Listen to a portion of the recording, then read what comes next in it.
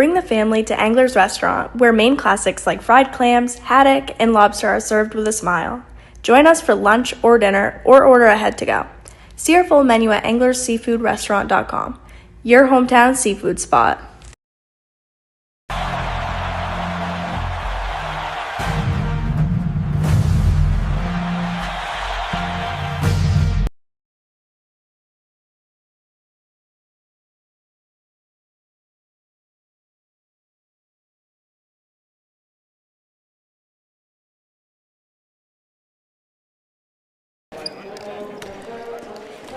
Well, good afternoon, everybody, and welcome back to the Cross Insurance Center for the second session of today's three-game session as the Class D schools move in here this afternoon. We start off with a girls matchup with the number 2 seed Machias Bulldogs and the number 4 seed Penobscot Valley Howlers. The winner moves on to the Class D state championship. I'm Toby Nelson, joined by Rich Rotella on the broadcast. And Rich, we look at these two teams out here, one expecting to be here, I think in Machias, the number 2 seed, and Penobscot Valley had to pull an upset to get here, knocking off Bangor Christian. But the Howlers, defending C champions, they're here for a reason this afternoon. They are. Not only did they win Class C basketball last year, but they've got piling up the championships in other sports as well, soccer and softball. They've got that championship pedigree with them on their side. Let's talk about the Machias Bulldogs. They come in with an 18-2 record this season. 2 losses this year to Bangor Christian. Lost by about 25 both times when they played the Bangor Christian Patriots. But outside of that, Coach Scotty Reynolds' team has been unblemished on the year with an 18-2 record. They come in here, they're ready to play today. They are, and this is their first regional final appearance since 1995, and of course he's trying to make waves and get that to change today. On the flip side, the Penobscot Valley Howlers coming in here fresh off a win over Bangor Christian. They're 15-5 on the season, but again, no slouch losses this year. Their 3 losses in Class D were to Bangor Christian, and the other 2 losses were to a team playing tonight, Mattanock Academy, the number 1 team in Class C. So Penobscot Valley probably here because of the strength of schedule. Oh, 1,000%, and what a great way to go about it. Face that tough competition, because where it really matters most is season number 2, the playoffs, the tournament. So we look forward to this one here this afternoon, Machias and Penobscot Valley for the Class D Regional Championship. Coming up following this one, it's Machias playing Madawaska for the Class D Boys Final. So a great afternoon of basketball here at the Cross Insurance Center. We've got all the action coming your way next on Eastern Maine Sports. Let's take a time out on the pregame show. When we come back, we'll talk more about this one. Also, other games that happened this morning. The Class S's have finished up, and they're moving on to the state finals. It's tournament basketball, the Class D Regional Championships on Eastern Maine Sports. Sweatshirts, jackets, hats, baby clothes, and much more. Get your Eastern Maine Sports merch at www.bonfire.com/store/Eastern-Maine-Sports or at easternmainsports.com. Wide selection of items available, with more being added frequently. Are you looking for the perfect house? Well, look no further than Next Home Experience Realtor, Jamie Gilbert. Jamie covers the greater Bangor area all the way up to Greenville. She offers superior personal service before, during, and after your transaction. So if you are in the greater Bangor area and you see Luke the next home dog on a lawn, make sure to call Next Home Experience Realtor Jamie Gilbert. Give her a call at 207-343-1215 and get started on finding your dream home today.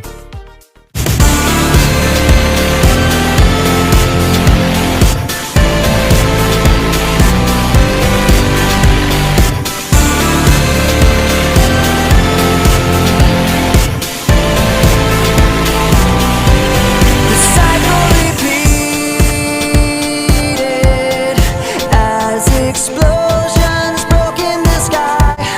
All that I needed was the one thing I couldn't find, and you were there at the turn, waiting to let me know. We're building it up to bring it back down. We're building it up to burn it down. We can't wait to burn it to the ground. And Softball Training Facility has the perfect gift for the budding all-star on your holiday shopping list. Give the gift of training Sluggers offers both group and one-on-one lessons for all levels. Give the gift of experience from batting cages to advanced technology. Sluggers is the perfect place to get practice and improve skills. Give the gift of competition. Joining a travel team at Sluggers is a great way to learn and grow with new friends. You're sure to hit it out of the park when you give the gift of Sluggers. Brothers Meats is a family-owned and operated business located in Guilford, Maine. We operate a local retail meat market along with a slaughterhouse, smokehouse, and processing plants. Herring Brothers has all sorts of meats from already pre-cut all the way to cutting it right on the spot for you. Also, while you're there, don't forget to try their wicked good beef jerky that is made right in Guilford, Maine. Call them at 207-876-4395 or visit them at 346 Water Street Monday through Saturday from 8 a.m. to 4 p.m. Rouse Garage in Dover Foxcroft to discover the difference between walking into a local dealership versus a big dealer that uses high-pressure tactics the second you drive onto the lot. From selling you a vehicle to servicing your vehicle, Rouse Garage will treat you like you are the only customer. While you're there, check out their state-of-the-art automatic car wash. Rouse Garage, call them at 207-564-3434 or visit them at 191 East Main Street in Dover Foxcroft, Maine.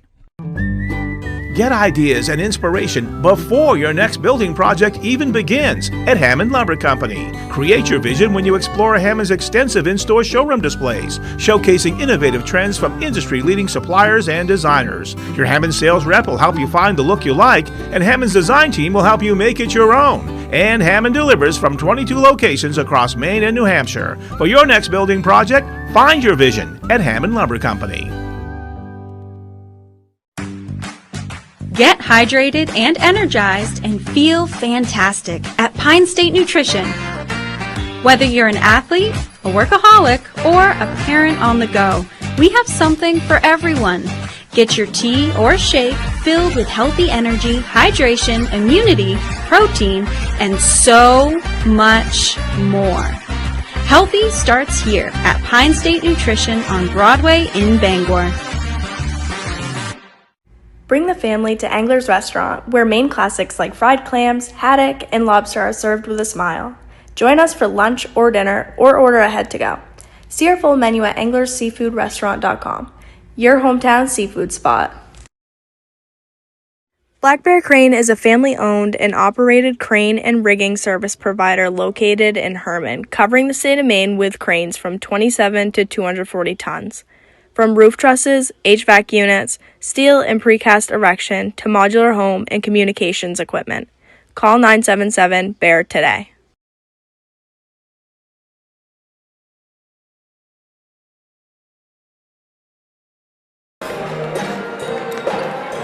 Back at the Cross Insurance Center, Toby Nelson along with Rich Rotella, Mark Callan, our producer, as we get set for high school basketball this afternoon. It's the Machias Bulldogs, the number 2 seed, and the number 4 seed, Penobscot Valley Howlers. Earlier today, the Class S Eastern Maine Championships were decided, and it went to the higher seed on the girls' side and the lower seed on the boys' side. We start with the girls, where number 1 Wisdom knocked off number 2 Katahdin. A back-and-forth game, and then Wisdom eventually took control of it in the fourth quarter, and the Pioneers went up by the final score of 41-26. Wisdom will move on to the state championship game and take on Valley. The Cavaliers beating Forest Hills down in Augusta earlier this morning, so that means it's a Wisdom and Valley girls championship game, which will be an interesting matchup next week down in Augusta. Definitely will Toby, and then Valley repeating back as champions. That's what they're looking for, and for the Wisdom Pioneers, they're looking for their first Gold Bowl since 1998. That's right, so they'd have to go back some 27, 28 years to find the gold ball, which is in the trophy case up at Wisdom High School, looking to add to it next weekend. And then after that game, it was the boys' matchup. Number 2 Easton beat number 1 Jonesport Beals, and won it really kind of going away in that game. It was a close game at the half, but a 58-42 final, so the Easton Bears with a win over Jonesport Beals, and another gold ball going, another Eastern Maine Championship or Northern Maine final going back to Aroostook County. Yeah, Eastern, their first regional championship in 10 years. Their last gold ball, 1965. Wow. But I'll tell you, I wasn't quite sure. They got down by 11. And then, of course, Pelletier had 2 early fouls in the first quarter. 3 points only in the first half. They weathered that storm, went on an 11-0 run. Then they went down by 9, and then they delivered the knockout punch and went on a roll. Senior Raiden Cochran carried them to the finish line with 16 points to lead them in that game. So the Easton Bears, they will play Valley. The Cavaliers pick up a win over Forest Hills. Valley, a team that Mark, I know, has seen quite a bit this season, getting a chance to go to Bingham and see them, and then a few other places. But they put up a lot of points and in a hurry. But this Easton team might be a team that can hang with them next week down in Augusta. If they can hang on like they did today and deliver that knockout punch, they really can. And Toby, in the first half, they committed 10 fouls, and in the third quarter, 1. Yeah, they got smart in the second half and really tightened it up. The Easton Bears, the regional champions on the boys' side.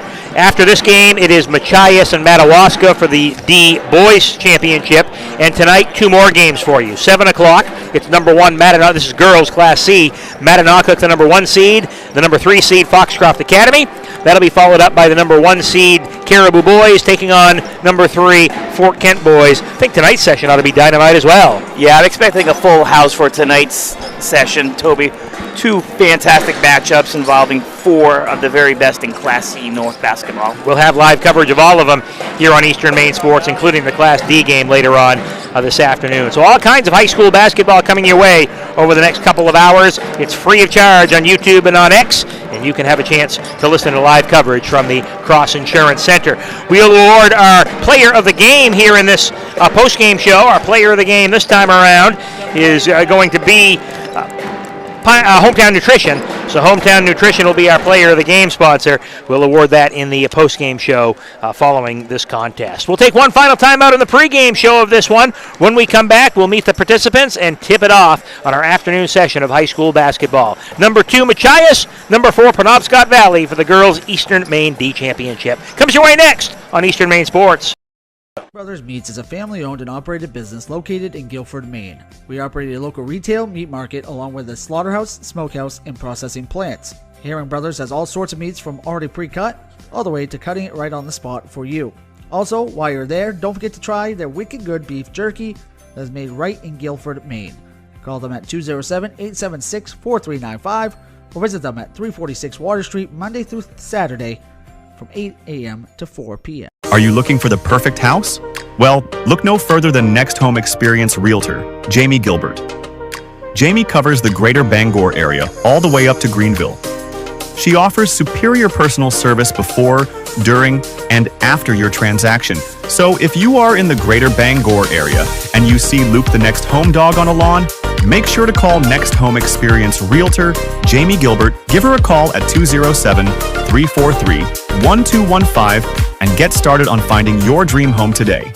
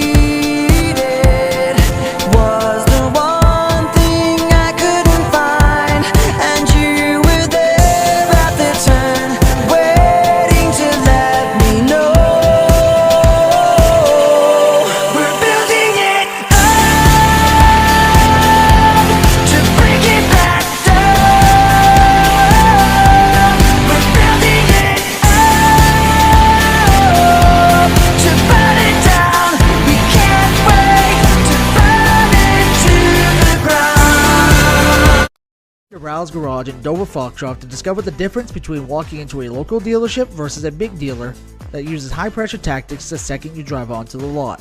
From selling you a vehicle to servicing your vehicle, Rouse Garage will treat you like you are the only customer.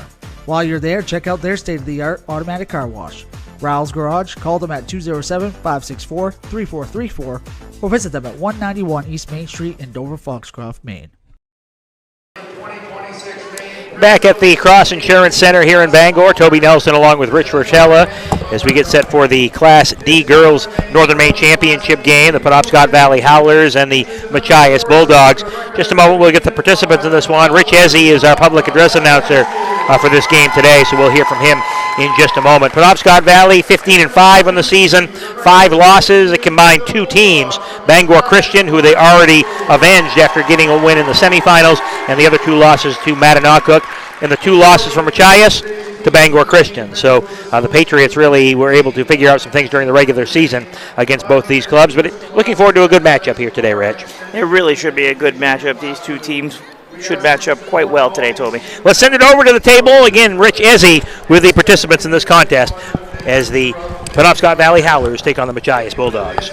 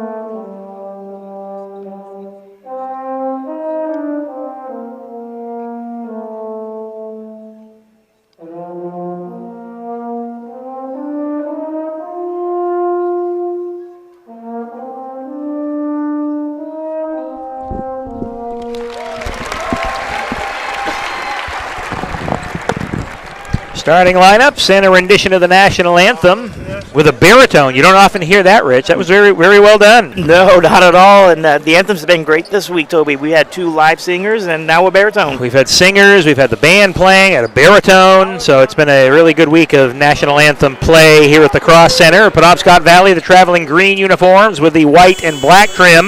Machias, the number 2 seed. They're the higher seed wearing the home whites with the orange and black trim. As jumping center for Machias, it'll be Olivia Reynolds and Lila Cummings going up for the team from Howland, the Penobscot Valley Howlers. I think one big thing to look out for today in this game, senior leadership from PBHS. There are no seniors on this Machias team. Yeah, Penobscot Valley, the defending Class C champs. Ball goes out of bounds, and it'll go off to Penobscot Valley. So it was tipped out of bounds by Machias. Penobscot Valley ball as we're just underway here in the first quarter of play. So with it from Penobscot Valley, one of their seniors, Riley Moulton, who Moulton has had one heck of a career here at Penobscot Valley. Up top to Raymond. She'll try 3. Rattles it home. Great start for the Howlers. Continuing where she left off last game, Toby. So Brooklyn Raymond sticks the 3. And Penobscot Valley jumps out to a 3-0 lead. Ball to midcourt, almost tipped away. That's Loretta Richardson for Machias. Into the front court along the near side, a whistle and a traveling violation. Wood called for steps. Turnover, ball goes back to Penobscot Valley. And it's funny, the first 2 people to touch the ball were our players of the game, Raymond for PBHS and Wood for Machias.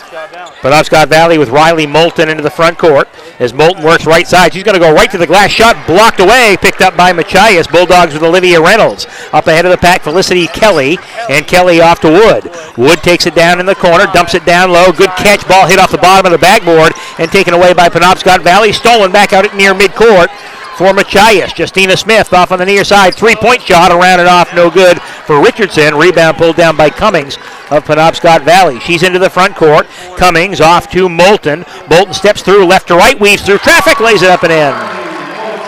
So Riley Moulton with the bucket, and it's a 5-0 PVHS lead here over Machias. 6:45 to play in the opening quarter. Front court for the Bulldogs. It's Felicity Kelly, and Kelly up top now, Olivia Reynolds with Wood. Wood has it out near the jump circle for the Machias Bulldogs, trailing 5-0. Off in the corner, Smith. Smith really getting bottled up by good pressure defense by Penobscot Valley. Howlers had a great game plan against Bangor Christian the other day. They like to press, they like to get up and down the floor, but they really kind of held it back a little bit because they didn't want to get into a big track meet, and it worked out very well for them. It definitely worked out in their favor. They were a little more physical this last game as well, which really played to their advantage. Here's Felicity Kelly for Machias as Kelly dribbles out near the jump circle to the free throw line looking for Richardson and hands it back off to Wood. We've got 3 more games following this one tonight as well. Pass inside, knocked away, goes out of bounds. Penobscot Valley ball goes off of Olivia Reynolds, and the Howlers will have it underneath the Machias basket in their backcourt. That was a nice block by Lila Cummings, the other senior for the Howlers. 6:05 to go in the opening quarter. It's a 5-0 lead for the 4-seed Howlers, the defending Class C champs playing in Class D this year.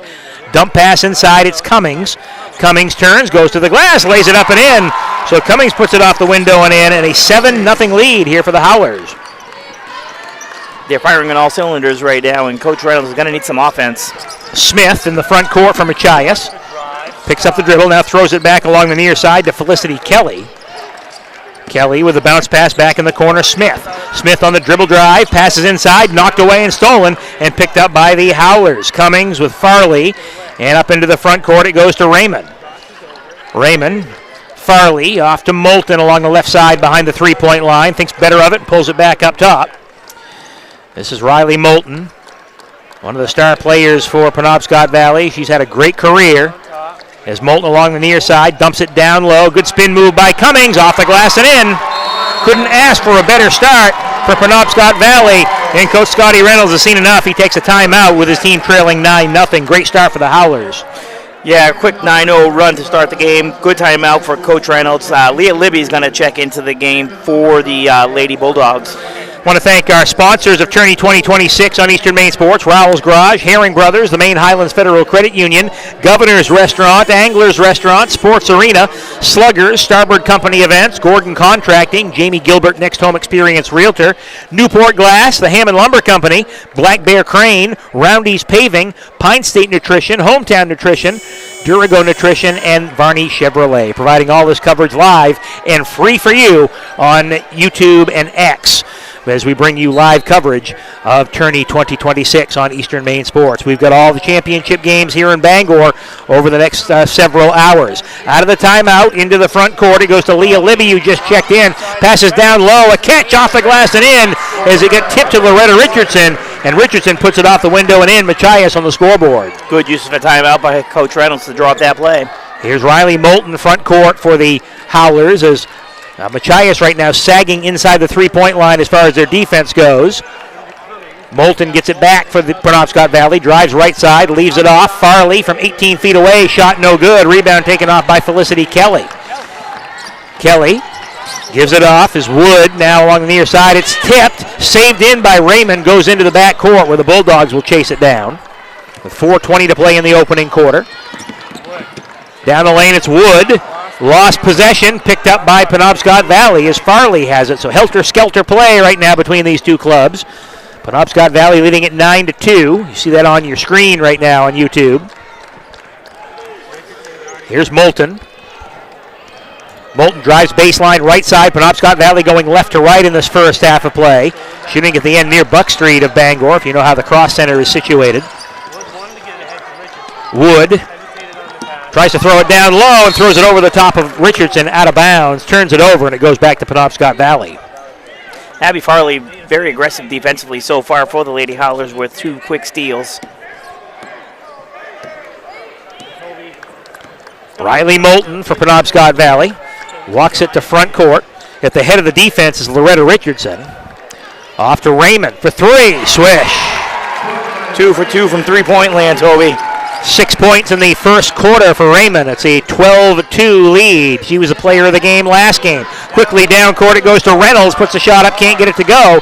Rebound picked up by Penobscot Valley. Howlers with Charlotte Brochu into the front court. Now to Cummings. Cummings top of the key as they sag over on the left side and hand off to Moulton. Moulton loves to penetrate, loves to distribute, loves to shoot. Does it all for this Penobscot Valley team. Cummings in the lane, gets to the left side, puts it up a little bit too hard, no good, goes out of bounds. Brochu tipped it, goes out of bounds off the Howlers. It'll go over to Machias. Problem is with Penobscot Valley, the problem for defenders, they got a lot of weapons out there. They do. They've got 5 shooters out there. 3 of the players have already scored in the game for the Howlers. Machias swings the pass near side with Felicity Kelly. 2:43 to play in the opening quarter. A 12-2 lead for Penobscot Valley. As off to the far side, it's Leah Libby. Libby inside to Richardson. Now back up top with it. It's Wood for 3. Sticks it. That's a deep three-pointer, too.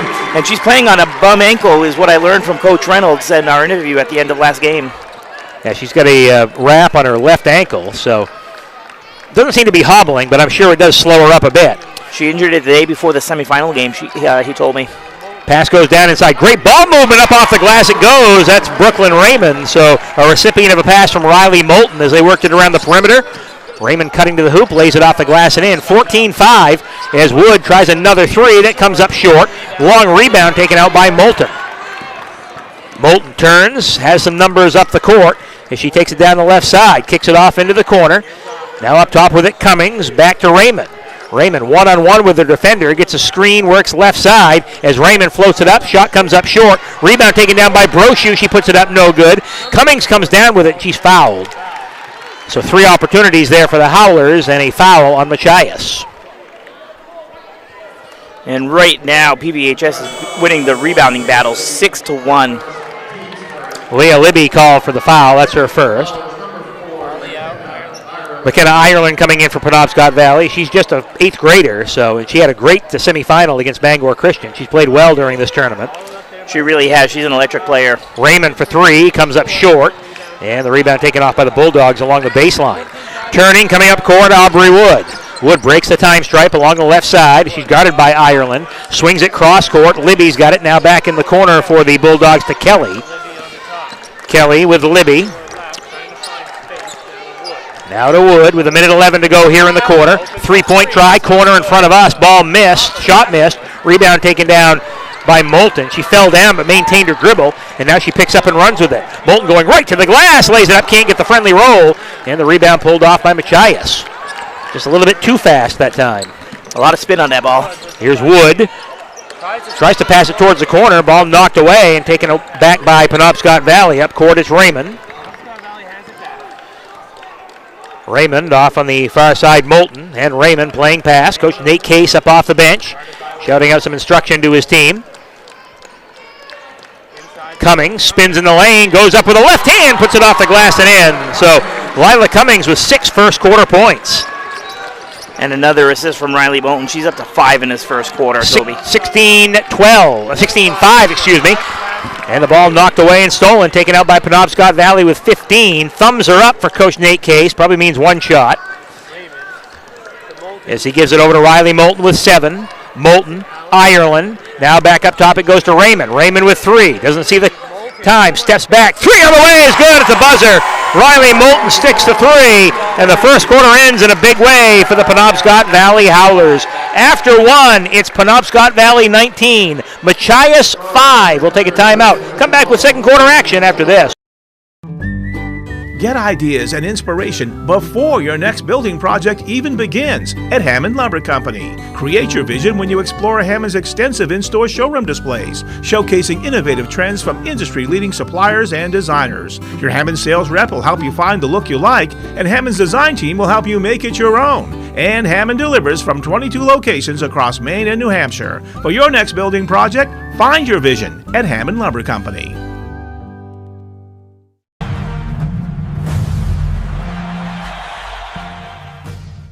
Rep Eastern Maine Sports with official merch made for real fans. Grab yours now by scanning the QR code on screen and wear the brand that brings the action live.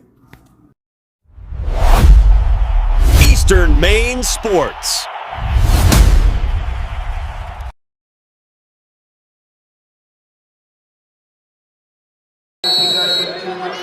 At the Cross Insurance Center, Toby Nelson along with Rich Rotello as we start the second quarter of play. A lead for Penobscot Valley, 19-5 over Machias in this Class D Northern Maine Championship game. Winner moves on to the state final to play either Mount Abram or Buckfield. They're playing in the Southern Maine final going on right now at the Augusta Civic Center. Out of the timeout, the Bulldogs have the basketball, again trailing by 14. Leah Libby up top as Libby guarded closely by Moulton, almost knocked away by Ireland. As they'll swing the pass to the corner to Richardson. Richardson back to Wood. Wood along the left wing, swings it back cross court to Libby. At the free throw line, it goes to Richardson. Down the lane, ball knocked away from her and taken out by Penobscot Valley. Riley Moulton running into the front court. Moulton has it up top, swings it off now to Raymond. Raymond off in the corner, Ireland, shot short. Rebound to Machias. As Libby with the rebound, knocked away from her and stolen. Stutter step down the lane. Moulton off the glass and in. So lulled her defender to sleep, and the quick jab step by her. She lays it off the glass and in. Yeah, you got to be well aware of where Riley Moulton is at all times. 16-point lead here for the Penobscot Valley team. As the ball knocked away by Cummings, goes towards the backcourt, picked up by Richardson. Whistle and a foul on Penobscot Valley.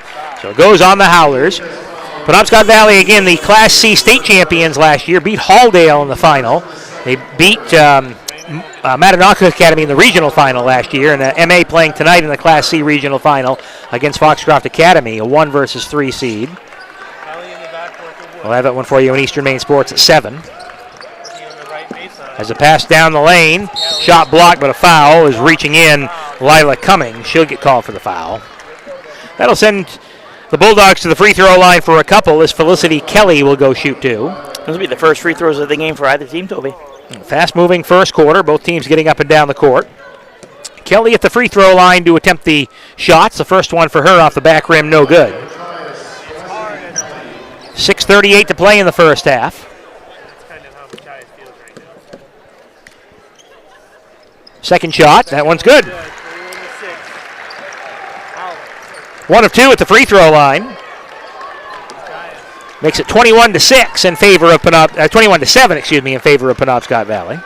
Justina Smith still on the bench for Machias in favor of Leah Libby. It's Ireland. Fires it down inside. Inside, turnaround shot by Brochu, no good. Rebound ripped out of there by Reynolds. Reynolds gets it off to Wood. Wood up along the sideline, blocking foul on the Howlers. They pick up 3 quick fouls here in the first 2 minutes of the second quarter. Yeah, after creating none in the first, and from Machias they had 1 in the first, and we'll knock on the table. None so far in the second. Bulldogs inbound. Libby in front of the Penobscot Valley bench. Howlers in the traveling green. They're the lower seed. The Class D state championships are in Augusta next week, actually about the same time, next Saturday at 2:30 and 4 at the Augusta Civic Center. Libby drives right down the lane. The runner gets it to go. So Leah Libby with her first points of the game. Great take by Leah. So Libby with a bucket makes it 21-8. Just under 6 minutes to play in the first half. That's a pass down low. Cummings gives it off to Brochu. Whistle, and what do we have, a player control foul? Yeah, that's what it looks like, and I'm trying to see who he called that on. Maybe on Cummings. Oh, that'll be 2 quick ones on her. So she'll check out, and Raymond back in the game now for the Howlers. Actually, she checked out. Farley checked out. They kept her they on did. The floor. Yep, so Farley with 2 fouls. You can deal with that here in the second quarter. Bulldogs with Felicity Kelly. Now Wood, double teamed out front. Near side Reynolds. Reynolds holds on to it, puts 1 dribble down, now gives it back to Wood. Wood again along the left side, swings it cross court. Libby for the Machias Bulldogs, pulls up from 10, rattles it around, no good. Rebound pulled off by Penobscot Valley. Raymond into the front court, catch by Ireland off the glass and in. I'm really impressed by McKenna Ireland. Great defense, great offense. Ball tipped out of bounds. You mentioned the defense. It was tipped out by Ireland, so it'll stay with Machias. 23-8, back up to a 15-point advantage for Penobscot Valley. Wood in the backcourt with Libby as Ireland tries to catch up to her, looking to speed the game up. Ball tipped, and it goes over by us out of bounds. Riley looked like she was sorry, but she didn't hit anything. It's all right. That ball come right into press row at the vacant table space. Felicity Kelly inbounds. There's a ball to Libby, tapped down the sideline, goes out of bounds off Raymond. So it'll stay with the Machias Bulldogs. Mount Abram girls with a lead on Buckfield, 11-10. They're in the second quarter as well. So that's the Class D Southern Maine final. Winners of these respective matchups will play in the state championship next week. A little bit closer game and a lot lower scoring. Ball up top with it is Reynolds. Reynolds with Wood for Machias. Works right side. Tries to pass it to the corner, but very active hands for Penobscot Valley. Ought to try a bounce pass to see if they can get it by the hands. The ball stolen, taken out by Raymond. That's her 3rd steal. Raymond off to Ireland, left side for Penobscot Valley. She'll dribble out near the top of the key and back out near midcourt now to reset the offense. Guarded by Libby. Ireland, screen set for her by Brochu, gets off the screen. Now Raymond swings it cross court, Moulton. Moulton from way downtown, around the rim and off, no good. Rebound taken down by Penobscot Valley. Good job by Cummings to fight for the rebound and gives it to Raymond. So Raymond will reset with 4:07 to play in the half. Back out near midcourt, it's Riley Moulton. Moulton off the dribble, takes it baseline, gives it up top to Ireland, stops, pulls up with a jumper, rounded in.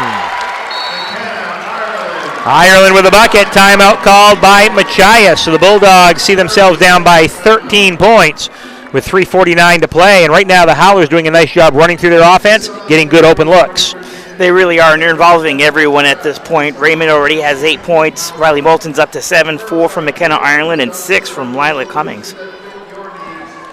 I'm looking at my scorebook. I've got 25 points, not 23, but maybe I'm wrong. How many do you have? 25. Now it's 25. Now the scoreboard's wrong, which has been a factor all week long. It's usually been good inside. Yeah. It's usually the app that's up, but the app also has 25 as well. And this time I'll go with the app. I'm not sure if they just got the last Ireland points because there was a timeout called immediately as well. I think they're hollering down now to see if they get that right, but I thought it was a 15-point advantage. Now they put the points up for Machias. And now they put 25 up for Penobscot Valley, but they still have Machias with 14, and they should have 10. 8. Yeah, it's 8. Yeah. Now they got it fixed. 25-8 is the score, so I'm sorry if we messed you up.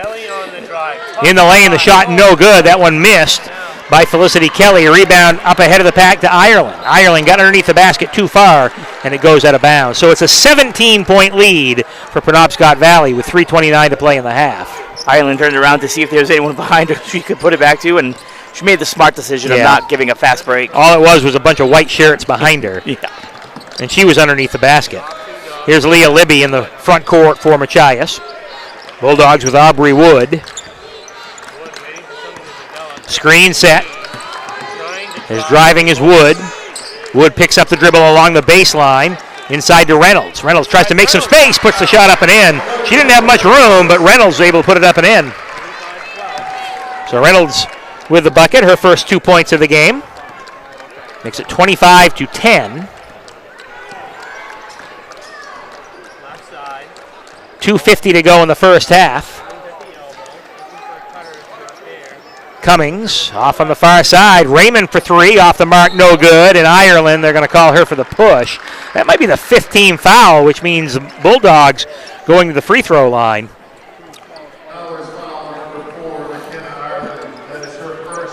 McKenna Ireland's first. And it is the 5th foul, so we walk the other way. And with 2:42 left, every additional foul, unless it's a player control foul, will be shooting free throws for the Bulldogs. At the free throw line, Leah Libby to shoot 2.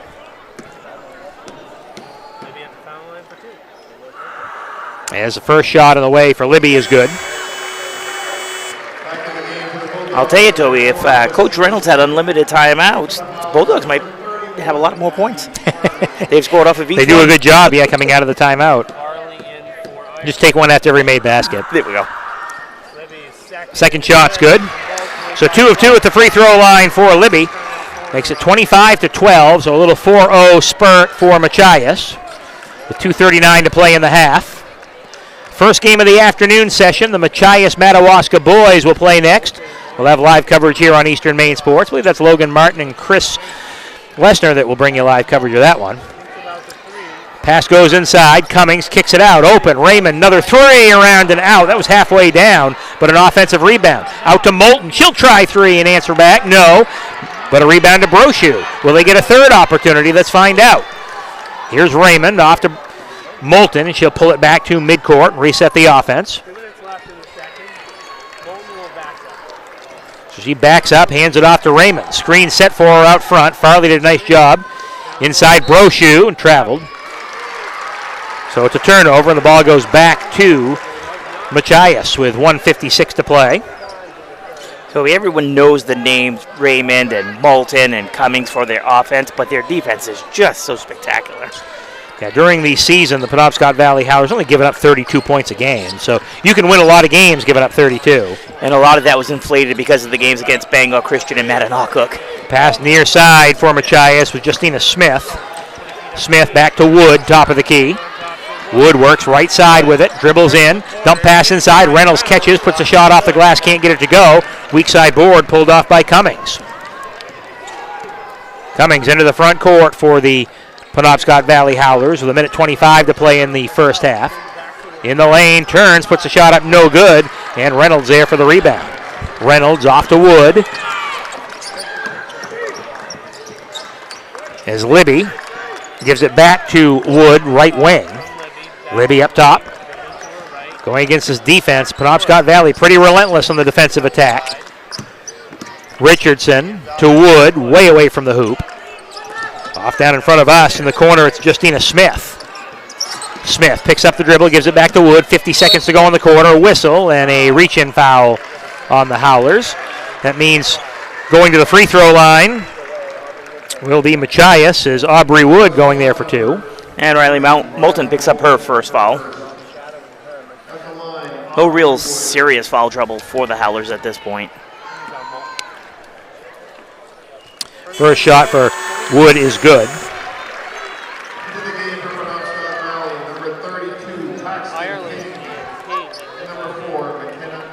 McKenna Ireland, Paxton King in for Penobscot Valley. First free throw for Aubrey Wood is good. Second one around, hangs on the rim, falls off, but a rebound comes down to Richardson of Machias.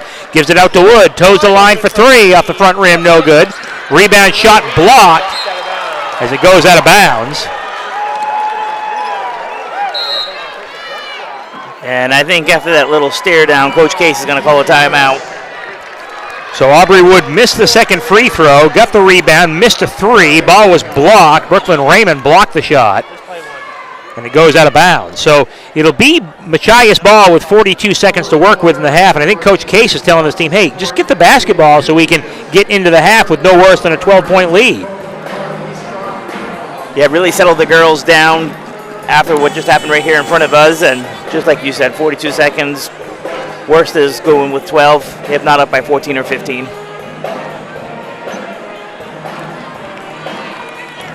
So out of bounds for Machias.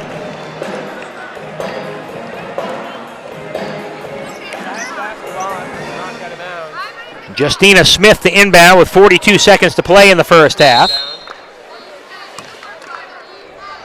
So Smith, long inbounds pass, comes in up top. As Richardson hands it to Wood. Wood guarded by Ireland, turns into traffic, ball knocked away, stolen out of there by Penobscot Valley. 30 seconds to go here in the first half. It's Brochu. Coach K saying, settle down, let's play for the final shot. As it comes out to Riley Moulton. Moulton to run the show with Raymond. Raymond goes from left to right, behind the three-point line. Ireland weaves and hands off, now gives it back to Moulton. Moulton starting to make some way inside, kicks it back up top to Raymond. Ireland, corner, stops with a jumper off the side of the rim, no good. Weak side board pulled off. King gives it back. Raymond at the buzzer, yes! So Brooklyn Raymond sticks the shot at the buzzer, and the Penobscot Valley Howlers will go into the locker room with a 15-point halftime lead. Is this going to generate a review, Toby? It shouldn't. And it will. They're going to look at it, and I understand they have the technology to look at it, but I don't think it was even close, was it? Let's see. Mark, play that again for me. Mark Callan did have the, he'll have the highlight, and you check it out on Eastern Maine Sports here on Facebook here in just a moment, as he's got the first half. So as they kicked it out, it was Moulton off to Raymond. They gave it to Ireland. She missed a three-pointer. Actually, now he's showing me the wrong replay. Here we go. As it was Raymond. The three for Ireland was missed. They got rebounded out. I guess that was closer than I thought it was, but it's still going to count as Raymond hit the three-pointer. So the officials looking it over right now. They initially said it's a good shot, so there's got to be any evidence to prove that's not the case. Conclusive evidence, and this is a quick review compared to the others this week. Yeah, the head referee, Steve Clark, going over to look, and I think he is going to count it. It is a good three-pointer.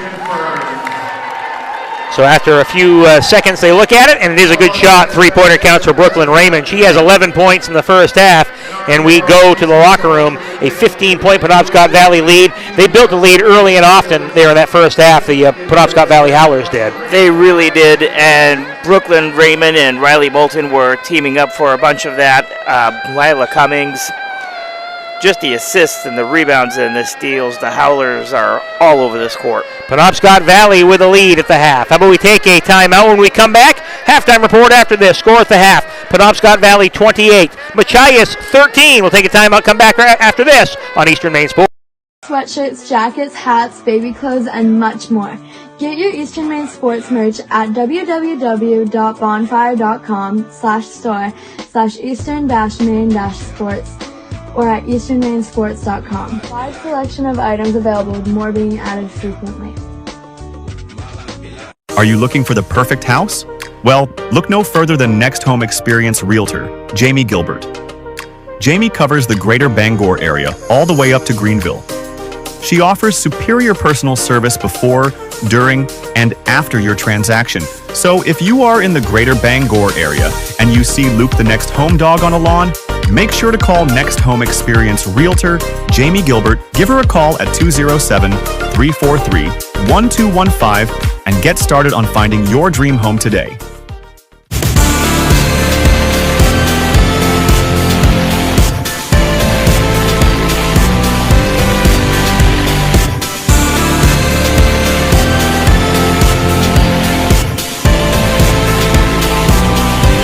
The cycle repeated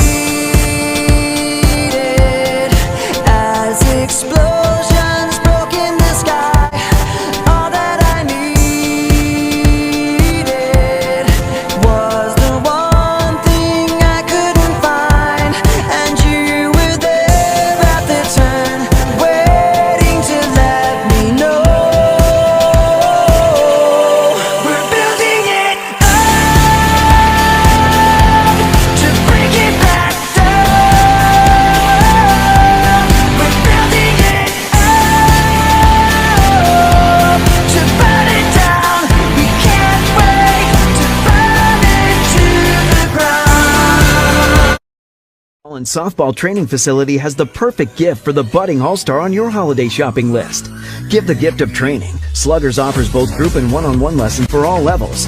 Give the gift of experience. From batting cages to advanced technology, Sluggers is the perfect place to get practice and improve skills. Give the gift of competition. Joining a travel team at Sluggers is a great way to learn and grow with new friends. You're sure to hit it out of the park when you give the gift of Sluggers. Brothers Meats is a family-owned and operated business located in Guilford, Maine. We operate a local retail meat market along with a slaughterhouse, smokehouse, and processing plants. Herring Brothers has all sorts of meats from already pre-cut all the way to cutting it right on the spot for you. Also, while you're there, don't forget to try their wicked good beef jerky that is made right in Guilford, Maine.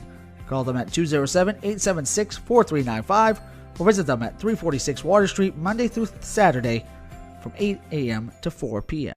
Rouse Garage in Dover Foxcroft to discover the difference between walking into a local dealership versus a big dealer that uses high-pressure tactics the second you drive onto the lot.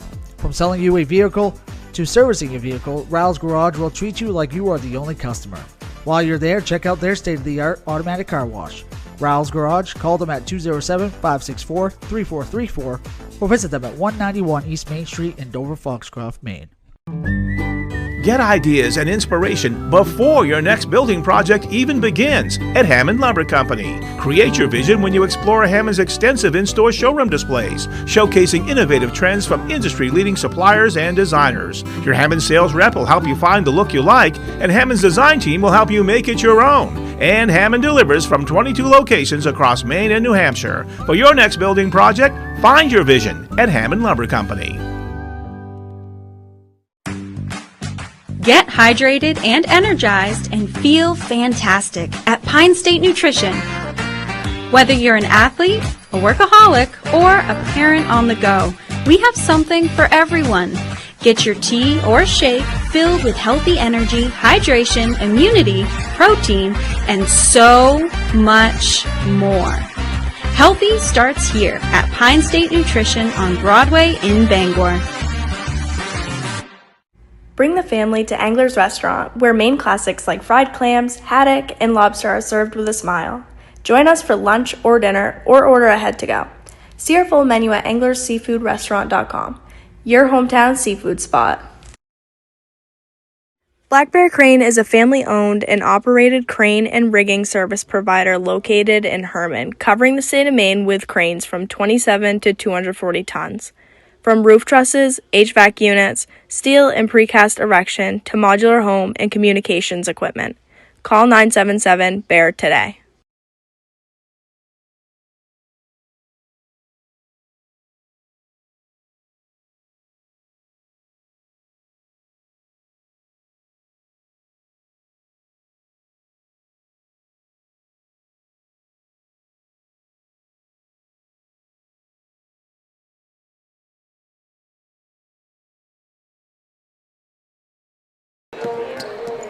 Back at the Cross Insurance Center, Toby Nelson, Rich Rotella at the half. It's a lead for Penobscot Valley, 28-13 over the Machias Bulldogs. And Rich, first half-wise, the Penobscot Valley Howlers led by 14 after the first quarter, 15 here at the half, hitting outside shots, doing a nice job ball movement, ball rotation-wise, and playing some pretty solid defense, only giving up 13 first-half points. They really have, Toby, and so far in this game, they have 7 steals on defense. They're applying that same pressure they applied to Bangor Christian, which led to one successful outcome. Let's see if it does again today. First half numbers for the Penobscot Valley team. Brooklyn Raymond with 11, including that three-pointer at the buzzer. 7 in the first half for Riley Moulton, 6 for Lila Cummings, and 4 for McKenna Ireland, their total of 28 points. For the Machias Bulldogs, they were led in the first half. Aubrey Wood had 4. 4 also for Leah Libby, 1 for Felicity Kelly, and 2 points apiece for Reynolds and Richardson, their total of 13. 28-13 at the half. Winner will play the winner of the game going on right now in Augusta. They're at the half as well. Mount Abram leading Buckfield 25-16 at the half of that one. So the Roadrunners leading the Buckfield Bucks at the half. And we'll see who wins that game. Winner of this game, winner of that game, play in the state championship next Saturday at the Augusta Civic Center. Following this game, coming up on Eastern Maine Sports at about 3:45 or so, it'll be the Machias Bulldogs, the number 1 seed in Class D, taking on number 2, Madawaska. So 1 versus 2 in that game. And again, we'll have live coverage of that on Eastern Maine Sports. Tonight, Class C basketball at 7 o'clock. It's Foxcroft Academy, Mattanock girls. That'll be followed up at 8:45 by the Caribou boys and Fort Kent boys for the Class C Boys Championship. A couple great games coming up, 3 more after this one today. Absolutely, and in a Machias-Madawaska game that's coming up next, we're looking at that battle between Quinn Pelletier and Mickey Fitzsimmons. What a battle that should be.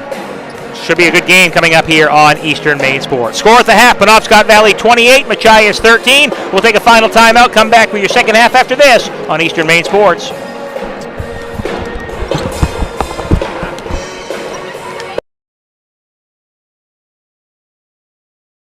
Brothers Meats is a family-owned and operated business located in Guilford, Maine. We operate a local retail meat market along with a slaughterhouse, smokehouse, and processing plants. Herring Brothers has all sorts of meats from already pre-cut all the way to cutting it right on the spot for you. Also, while you're there, don't forget to try their wicked good beef jerky that is made right in Guilford, Maine. Call them at 207-876-4395 or visit them at 346 Water Street Monday through Saturday from 8 a.m. to 4 p.m. Are you looking for the perfect house? Well, look no further than Next Home Experience Realtor, Jamie Gilbert. Jamie covers the greater Bangor area all the way up to Greenville. She offers superior personal service before, during, and after your transaction. So if you are in the greater Bangor area and you see Luke the next home dog on a lawn, make sure to call Next Home Experience Realtor, Jamie Gilbert. Give her a call at 207-343-1215 and get started on finding your dream home today.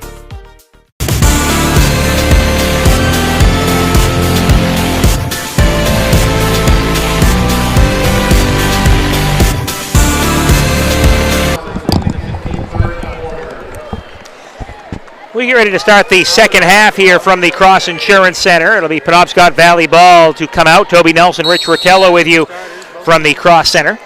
Mark Callan, our producer in this one, as the second half underway. Penobscot Valley with the basketball, switching up and going from right to left here in the second half of play. Driving baseline, Moulton goes right to the glass and lays it in. She blows by her defender, and Moulton with the first 2 points of the second half. Quick for the Howlers. She wasted no time at all on that one.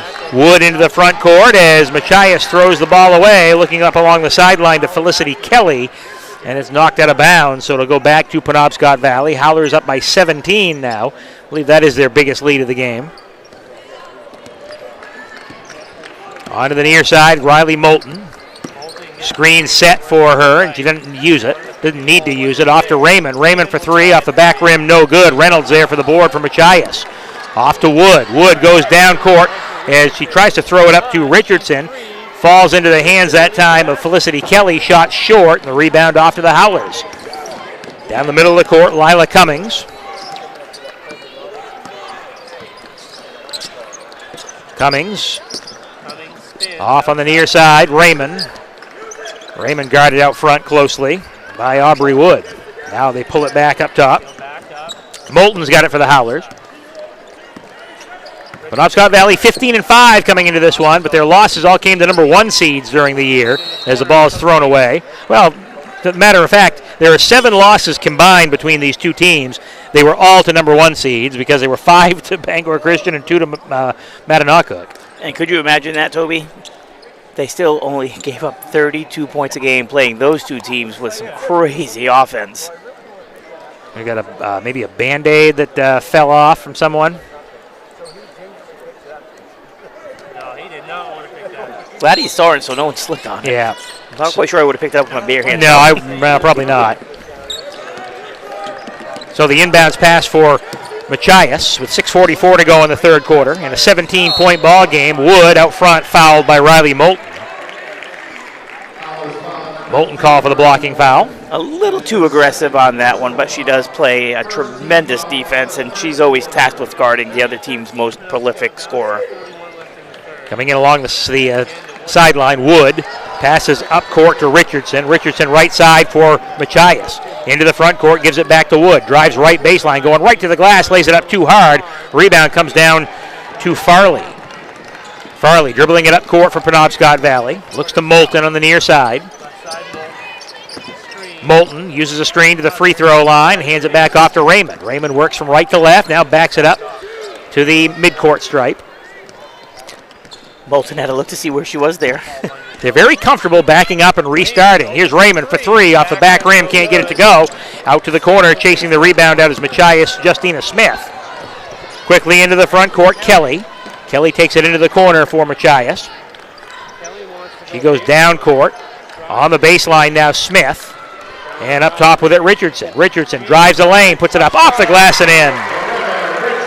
So Richardson with the bucket. First points for Machias here in the third quarter. First points for her since the first quarter. 30-15 with 5.5 to go here in the third quarter of play. Moulton for Penobscot Valley gives it off to Charlotte Brochu. And up top with it, Raymond. Off the screen, near side. Moulton gets it back. Top of the key, Brochu. At the free throw line, Cummings dumping down low, goes through the hands of Farley and stolen back by Machias. So Bulldogs can't have a lot of empty possessions here if they want to get back into this ball game. Here's Wood on the offensive attack. Goes down low. Reynolds spins, puts it up too far underneath the basket. Hits the bottom of the backboard. Now it's pulled off by the Howlers. Pull up, Moulton jumper, back rimmed it, no good.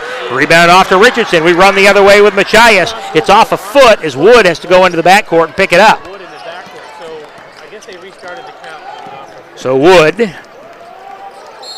and she's fouled down court. Oh, and if the shot went in, is it going to count? And that's going to be on Riley Moulton. That'll be her third. And they counted it. Wow. So the shot goes for Wood, and the foul, you're right, it is on Riley Moulton. That's one way to take her out of the game, maybe get into foul trouble. That's 3. So Wood with 6 points now. Ireland comes in, but not for Moulton. She comes in for Farley. And go to a little bit smaller lineup. There's the free throw around the rim and in. So Wood makes the free throw, caps off the 3-point play. They run off 5 quick points. And she's up to 7 points in the game, leading scorer for the Bulldogs. Down to 12. That's the deficit right now for the Machias Bulldogs. A screen set for the Penobscot Valley team. It's Cummings. Cummings at the free throw line. Gives it back now to Moulton. Moulton steps back. Long 3. That one off the back rim. No good. Rebound taken down by Brochu. Now stolen by Reynolds. Reynolds gives it up to Wood. So the Howlers, the well has gone dry for them right now. Along the baseline, the kick out. Off to Richardson for 3. Yes. Down to a 9-point game. I believe this is an 8-0 run here for Machias. It was 30-13. It's now 30-21. Just under 4 minutes to play in the third quarter. Raymond goes down inside to Cummings. Shovels it across the lane. Nice pass. Charlotte Brochu with a layup. Nice offensive series for PVHS to slow down the Machias momentum. So Brochu with the bucket makes it 32-21. Wood swings it off into the corner to Smith, and it goes out of bounds. So, again, you expend a lot of energy to get back in the game. All it takes is one quick basket to get the momentum back the other way. And then a quick turnover by Machias, and just as you said, the momentum back with the Lady Howlers. So turn back over as the Howlers have it with Riley Moulton. Moulton off on the near side to Raymond. Howlers content down inside. Raymond, the catch off the glass and in. So great ball movement. Raymond came from the left side down to the right low block. Screened off, able to pick up the basket. Makes it 34-21, back to a 13-point game. Inside, Reynolds puts it off the glass and in off the assist from Wood. So Olivia Reynolds with the bucket. Scoring's picked up a bit here in the latter moments of the third quarter. It really has the most points in the quarter so far for Machias. They're up to 9. 2:50 to play in the third. Here's Raymond up top with it. Gives it off to Moulton, no down low. As Cummings back to Moulton, top of the key. Works right side, she'll take it right to the glass. Goes up strong, shot no good. Long rebound chased out by Wood and Machias. Wood dribbles down court for the Bulldogs. Along the left side, dumps it down inside. The catch, the shot is good, and the foul. Loretta Richardson with the bucket and a chance for a three-point play. She has 7 this quarter for Machias. And another assist from Aubrey Wood. And I was mistaken, I had said 9 points earlier. To that point, it was 10, now 12, with the possibility of a 13th. Foul on Riley Moulton's her 4th. She's going to have to come out as the free throw is no good and the rebound taken off by Penobscot Valley. I say she's going to have to come out. She's not coming out of the game right now. There's no sub going to the bench. So the free throw was missed. The 9-point ball game. Here's Raymond. They're going to try to hide her now, Toby. I'll tell you what, if I'm whoever she is guarding, I would go right at her if Machias gets the ball back. You got to be ashamed to pick it up on a player control, too. She's very aggressive on the offensive side. 2 minutes to play here in the third quarter. Moulton still in the game, playing with 4 fouls now. Raymond got by her defender. She pulls up in the lane. Shot's good. And there's an injury on the floor right now. Player down. She gets up. It's Felicity Kelly hobbling as she gets up. She's got 2 knee braces on, but it looks like she may be nursing an ankle. Is walking to the bench right now, Leah Libby coming in. 36-25 with 1:56 to play in the third quarter.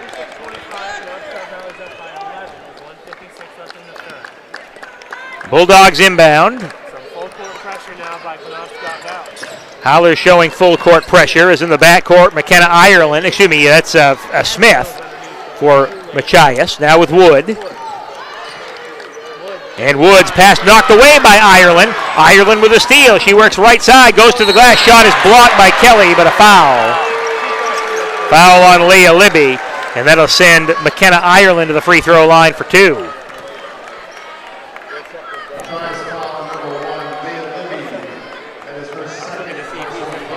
So, second personal for her, but only the first for Machias this quarter. In this quarter, that's right. 1:38 to play in the quarter. At the free throw line, Ireland to shoot a pair. First one around the rim and in.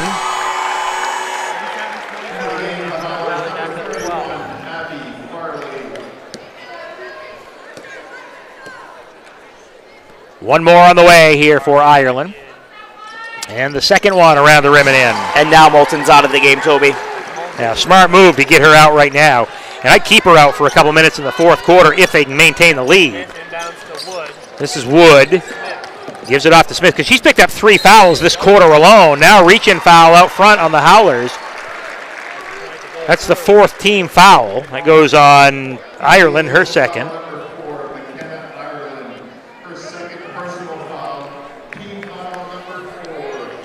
So the next one, and the Howlers shoot, with the Bulldogs will shoot a 1-and-1, or 2 shots. No 1-and-1s anymore.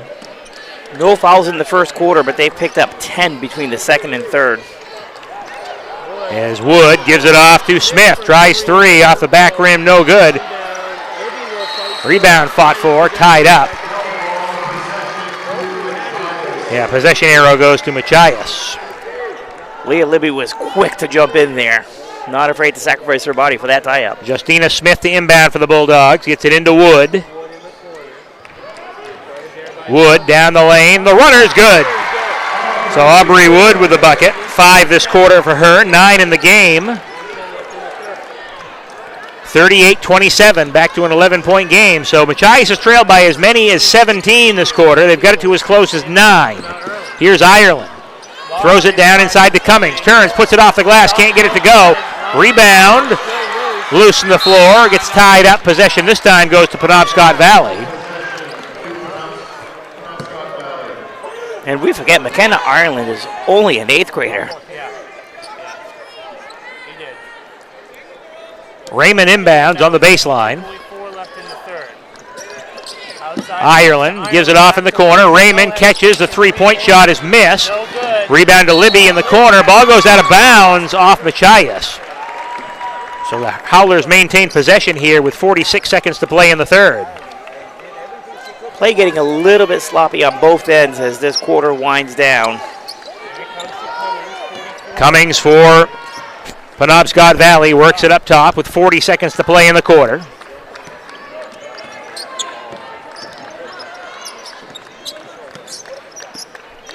Hands off to Raymond.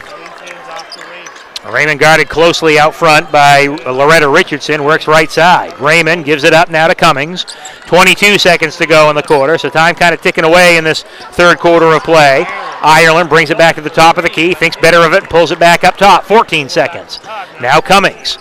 Cummings with 10. Cummings top of the key. They'll have to kind of decide to do what they do now. Inside, Cummings kicks to Ireland, swings it back around, open, Farley, three, swish! So Abby Farley hits a three at the buzzer. So they worked it down, got it to an open player, big shot for Penobscot Valley, back on top by 14, go into the fourth quarter. After three, Penobscot Valley 41, Machias 27. We're back after this on Eastern Maine. And softball training facility has the perfect gift for the budding all-star on your holiday shopping list. Give the gift of training. Sluggers offers both group and one-on-one lessons for all levels. Give the gift of experience. From batting cages to advanced technology, Sluggers is the perfect place to get practice and improve skills. Give the gift of competition. Joining a travel team at Sluggers is a great way to learn and grow with new friends. You're sure to hit it out of the park when you give the gift of Sluggers. Rouse Garage in Dover Foxcroft to discover the difference between walking into a local dealership versus a big dealer that uses high-pressure tactics the second you drive onto the lot. From selling you a vehicle to servicing your vehicle, Rouse Garage will treat you like you are the only customer. While you're there, check out their state-of-the-art automatic car wash. Rouse Garage, call them at 207-564-3434 or visit them at 191 East Main Street in Dover Foxcroft, Maine.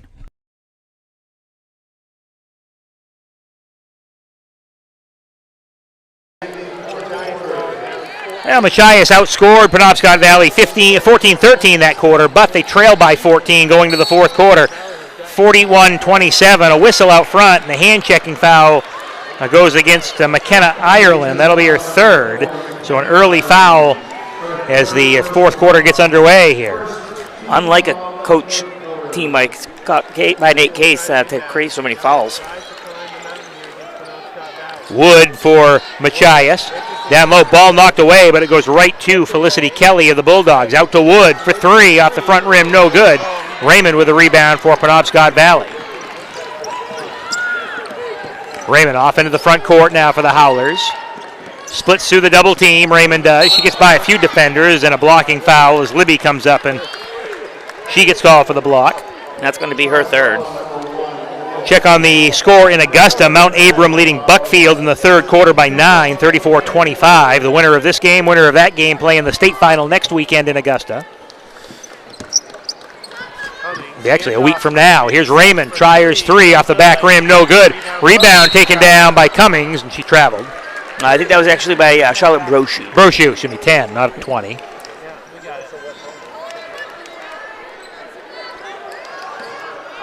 Libby gets the ball in along the near side to Richardson. Here's Wood, and she traveled. So the ball turned back over to Penobscot Valley with 7:20 to go in the fourth quarter. Howlers trying to win their second straight regional championship. Won Class C last year, looking for Class D this year. It's not unprecedented. It's happened before. Remember the Holton girls won Class B back in the day, like 2017 or so. And then the next year they dropped to Class C and won Class C, so it happens.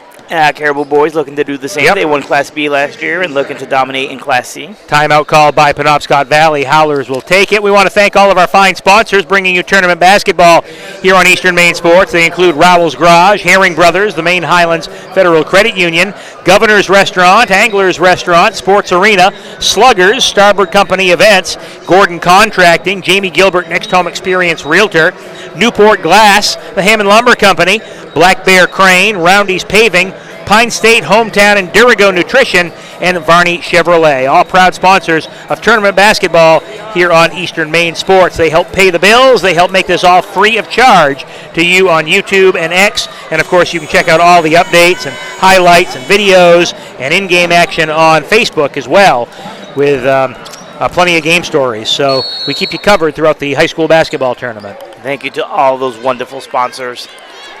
7:12 to go in the fourth quarter. Howlers leading by 14.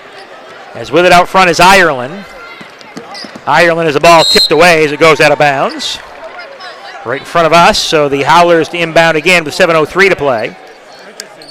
Still on the bench right now, Riley Moulton. Actually, as I say that, she comes back in. There it is. I really didn't see her running to the scorer's table. I was looking down at my book. Abby Farley will check out. So it comes right in to Raymond. Raymond for three. It's off the back rim. No good, but the rebound pulled down by the Howlers. Gives it out. Moulton toes it for three off the side of the rim. Can't get it to go. And it's pulled down by Reynolds. Reynolds gives it off to Wood. Bulldogs running into the front court. Libby, she stops, pops for three. Around the rim and out. No good. Rebound inside off the glass and in for Loretta Richardson. So Richardson with the bucket. She's got 11. And it's now a 12-point advantage for Penobscot Valley with 6.5 minutes to go. Ireland off on the far side, goes into the corner. It's open for Moulton. Her three-point shot around, no good. Cummings with a rebound, and she's fouled in the rebounding action. So Howlers have kind of gone quiet from the outside right now. It's gone a little slow for them. Yeah, they started out hot from the outside, and as you've mentioned, Toby, they really have gone pretty much cold this entire second half. It's inbounded on the baseline. Cummings gives it out to Moulton. Now back in the corner, Ireland. She'll try run from downtown and get it. Her foot was on the line, only a 2-point shot, but still a good shot for McKenna Ireland. 43-29 with just over 6 minutes to play. Libby hands it off to Wood behind the three-point line. Now drives baseline for Machias. As she's bottled up, ball stolen away, but it goes out of bounds. It goes out off Lila Cummings. So it'll stay with the Bulldogs. That last Bulldog foul was on Felicity Kelly. It was her first and team second of this half. On the baseline, it gets inbounded to Reynolds. She'll go up and under, makes the shot. So Reynolds puts it off the glass and in. Reynolds with 6 points in the game. Back to a 12-point ball game. Raymond for the Penobscot Valley Howlers. Drives baseline, pull-up pop, comes up short. Rebound pulled off by Machias. Felicity Kelly with it. Gives it off to Wood. Wood top of the key. Spots for three. That comes up short. Is the ball saved? No, it goes out of bounds off Machias. So they just can't seem to get, well, they get to within 9 there quickly, but that's as close as they've gotten in the second half. Then, the Howlers come back and get a few buckets. Yeah, they clamp down on defense once that lead dwindles. And when I say dwindle, just barely under 10. Ireland off to Moulton. She's in the front court. She's got 4 fouls, so we'll see how she plays here in this fourth quarter. Moulton gets it back, off in the corner. Ireland, open shot blocked. I say she was open. Wood came out of nowhere and swatted it away. Bum ankle and all. There's Aubrey Wood. So out of bounds. It'll stay with Penobscot Valley.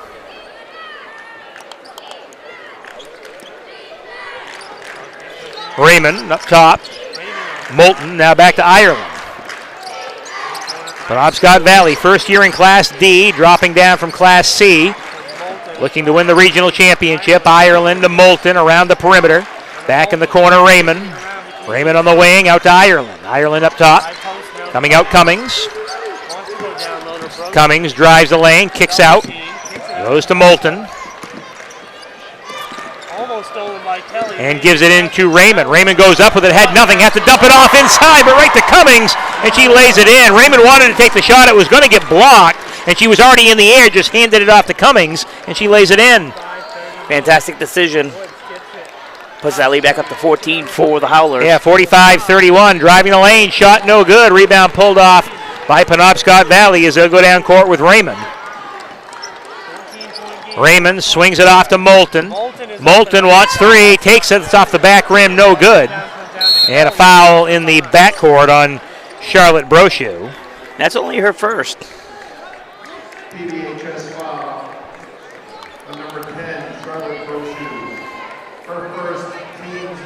Second on the team, 4:15 to go in the fourth quarter. Following this, Machias Madawaska boys action. Ball stolen in the backcourt. Raymond to the glass. She's fouled. That'll send her to the free throw line for two. Leah Libby called for the foul. That'll be her fourth. Raymond read that all the way. She read it like a cornerback breaking on a soft pass from a quarterback to a wide receiver. So Brooklyn Raymond to the free throw line to shoot a pair. 15 points for Raymond. First free throw around the rim and in. She'll get one more. Started the game off with a three-point bomb and kind of got the scoring going quickly for the Penobscot Valley team. Second shot off the side of the rim, no good. Makes one of two, but the rebound comes down to the Howlers. Out to Raymond for three, around and off. Cummings the rebound, the putback goes. Just a little too much Lila Cummings going on right now for the Howlers, and she's got 10 points, up to a 17-point advantage, knocked out of bounds by Cummings. It'll stay with Machias with just under 4 minutes to play in this one. So Cummings with 10, 16 for Raymond, 9 in the game for Moulton. Good balanced attack for the Howlers. Ball back out of bounds off Penobscot Valley. Inbounding along the sideline as it comes into Wood, knocked out again by Brochu. Yeah, six players in the scorebook for the Howlers, led by Brooklyn Raymond. Pass comes into Reynolds. And up top with it, Felicity Kelly. Off to Richardson. Goes down inside, turnaround shot. It's off side of the rim, no good. Rebound chased out, it goes out of bounds. It will go off to Penobscot Valley. Howlers will have it, 3:35 to go in the fourth quarter. Nice hustle by Felicity Kelly right in front of her bench. There's a foul in the backcourt. That's on Libby. That's her fifth, so she's going to foul out of this. At least that's what I have her for, is 5. Yeah, I do as well. She went right to Coach Reynolds, so she knows. She'll foul out, scoring 4 points in this one. 4 points and 2 rebounds for Leah Libby, and checking in is Justina Smith. Libby just a sophomore. Yeah, they're a fairly young team, Toby. As I mentioned at the onset, no seniors, and I think only 2 juniors, if I'm not mistaken. And I think that's Smith and Kelly. You're correct. Smith and Kelly are juniors. The rest are all underclassmen. So for Coach Reynolds, he's got a good thing going here, Machias. They'll be back next year. He does. And for the Howlers, they do have 2 seniors, and that's Moulton and Cummings. 2 big players, but with the emergence of 8th grader McKenna Ireland, I think the Howlers will be just fine next year. You got Raymond back as well. Down the lane, stutter step, Cummings. She lulled her defender and then blew by her and lays it in off the glass. It's up to a 19-point advantage with 3:12 to go in this one. In the lane, the runner around the rim and in is Loretta Richardson got the shot to go. So Richardson floated it up from the foul line and got it to go. She's up to 13 points. 17-point advantage. Moulton. Off to Raymond for 3, and she gets it. Largest lead of the game now. Finishing the game like she started it with a 3-point shot. 53-33. On the baseline, Wood brings it back up top. This is Felicity Smith. There's a reach-in foul on the Howlers. Possibly on Brochu. Yes, sir. It's her second. Third on the team. Crowd's filling in quite nicely here for this Class D session. I think everyone's ready to come in and see that Machias Madawaska game. There's a shot block, now a foul. There's 2 shots. I think Cummings with a block, but they're going to call a foul on Cummings. Must have come down and hit the arm. So for Cummings, that is her third. At the free throw line, shooting 2, Loretta Richardson has yet to attempt a free throw in this one. As the first shot around and in.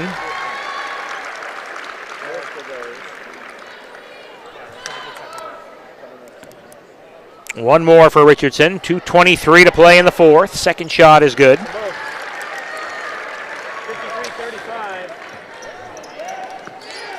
15 points for Loretta Richardson in this game, Toby. Moulton up over midcourt. Moulton works the left side, gives it to Cummings. Cummings dribbling back up top, out near the jump circle. Hands it off. This is Ireland. Ireland doesn't start, but she's played some pivotal minutes here for this Penobscot Valley team. She's picked up some valuable time in this tournament and has been a big contributor. Raymond off along the right side, guarded by Wood. Raymond gets to the foul line elbow, backs it off, whistle, 5-second violation. And Coach Reynolds is going to empty the bench. Cheyenne Wood checking in. Yeah, I didn't see that. It was Ellie McDonald, number 12, coming in. Those are the two new subs coming in. Wood double teamed along the sideline, trying to get rid of the basketball, and a foul. And that'll be 4 on Lila Cummings and 5th on the Lady Howlers.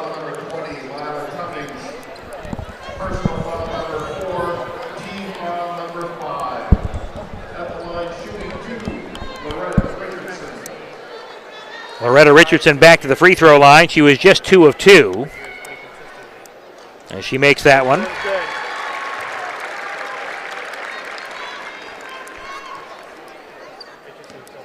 She'll get one more. And the shot's good. 16-point advantage. Minute 40 to go. Moulton's got it. As she works on the right side, now brings it back left, looking for Raymond. Picks up the dribble. Gives it off to Ireland. Ireland again behind the three-point line. Guarded by Emma Dennison, who just checked in the game. Ireland up top to Moulton, down to 1:17 to go. Ball knocked away and stolen by Wood. Wood bounce pass up ahead of the pack, looking for Richardson. That one goes out of bounds off of Machias. So it'll go back over to Penobscot Valley with 1:12 to play. Boys action coming your way next. Machias, Madawaska. That'll be after the awards presentation, which we'll bring to you here on Eastern Maine Sports. Raymond. We've hit the 1 minute mark, Toby. We have. He goes down to tenths of seconds now. 55 and under. Ireland through traffic. As passes it up top, thrown away to McDonald. Ball knocked away from behind as Ireland will steal it back, but dribbles out on the sideline.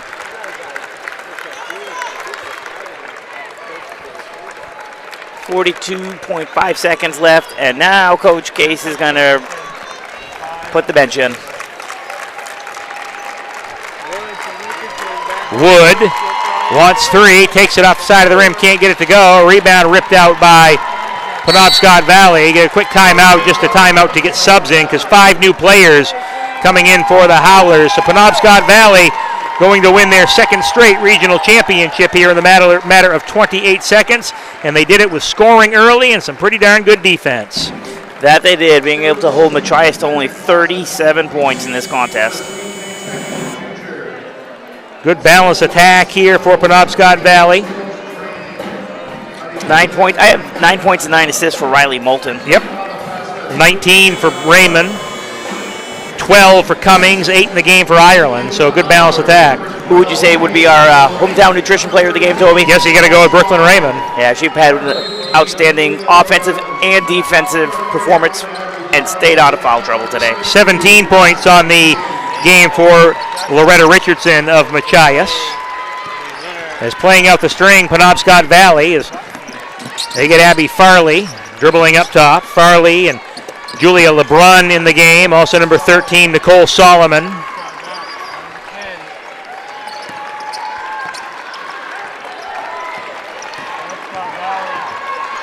Over on the far side, Farley, as the time ticks away, the horn sounds, and for the second straight year, the Penobscot Valley Howlers are regional champions with a 53-37 win over the Machias Bulldogs.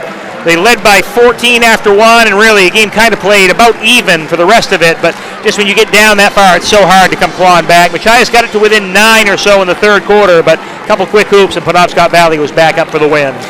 And really the Howlers didn't miss a beat with Moulton on the bench in foul trouble. As you mentioned, the Bulldogs clawed a little bit in there, but players like McKenna Ireland stepping up big, Lila Cummings picking up some rebounds, and just the all-around play of Brooklyn Raymond. 53-37 the final. Brooklyn Raymond 19 points, 12 for Cummings, 9 for Moulton, 8 for Ireland, 3 for Farley, 2 for Brochu, their total of 53. For the Bulldogs, 17 for Loretta Richardson, 6 points for Olivia Reynolds, 5 in the game for Libby, 4 for Libby, 5 for Wood, and 1 for Kelly. Their total of 53. We send it over to the table. The public address announcer is Rich Ezzy. He'll have the presentation of the runner-up and the championship plaque, and we'll come back in just a moment with the boys' game on Eastern Maine Sports, Machias and Madawaska. Stay tuned. It's on the same stream. You don't have to do anything at all. It'll be Logan Martin and Chris Lesnar on the call of that one in just a moment.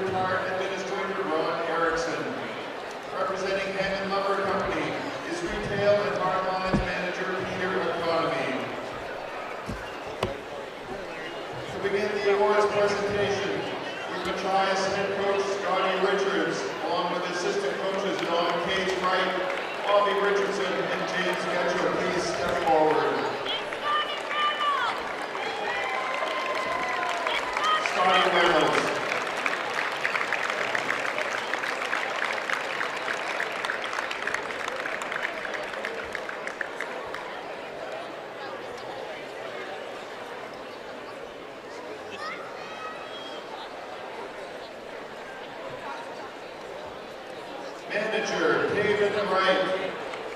Oh, yes.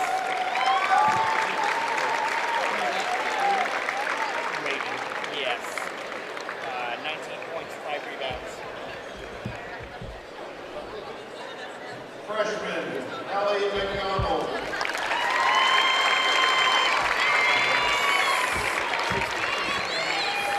Emma Edison.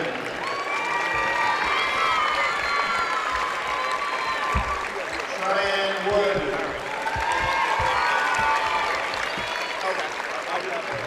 Aubrey Wood.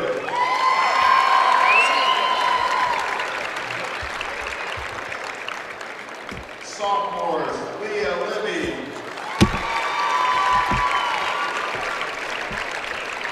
Loretta Richardson.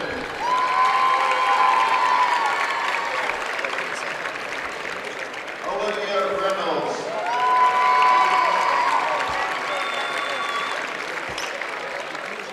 Juniors, Justina Smith.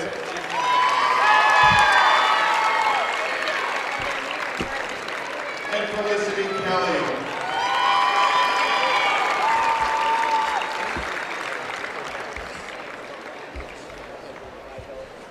Would the managers of Machias please step forward? 53-37 your final score. On behalf of the Maine Principals Association and Hammond Lumber Company, it is our pleasure to present the runner-up plaque for the 2026 Maine Class D Girls Tour Basketball Championship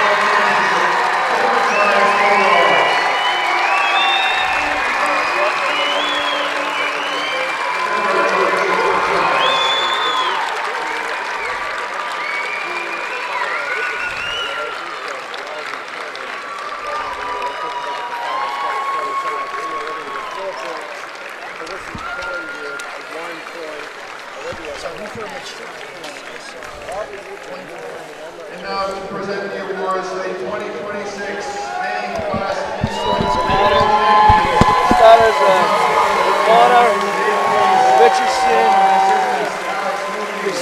Cotter, and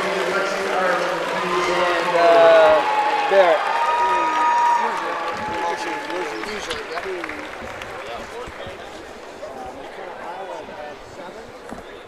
Managers, freshman Melanie Pelletier.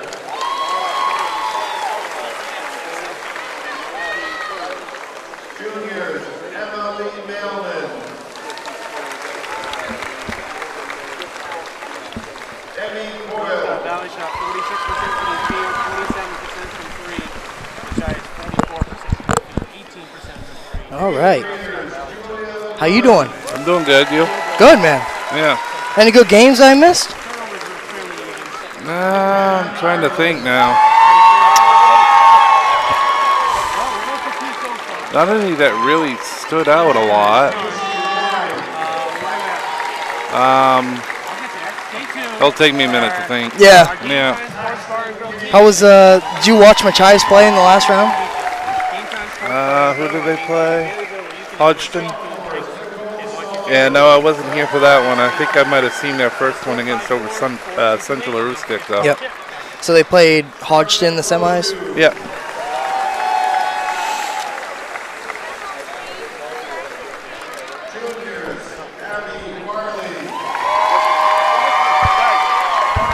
What?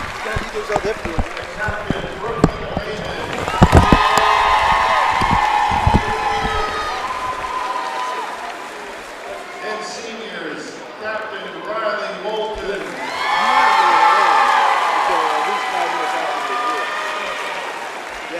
Captain Lila Cummings.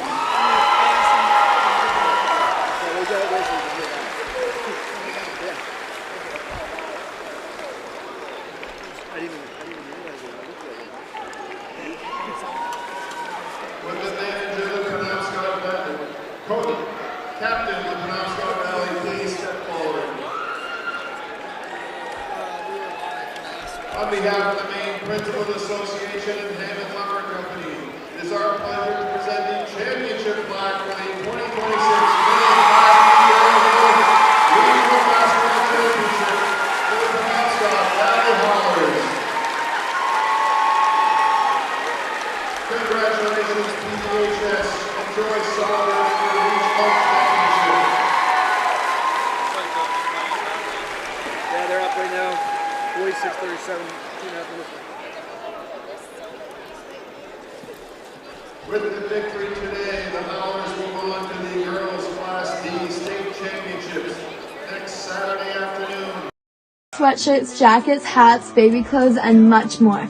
Get your Eastern Maine sports merch at www.bonfire.com/store/eastern-maine-sports or at easternmainsports.com. Wide selection of items available with more being added frequently. Are you looking for the perfect house? Well, look no further than Next Home Experience Realtor, Jamie Gilbert. Jamie covers the greater Bangor area all the way up to Greenville. She offers superior personal service before, during, and after your transaction. So if you are in the greater Bangor area and you see Luke the next home dog on a lawn, make sure to call Next Home Experience Realtor, Jamie Gilbert. Give her a call at 207-343-1215 and get started on finding your dream home today.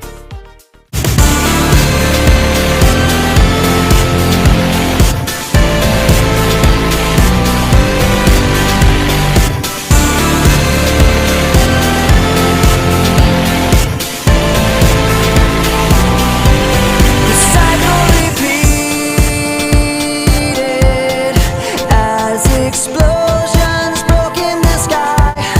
All that I needed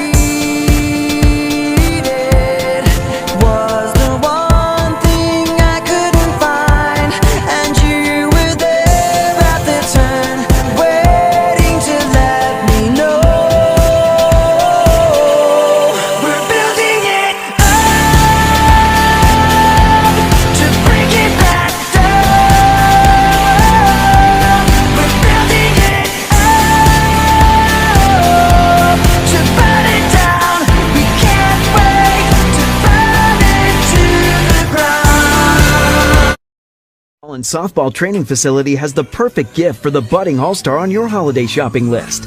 Give the gift of training. Sluggers offers both group and one-on-one lessons for all levels. Give the gift of experience from batting cages to advanced technology. Sluggers is the perfect place to get practice and improve skills. Give the gift of competition. Joining a travel team at Sluggers is a great way to learn and grow with new friends. You're sure to hit it out of the park when you give the gift of Sluggers. Brothers Meats is a family-owned and operated business located in Guilford, Maine. We operate a local retail meat market along with a slaughterhouse, smokehouse, and processing plants. Herring Brothers has all sorts of meats from already pre-cut all the way to cutting it right on the spot for you. Also, while you're there, don't forget to try their wicked good beef jerky that is made right in Guilford, Maine. Call them at 207-876-4395 or visit them at 346 Water Street Monday through Saturday from 8 a.m. to 4 p.m. Rouse Garage in Dover Foxcroft to discover the difference between walking into a local dealership versus a big dealer that uses high-pressure tactics the second you drive onto the lot. From selling you a vehicle to servicing your vehicle, Rouse Garage will treat you like you are the only customer. While you're there, check out their state-of-the-art automatic car wash. Rouse Garage, call them at 207-564-3434 or visit them at 191 East Main Street in Dover Foxcroft, Maine. Get ideas and inspiration before your next building project even begins at Hammond Lumber Company. Create your vision when you explore Hammond's extensive in-store showroom displays, showcasing innovative trends from industry-leading suppliers and designers. Your Hammond sales rep will help you find the look you like, and Hammond's design team will help you make it your own. And Hammond delivers from 22 locations across Maine and New Hampshire. For your next building project, find your vision at Hammond Lumber Company. Get hydrated and energized and feel fantastic at Pine State Nutrition. Whether you're an athlete, a workaholic, or a parent on the go, we have something for everyone. Get your tea or shake filled with healthy energy, hydration, immunity, protein, and so much more. Healthy starts here at Pine State Nutrition on Broadway in Bangor. Bring the family to Angler's Restaurant, where Maine classics like fried clams, haddock, and lobster are served with a smile. Join us for lunch or dinner, or order ahead to go.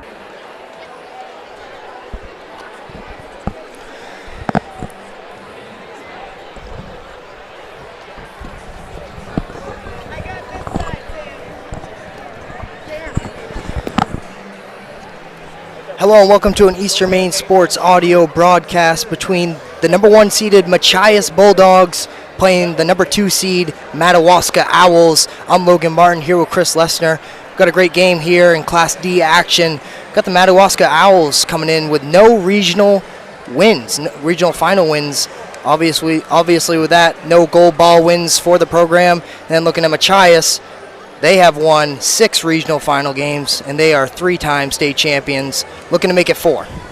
Yeah, and they very good team. They've had a very, very good season. Kind of balanced scoring throughout the season.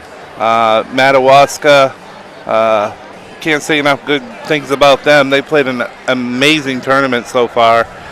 Quinn Pelletier has been the leader for them, but they get it done a lot of different ways as well. So, yeah, and then looking also at the defensive numbers, these are 2 good defensive teams, allowing right around 40 points a game to their opponents, and both teams have significant plus-minus splits. Machias Bulldogs outscoring their opponents 567 total points, and Madawaska outscoring their opponents 421 points. So both teams dominating Class D this year. You know, looking at both squads, first at Machias, their last loss coming at Fort Kent, the Class C team that we'll see play Caribou here tonight. They lost to Fort Kent 61-67, and other than that, they've been perfect this year, 17-1 on the season.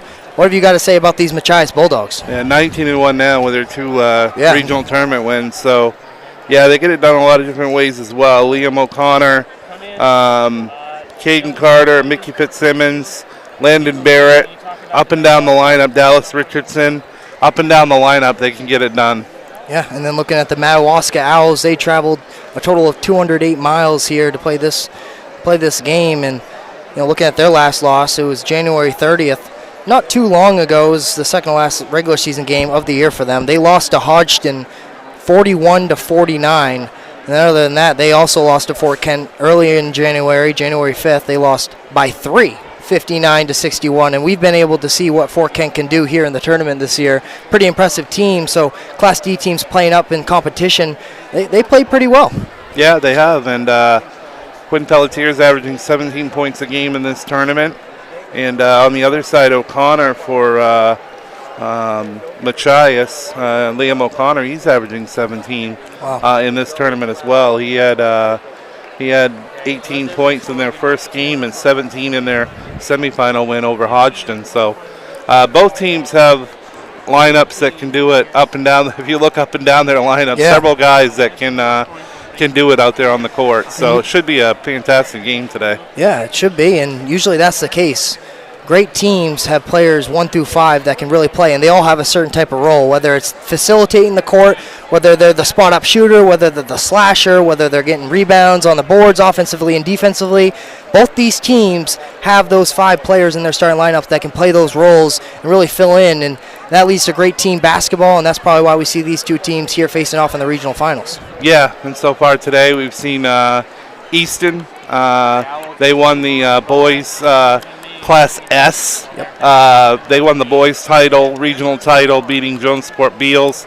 Wisdom opened the day by beating Katahdin girls. So first regional championship for Wisdom since 1988, I believe it was. So they're going back. Yeah, they've been one for one in state games. So they're hoping to make it 2 for 2. Awesome. So they're going back. They're going to be playing Valley. Both S champions from the north are going to be playing Valley in the state championship games. And then another cool story was PVHS, who won the Class C state championship last year. They just won the regional championship in Class D by beating Machias here in the opening session here of the afternoon. Yeah, and they also beat Bangor Christian to get there. To get there. And it was pretty convincing when looking at the scoreboard at the final score. And they've done it with their defense, PVHS. So they're going to get a chance next week to play in another state title game where last report it looks like it might be Mount Abram is who they might play in that state title game next Saturday at the Augusta Civic Center. And I want to go back to a team you mentioned also. You mentioned Easton coming in and winning that game against Jonesport Beals. Correct me if I'm wrong, but my buddy told me before the game they're trailing by double digits at one time going into halftime. Yes, they were down, I think, around 10 points in the third quarter. Wow. And they ended the game somewhere around a 37-14 or 38-14 run. So yeah, it was great. It was like impressive. Plus 16 at the end. Absolutely. We got Madawaska taking the floor here as we get the pregame clock here running here in a second. And the Madawaska Owls taking the court. Now here are the Machias Bulldogs, number 1 and number 2 seeds facing off against each other. Nothing better than that. 1 and 2. Top of the standings for Class D. So Machias taking the court. Looking at both teams, first reaction, Madawaska's big. They look like, good size. They look confident coming out on the court, but so does Machias. I mean, they got some big kids as well. Yeah, if I were to pick which team's bigger, I think I'd probably have to give the slight edge to Madawaska. I mean, there's no, it's not like the old days where you could look at a name and see the height right next to it. So when you have a player like Quinn Pelletier on Madawaska, the key to the games all season for Machias is to stay out of foul trouble. Yeah. Caden Carter, Landon Barrett have had trouble, getting into foul trouble, which is hurt. Those are your 2 bigs, right? Yep. So you want to keep those guys out of foul trouble if possible. I think that's one of the keys to this game today. Have you noticed a difference in the fouling here in the tournament games as compared to the regular season? The regular season games and the tournament games, I have not seen. I don't think the officiating's really been that much different. Well, I'm talking more of like the fouls. Those 2 players that seem to get in foul trouble, and that's the key to the game for you. Limiting the chances at the free throw line for Madawaska. Is that something we've realized you've noticed here in the past couple games for Machias, just getting into foul trouble? They early? have. Yeah, their semifinal game, Pelletier and Barrett both got into foul trouble. They were able to hold on and beat Hodgson in the semifinal by 5 points. But if you're going to stop somebody like Quinn Pelletier and some of their bigs on the other side for the Owls, you got to stay out of foul trouble if you're the Bulldogs. Yeah, and again, looking at Machias, looking at the stats and the rankings per Maine basketball rankings, they are ranked number 12 in the state of Maine. They are ranked number 1 in D, which means they're number 1 in D North. And then looking at the Madawaska Owls, they're ranked number 19 in the state of Maine, number 2 in D and number 2 in D North. So I mentioned it before they took the court. it's pretty impressive that two Class D teams can be in the top 20 in the state of Maine, and especially specifically Machias. They're 12th in the state of Maine, their Class D program. Yep. Says a Yeah, lot but about it's, them. there's not much difference really between the two teams. Right. So that's why I think it should be a closely contested matchup here this afternoon. Yeah, so really good matchup about to take place for about 12 minutes and 45 seconds until tip-off. You mentioned it, Pelletier. He's going to be the factor for Madawaska. Where on the court is his spot that you notice? Is it inside? Is it outside? Mid-range? What have you He noticed? can do it all. Quinn Pelletier can do it all. I've noticed in this tournament that around the foul line and in has really been kind of his spot. Yep. But again, Machias with Carter and Barrett, they definitely have to stay out of foul trouble. Yeah. It's going to be hard to slow down Pelletier if those guys get into foul trouble. Yeah. So. And looking at Madawaska, is Pelletier going to be the primary ball handler, do you think, in this game, or are they going to look to find ways to get him open off the ball? They look for ways to get him open off the ball. They have a few other guys that like to control the ball, bring the ball up court. But it will be interesting to see because these teams didn't play during the regular season. So sometimes in the course of a season, you get a county team playing a team from coastal Maine or down East Maine. The styles are a little bit different. Yeah. That's the same thing, kind of like what we saw in Class B when you have the Big East matching up with a KVAC. Right. Same type of thing. Yeah. So. Yep. 11 minutes, 30 seconds now. I mean, looking at the past games, you mentioned Easton against Jonesport Beals. I want to go back to just one more question. Trailing by 10 points in the third quarter at one point, to come back and win that game by 16 or 18 points, whatever it was. I think it was like 14, 16, right around that range. Yeah. Won convincingly. Was it the three-pointers that were falling? Was it just everything in general? Everything in general, defense, and their defense really kind of picked it up once Right. they fell behind, and yeah, they were impressive. I caught that game on TV this morning, but yeah, that was definitely impressive by Easton for sure. And Wisdom Girls, their game was tied with Katahdin at one point. I think it was the early third quarter, and they kind of turned it on as well. Ended up winning by 15. So, Wisdom Girls did impress me watching them in that game the other day. But we'll cut to a commercial break here on Eastern Maine Sports. We'll be back with an audio broadcast. Machias Bulldogs facing the Madawaska Owls. Be right back. Sweatshirts, jackets, hats, baby clothes, and much more.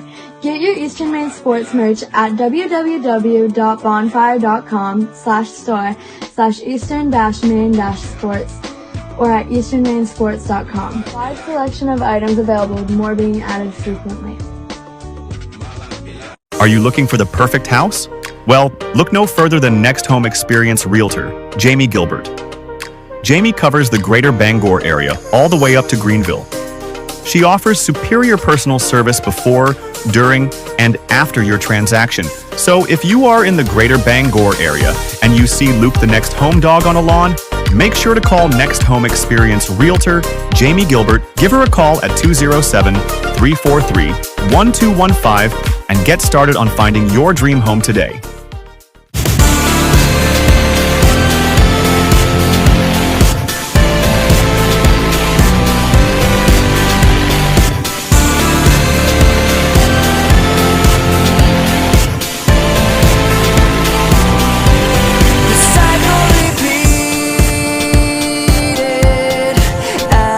Explosions broke in the sky. All that I needed was the one thing I couldn't find, and you were there at the turn, waiting to let me know. We're building it up to break it back down. We're building it up to burn it down. We can't wait to burn it to the ground. And softball training facility has the perfect gift for the budding all-star on your holiday shopping list. Give the gift of training. Sluggers offers both group and one-on-one lessons for all levels. Give the gift of experience. From batting cages to advanced technology, Sluggers is the perfect place to get practice and improve skills. Give the gift of competition. Joining a travel team at Sluggers is a great way to learn and grow with new friends. You're sure to hit it out of the park when you give the gift of Sluggers. Slaughter's Meats is a family-owned and operated business located in Guilford, Maine. We operate a local retail meat market along with a slaughterhouse, smokehouse, and processing plants. Herring Brothers has all sorts of meats from already pre-cut all the way to cutting it right on the spot for you. Also, while you're there, don't forget to try their wicked good beef jerky that is made right in Guilford, Maine. Call them at 207-876-4395 or visit them at 346 Water Street Monday through Saturday from 8 a.m. to 4 p.m. To Ral's Garage in Dover Foxcroft to discover the difference between walking into a local dealership versus a big dealer that uses high-pressure tactics the second you drive onto the lot. From selling you a vehicle to servicing your vehicle, Ral's Garage will treat you like you are the only customer. While you're there, check out their state-of-the-art automatic car wash. Ral's Garage, call them at 207-564-3434 or visit them at 191 East Main Street in Dover Foxcroft, Maine. Get ideas and inspiration before your next building project even begins at Hammond Lumber Company. Create your vision when you explore Hammond's extensive in-store showroom displays, showcasing innovative trends from industry-leading suppliers and designers. Your Hammond sales rep will help you find the look you like, and Hammond's design team will help you make it your own. And Hammond delivers from 22 locations across Maine and New Hampshire. For your next building project, find your vision at Hammond Lumber Company. Get hydrated and energized and feel fantastic at Pine State Nutrition. Whether you're an athlete, a workaholic, or a parent on the go, we have something for everyone. Get your tea or shake filled with healthy energy, hydration, immunity, protein, and so much more. Healthy starts here at Pine State Nutrition on Broadway in Bangor. Bring the family to Angler's Restaurant, where Maine classics like fried clams, haddock, and lobster are served with a smile. Join us for lunch or dinner, or order ahead to go. See our full menu at anglersseafoodrestaurant.com, your hometown seafood spot. Black Bear Crane is a family-owned and operated crane and rigging service provider located in Herman, covering the state of Maine with cranes from 27 to 240 tons. From roof trusses, HVAC units, steel and precast erection to modular home and communications equipment. Call 977-BEAR today.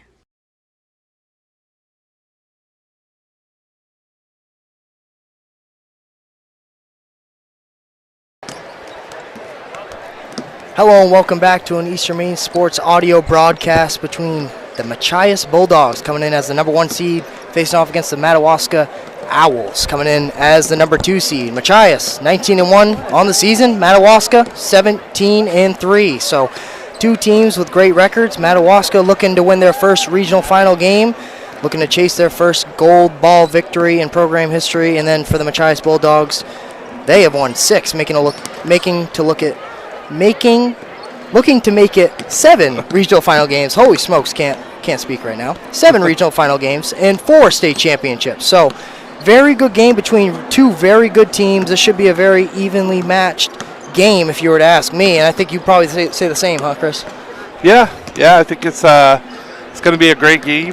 Could be a little bit of a contrast of styles, but yeah, I think both teams will figure it out as we get into the first couple minutes of the game. And a couple things. I mentioned it too. Machias ranked number 12 in the state. Madawaska ranked number 19 in the state. And then you look at this gold ball prediction that Maine Basketball Rankings has. Machias is predicted a 30% chance to win a gold ball here in Class D.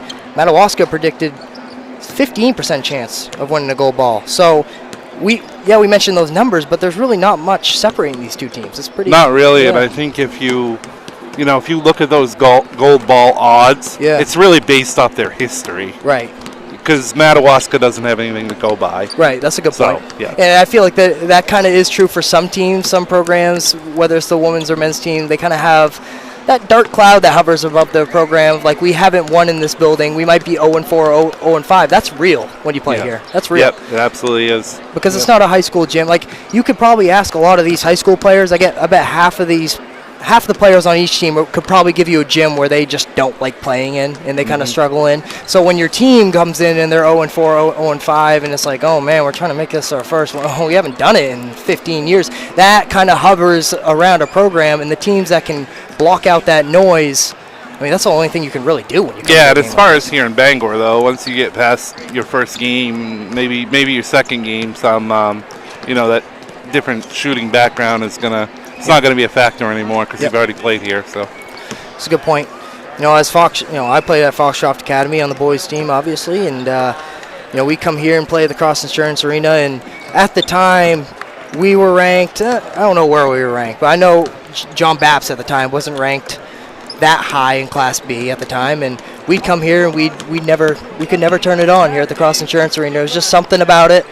But obviously that's Foxcroft Academy. That's not Machias. That's not Madawaska. These are, Madawaska is looking to make their first regional final win here tonight. So you talk about the program history, nothing really to go off of. But yeah, no, nothing to go off of, and just want to mention the schedule to everybody because we're doing audio broadcasts of all the regional final games today. Yeah. So after this one, we'll have a break here at the Cross Insurance Center, and then we're going to get into Class C action tonight, 7 o'clock. It's going to be the Madanock girls, #1 undefeated, against Foxcroft Academy. And then maybe might be the game of the day. A lot of people have been talking about this. Fort Kent boys versus the Caribou boys at 8:45 to finish out the day, finish out the regionals. Yeah. And that should be fantastic. Two very good games. The FA girls have not won a regional final game. They're looking to make it. Why can't I say that word for some reason today? They're looking to make it their first regional final win. I'm going to get that down eventually. Yep. They've been 4 times. They haven't won the game yet. Looking to make it happen here tonight. I don't really want to say it's that dark cloud hovering over the girls of FA because this is the first year in a while where they've been pretty good. I feel like that game, Foxcroft and Madanock. I feel like Foxcroft's going to have to play almost the perfect game. Yeah. And they're going to have to shoot the basketball really well to beat the Lynx. And Nola Mason can shoot the ball well, and it's going to have to be more than just Nola Mason. And they've seen that production from other girls so far in the tournament. Cassie LaBella's had some big games, and she's found herself at the top of kind of statistics-wise among the tournament players. And yeah, so that should be an interesting matchup, FA, and that Class C matchup, Madanock. But yeah. And then going forward, next weekend, we won't have any audio broadcasts going on, but we will be here Friday night for the Class B state finals here at the Cross Insurance Center in Bangor. And then we'll also be in Augusta for the S, the C, and the D. Should say C, D. How does that go? S, D, and then C. Yeah. Down in Augusta. So we'll have the coverage of that, all your video highlights, your recaps, your interviews. No audio coverage, but that should be fun again. We get through the regionals, and then we'll have to wait a week for the states. But state weekend is always a fun weekend as well. Yep. And they're about to get announcements underway, so we're going to take the headset off and let you guys hear the starting lineups for this matchup.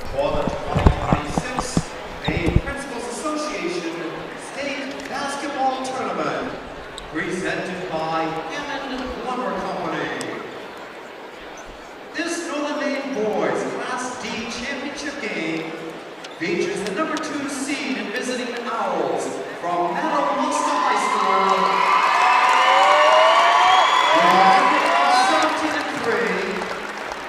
And the #1 seed and home Bulldogs from Machias Memorial High School. With a record of 19-1. At this time, let's meet the participants of this Northern Maine Class D Championship game. Introducing first the team members of the visiting Madawaska High School Owls. A freshman wearing 0, Owen Dion. A freshman #3, Lucas Pelletier. A senior captain #4, Ryan Collier. A junior #11, Aiden Dion. A junior #20, Carter Garrett. A freshman #32, Bradley Kennedy. And a junior #33, Ashton Garrett. The managers Greg Hansen, assistant coach Ben Dion, the head coach from Madawaska High School is Sean Pelletier.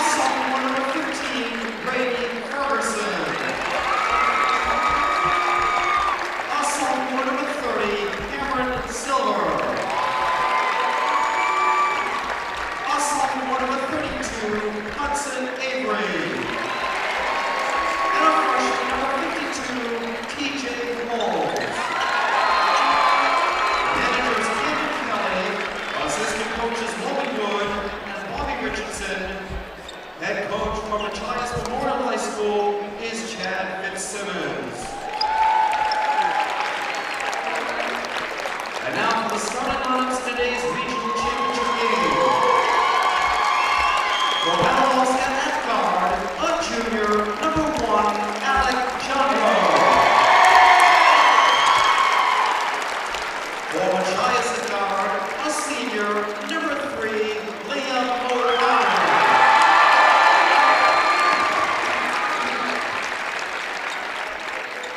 For Madawaska at guard, a senior captain, number 2, Isaac Collier. For Machias at guard, a junior, number 10, Dallas Richardson.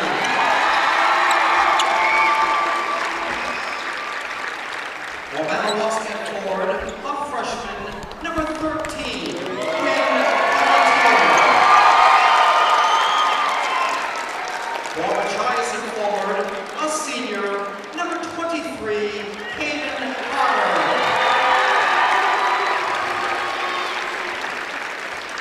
For Madawaska at forward, a senior captain, number 14, Brandon Pelletier. For Machias at guard, a senior captain, number 24, Mickey Fitzsimmons. And for Madawaska High School Owls at forward, a senior captain, number 23, Jeremiah Turner. And for Machias Memorial High School Bulldogs at center, a senior captain, number 15, David Wells.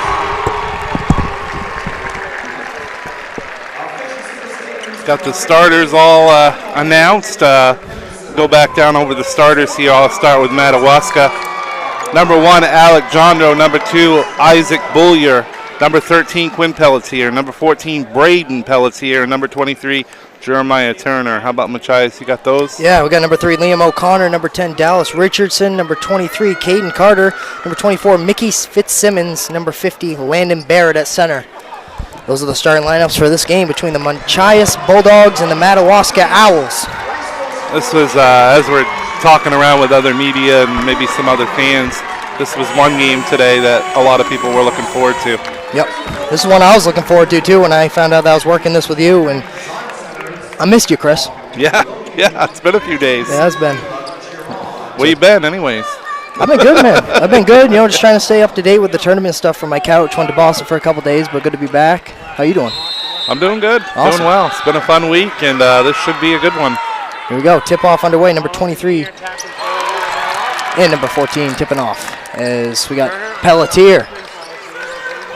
Pass it over to other Pelletier, Braden Pelletier. And Braden Pelletier will drive right.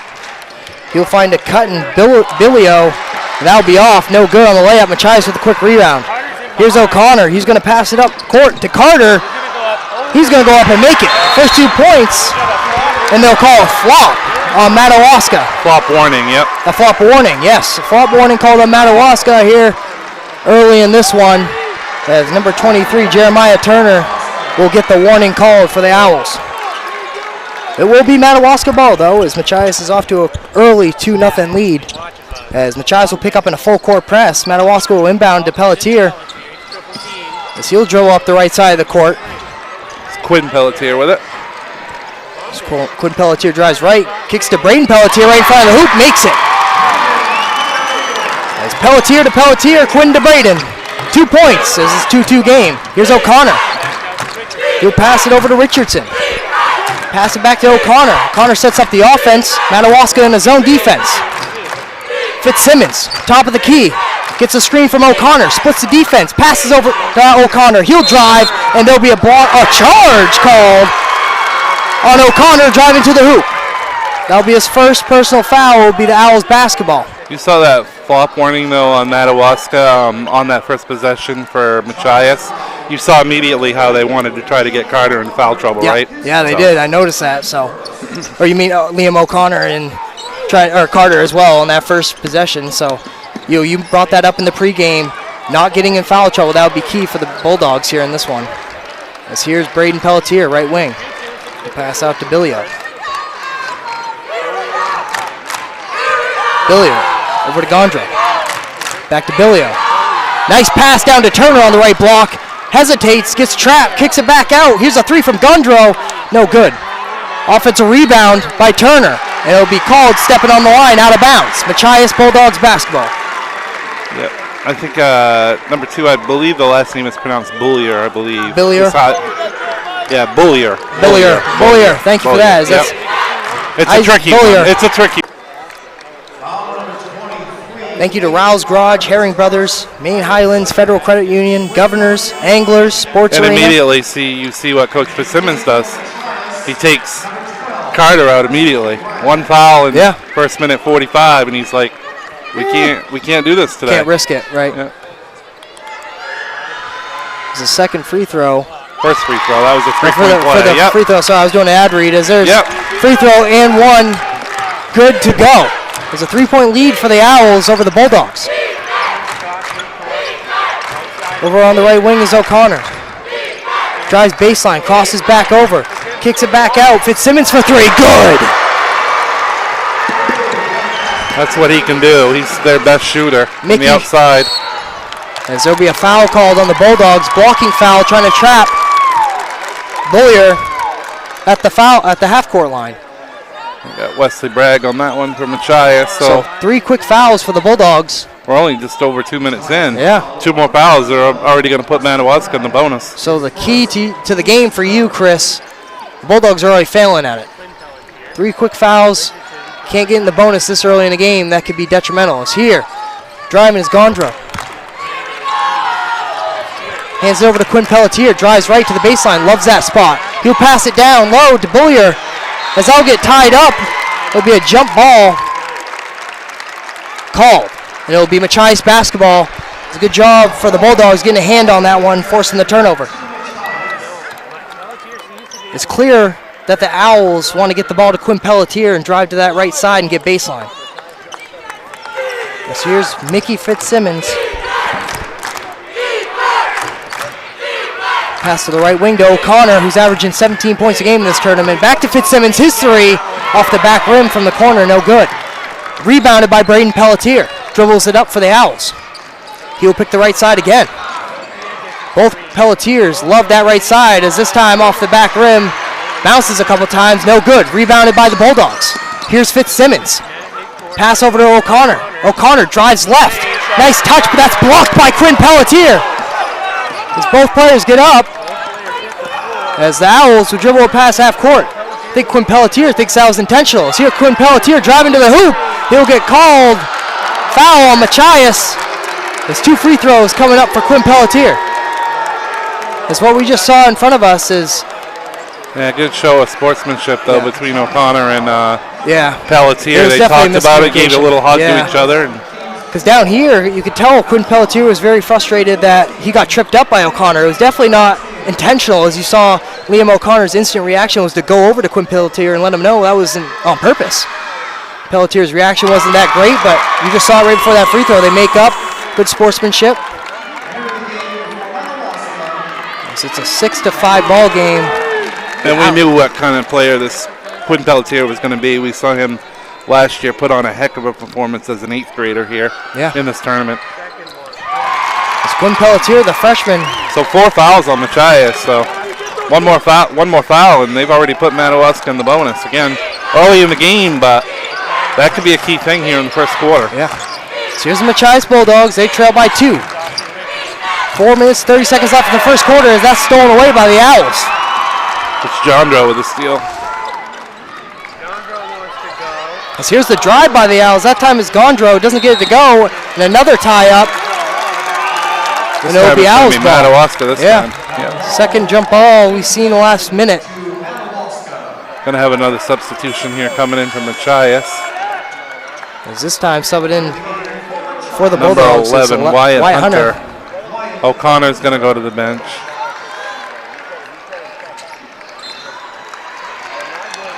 So that will be deflected. It'll stay with the Owls. On the inbounds pass, gets tipped away, and that will be out of bounds on the Bulldogs as Madawaska looks to inbound, and they'll kick it out to Gondro. Gondro gets the screen by Billier. Gondro to the right wing. That's Braden Pelletier. Dribble handoff, back to Bullier. Over to Gondro, his three. In and out, no good. Nice rebound that time by Landon Barrett. Here's Machias in transition. That time going up. It'll be a charge on the Machias Bulldogs. That's Dallas Richardson going to the hoop. And the Owls had perfect position and draw another charge. So they get called with an early flop warning and then 2 straight charges. This is clear what the Owls are trying to do here. They're trying to bait the Bulldogs to drive to the hoop and then step in front and get their feet set and draw the charge. I mean, that's good scouting report because they're probably picking up that the Machias Bulldogs aren't in control driving. As here's Braden Pelletier on the right wing. Pulls up, mid-range shot off the backboard, no good. That time, rebounded by Fitzsimmons. Fitzsimmons hesitates, drives to the rim, and one! Mikey Fitzsimmons.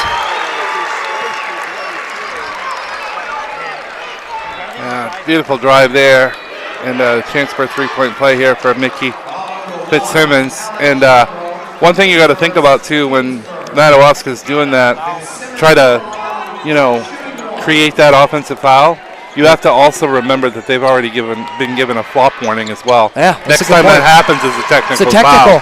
So that's kind of a chance, a risk you take. Right, that is, yeah. As here are the Owls in transition, stolen away by Fitzsimmons. Fitzsimmons yet again here in transition. Dribbles up the right side of the court, picks middle, pulls up with a floater, bounces around the rim and in. Mickey Fitzsimmons. That time, Pelletier tries to split the defenders. That's going to be 2 free throws now for Madawaska. 2 free throws for the Owls as they're in the bonus now. It's back and forth first quarter action. It was 5-7, now it's 10-7. Machias leads. The Owls have a chance to go to the free throw line. It'll be Quinn Pelletier yet 80 again. 80 feet from the basket, you just can't. Great point, yeah. Can't do that. So now, the Owls have 3 minutes and 22 seconds of being in the bonus. They get to hang out.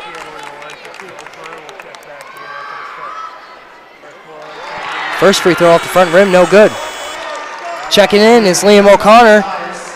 He's averaged 17 points a game this tournament, a key player for the Bulldogs. So that free throw is good. 1 for 2 at the line for Quinn Pelletier. 4 for 5 at the line here in the first quarter for Quinn Pelletier as well. 2-point game. Fun start here. Here's the right wing. That's Wyatt Hunter. He'll kick it over. Liam Connor, right wing. Kicks it middle to Barrett. Barrett will pull up and make a nice, tough shot right in front of the rim. That's Landon Barrett getting that one to go. The big man getting some love. So here's the Owls driving to that right baseline again. Kicks it back out to Gundro. No good. Offensive rebound. Braden Pelletier goes back up with it. His second basket. Second chance opportunity for the Owls. Works out in their favor. So here's Liam O'Connor, who passed over to Hunter. Back to Liam O'Connor, wide open from the right corner. He'll shoot, and he will make it. You can't leave him that wide open. As the Owls will push the pace again, breaking the press. It's Bulio. Back out to Braden Pelletier. He'll settle things down. Kick over to Quinn Pelletier. He'll spot up for 3. Short. Good rebound by Landon Barrett. As here's Fitzsimmons. He'll drive middle again. Hesitation. Pivots. Kicks it back out to Richardson. Back over to Fitzsimmons. He'll shoot the 3. Air ball too strong. It'll be Madawaska Owl basketball. From our angle, from the profile angle, that was going down. Machias still sticking in the press. Going to give Landon Barrett a breather here. Machias checking in TJ Holmes. 2 minutes left in the first quarter. As on the inbound, trying to break the press, that'll be tipped away out of bounds. It will remain Owl basketball. The Owls have had no problem breaking this press. So here's Pelletier in the corner. Advances the pass up to Jeremiah Turner. Back to Braden Pelletier. He'll swing it over. That's Bullier. Back to Turner underneath, right block, up and in. Jeremiah Turner with 2 points right there. It's a 12-15 ball game. The Owls trail by 3. Here's O'Connor. Over to Hunter. Hunter will swing it over to Richardson. Richardson over to Fitzsimmons. Fitzsimmons pivots, and it'll be a push on Quinn Pelletier, getting a little too close there in the corner. Airtight defense right there, but using his body to kind of push Fitzsimmons out of bounds. Minute 25 left in this game. Machias leads 15-12 still. Still Bulldog basketball. Great action here in the first quarter. Liam O'Connor will get the inbound. He'll dribble low, kick it back out to Fitzsimmons from the corner in front of us, no good. Rebounded by Jeremiah Turner. So he'll slow things up and advance it to a guard. That's Alec Gondro.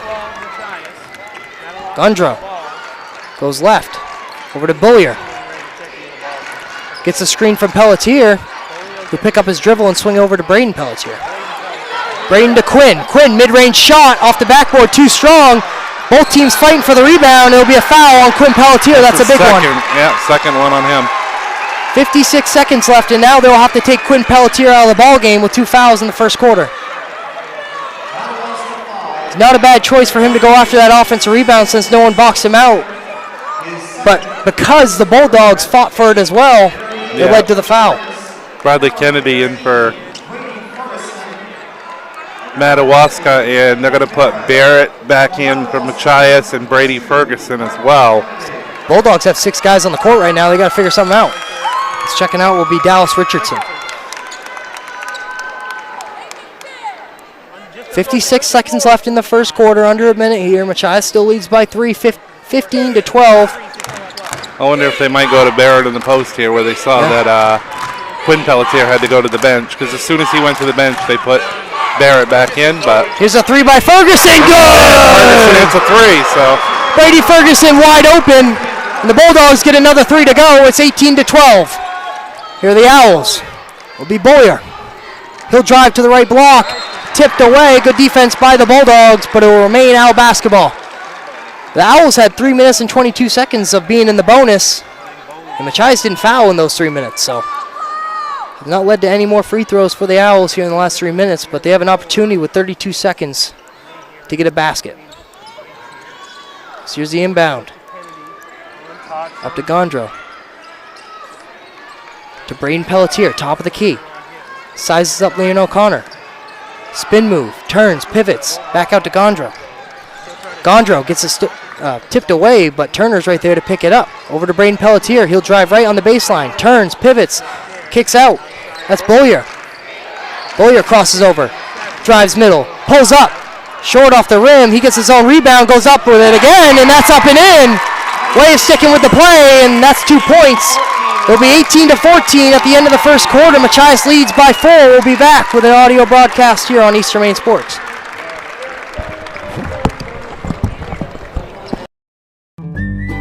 Get ideas and inspiration before your next building project even begins at Hammond Lumber Company. Create your vision when you explore Hammond's extensive in-store showroom displays, showcasing innovative trends from industry-leading suppliers and designers. Your Hammond sales rep will help you find the look you like, and Hammond's design team will help you make it your own. And Hammond delivers from 22 locations across Maine and New Hampshire. For your next building project, find your vision at Hammond Lumber Company.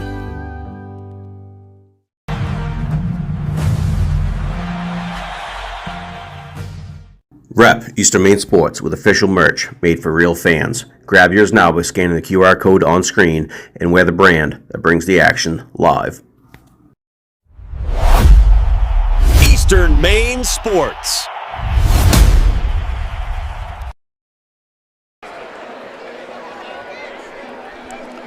Welcome back to an audio broadcast here on Eastern Maine Sports. We have the Machias Bulldogs leading the Madawaska Owls 18-14. Start of the second quarter about to take place here at the Cross Insurance Arena here in Bangor. Yeah, and it looks like Caden Carter is back in the game for Machias to start the second quarter, and Quinn Pelletier still on the bench for the Madawaska Owls. So I don't want to take a chance with him. He might sit a lot of the second quarter. It depends on kind of the situation and the score, but don't want him picking up a third foul here in this first half. I think Coach Pelletier is hopefully in a position where they only need to put Quinn back in the game if they find themselves in a deep hole. And right now 4 points is manageable. They've played well. Can they continue to play well without Quinn, though, is the question. So Machias Bulldogs will inbound it. Be Landon Barrett to Fitzsimmons. Fitzsimmons will pass it down. That gets stolen away. Bradley Kennedy with a steal. And Boyer controls it and will dribble it up the center of the court for the Owls. Gets a screen. Picks the right side of the baseline again. He'll turn and be called for a traveling violation.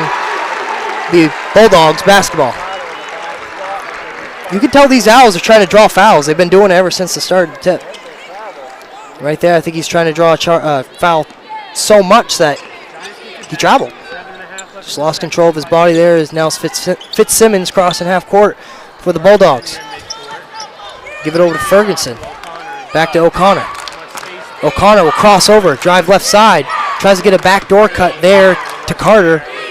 Kick it back out to Fitzsimmons. Fitzsimmons drives left side, down to Carter. Carter will drive baseline, muscle his way right to the hoop. Too strong, rebounded by the Owls. As Carter also has 2 fouls, like Pelletier, so 2 important players. As Pelletier's going to check back into this game and see him walk into the scorer's table. As here's Gondro. Gondro will dribble the left side. Over to Braden Pelletier, the senior. Pelletier sizes up Barrett. We'll pass over to Bullier, and that will be a timeout called by the Owls. We'll keep it here. Still 18-14 game. Minute 15 seconds has ticked off the second quarter clock. You know, talking over in the huddle right now, the Owls have Quinn Pelletier checking back into the game.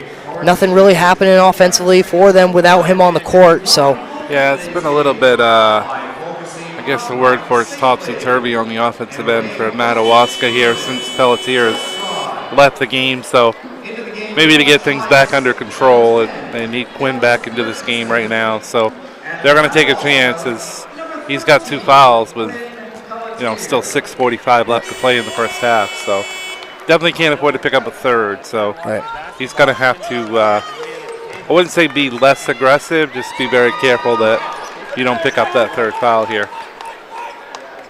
the Owls will still have the basketball. 6:45 here in the second quarter.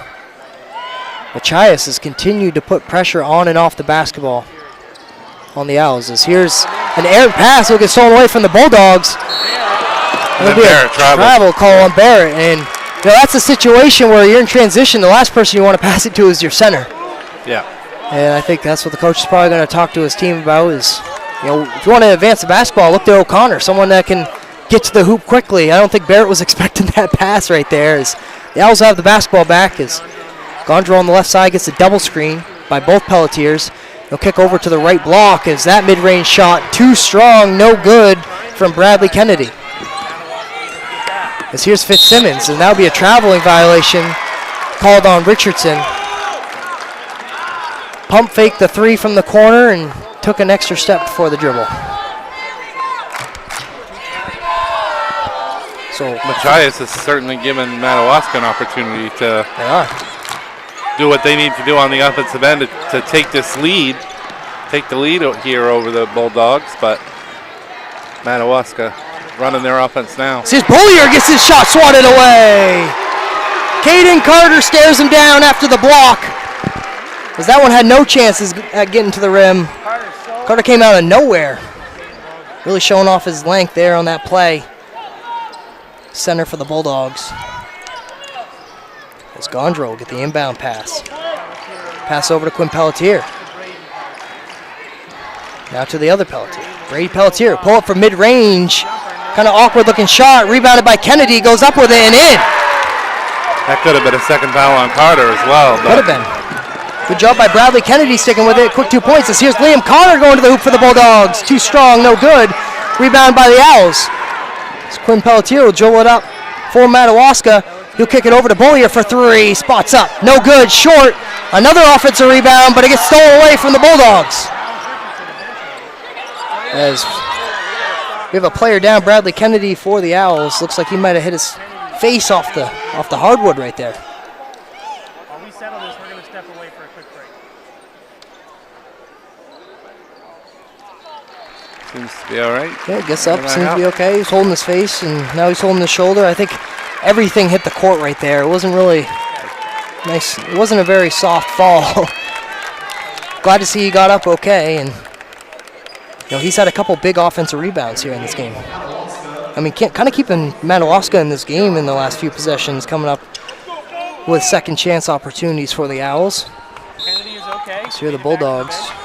It'll be Barrett inbounding it to Fitzsimmons.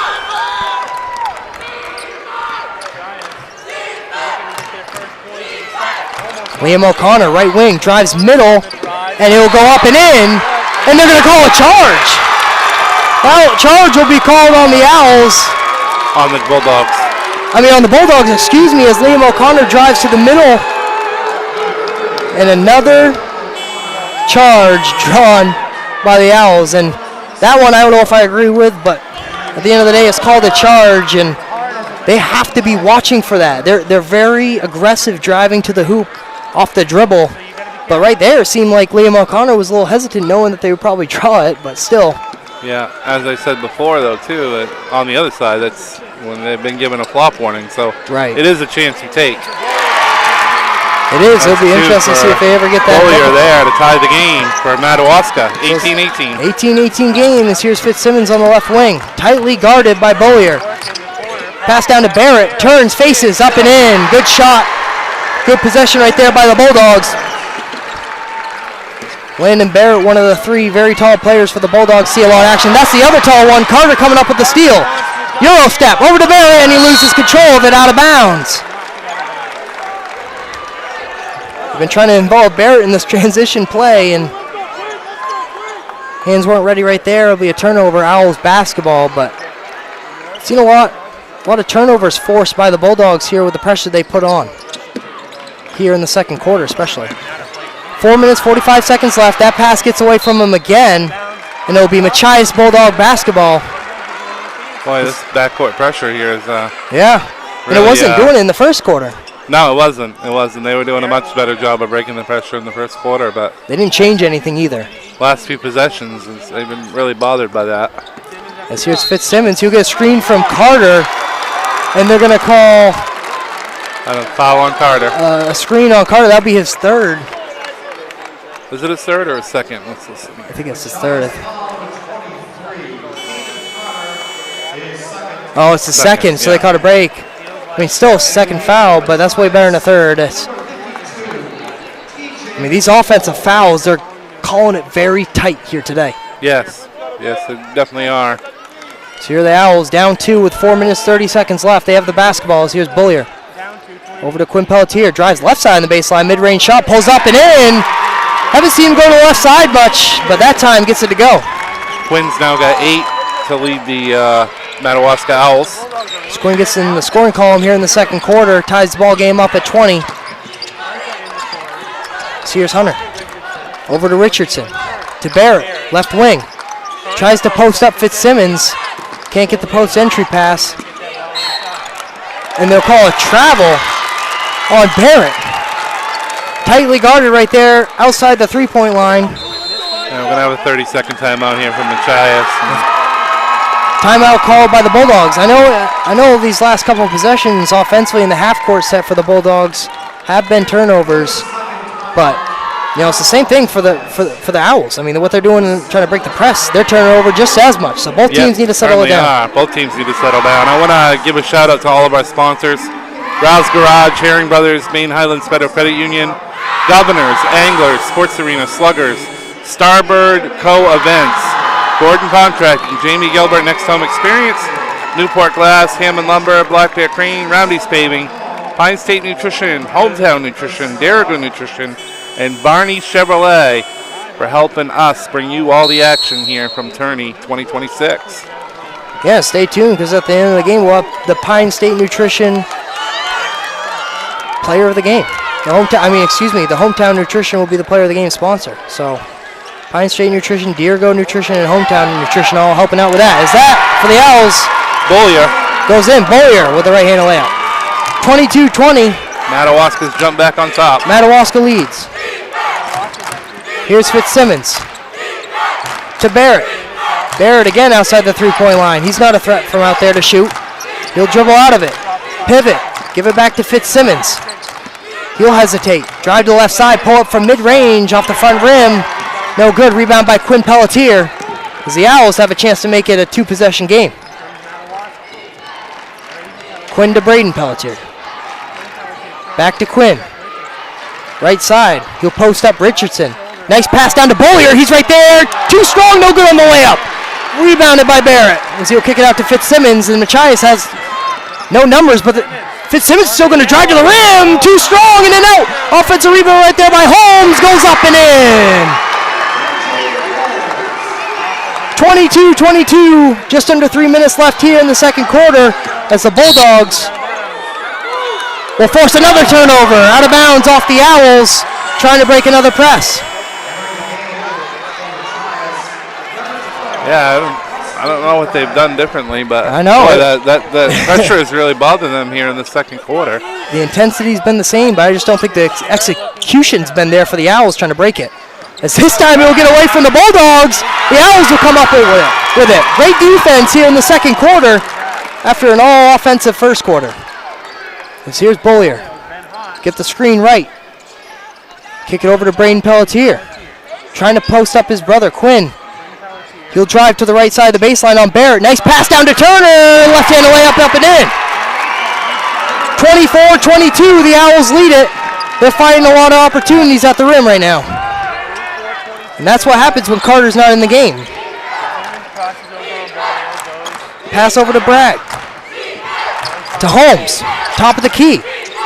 To Richardson. Down to Fitzsimmons. Nice screen, nice half-court play, and Fitzsimmons gets it to go. Right block. Tied up at 24. Machias still applying pressure as they'll break the press. The Owls will. As Quinn Pelletier is up to 10 points for Machias, so he's got into double figures. Fitzsimmons and Pelletier have been the two players for each team, and Bollier will drive, kick it down to Turner. It'll be a travel call on Turner, driving baseline. He's saying it's on me, so he knows he traveled. There will be Bulldogs basketball. Tight game, tie game. Minute 42 left here in the second quarter. I'm Logan Martin here with Chris Lesnar. Machias Bulldogs, the number 1 seed, tied up with the number 2 seed, Madawaska Owls. Bulldogs have possession here with a minute 30. Here's Fitzsimmons at the top of the key. That gets tipped away by Braden Pelletier. Fitzsimmons comes back up with it, and he'll get the mid-range shot to go. Turnover turns into a mid-range bucket for Fitzsimmons.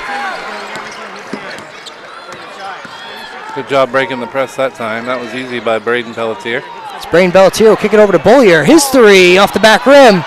Rebounded by Barrett. Barrett's had some nice rebounds here defensively. 6 of them in the first half. As here's Fitzsimmons. He'll drive to the middle of the court, and another travel called on the Owls. Offensive foul. I mean, another offensive foul called on the Bulldogs. How many is that, 4? It's got to be 4 or 5 at 4 least or at 5, this point. yeah, 4 or 5 travels called now on the Machias Bulldogs here in the first half. I mean, this has to be a tournament record here this year in a half. And if it isn't, I'd like to watch the game that does have the record so far this year with Charges. So Quinn Pelletier is going to go to the bench for Madawaska. Machias is up by 2. Number 11, Aiden Guyon checking in for Madawaska, taking the place of Pelletier. So we're going to give Quinn a breather here in the final minute. 50 seconds left. Owls have the basketball. Here's Braden Pelletier on the right wing. Drives baseline, turns. Kicks it out to Gondra. Back to Braden Pelletier. Owls in no rush to score a basket right now, but here's Bollier driving to the hoop, and they'll call a foul on Wesley Bragg on the Bulldogs. It'll be 4 fouls on Machias, so still 1 more to go. Not a single foul called on the Owls here in the second quarter. Yeah, I was going to just say they did a good job. Quinn Pelletier did a good job not picking up any additional fouls here in the second quarter. As much as you'd like to have Quinn Pelletier out for the last offensive possession, you don't want to risk him getting the 3rd foul Wyatt in a game Hunter like this. checking in for Machias for Wesley Bragg. So here are the Bulldogs. A quick 3 by Gondro, no good. Rebounded there by Holmes. TJ Holmes, number 52, the freshman, coming up with the rebound. As here's Fitzsimmons, crosses the half-court line to Richardson. He'll hesitate, drive middle, gather his feet, back out of it. He'll kick it over to Wyatt Hunter. 10, 9, 8 seconds on the clock. Fitzsimmons cuts to the basket, gets it stripped away. Here's TJ Holmes at the rim, up and in! TJ Holmes, before the sound of the buzzer, gets it to go, and the Machias Bulldogs lead 28-24 going into halftime. Really good possession right there to finish off the half. Really spaced out the Owls defense. Fitzsimmons was posted up right around the half-court line. Because they were so spaced out, allowed Fitzsimmons to cut right to the basket. Nice bounce pass. Got tipped away. I thought he was going to come up with the layup there. Gets it tipped away. Good defense there by the Owls, but they don't stick with it. Comes right into TJ Holmes' hands. Quick 2 points right there. So that's kind of been the story of the first half. Just a lot of chaos, huh? Definitely a lot of chaos, yeah. As it's a 28-24 game here at halftime. Machias Bulldogs lead by 4. Looking to win their 4th gold ball. On the other side, the Owls looking to win their 1st gold ball. I think we'll probably take it to commercial now, I believe. No? Okay. We're gonna Stay keep in here. Yeah, we're going to keep Okay. it right here and just, Madawaska. Looking at both sides offensively, it's a very evenly matched game. I'd say right now what's keeping Machias from leading this game by double digits is the amount of fouls that are being called on them. I mean, we talked about it, 4 or 5 charged fouls called offensively for the Bulldogs, and they've all happened right at the rim. And correct me if I'm wrong, but some of those went in. They're really calling these offensive fouls tight. That's something the Bulldogs are going to have to talk about here at halftime, but we're going to wrap it up and go right to halftime break. We'll be right back for second half action here on Eastern Maine Sports. Get ideas and inspiration before your next building project even begins at Hammond Lumber Company. Create your vision when you explore Hammond's extensive in-store showroom displays, showcasing innovative trends from industry-leading suppliers and designers. Your Hammond sales rep will help you find the look you like, and Hammond's design team will help you make it your own. And Hammond delivers from 22 locations across Maine and New Hampshire. For your next building project, find your vision at Hammond Lumber Company.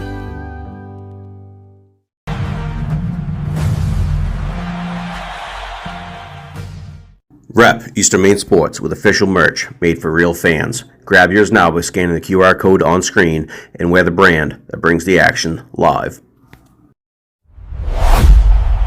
Eastern Maine Sports.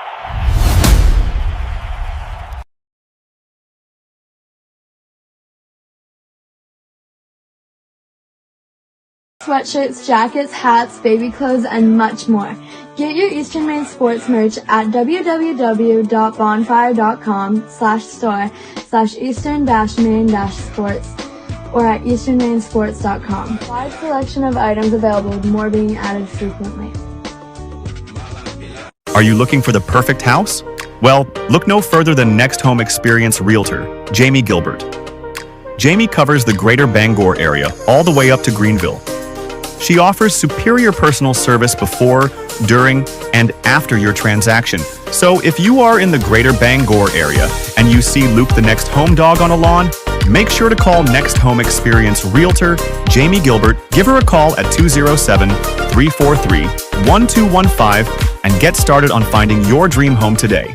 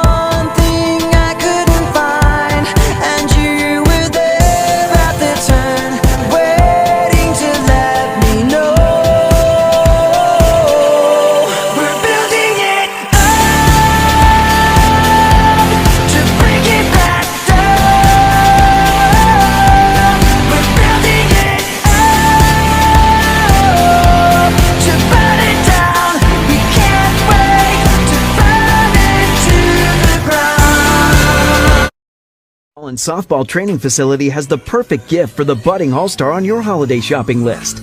Give the gift of training. Sluggers offers both group and one-on-one lessons for all levels. Give the gift of experience from batting cages to advanced technology. Sluggers is the perfect place to get practice and improve skills. Give the gift of competition. Joining a travel team at Sluggers is a great way to learn and grow with new friends. You're sure to hit it out of the park when you give the gift of Sluggers. Brothers Meats is a family-owned and operated business located in Guilford, Maine. We operate a local retail meat market along with a slaughterhouse, smokehouse, and processing plants. Herring Brothers has all sorts of meats from already pre-cut all the way to cutting it right on the spot for you.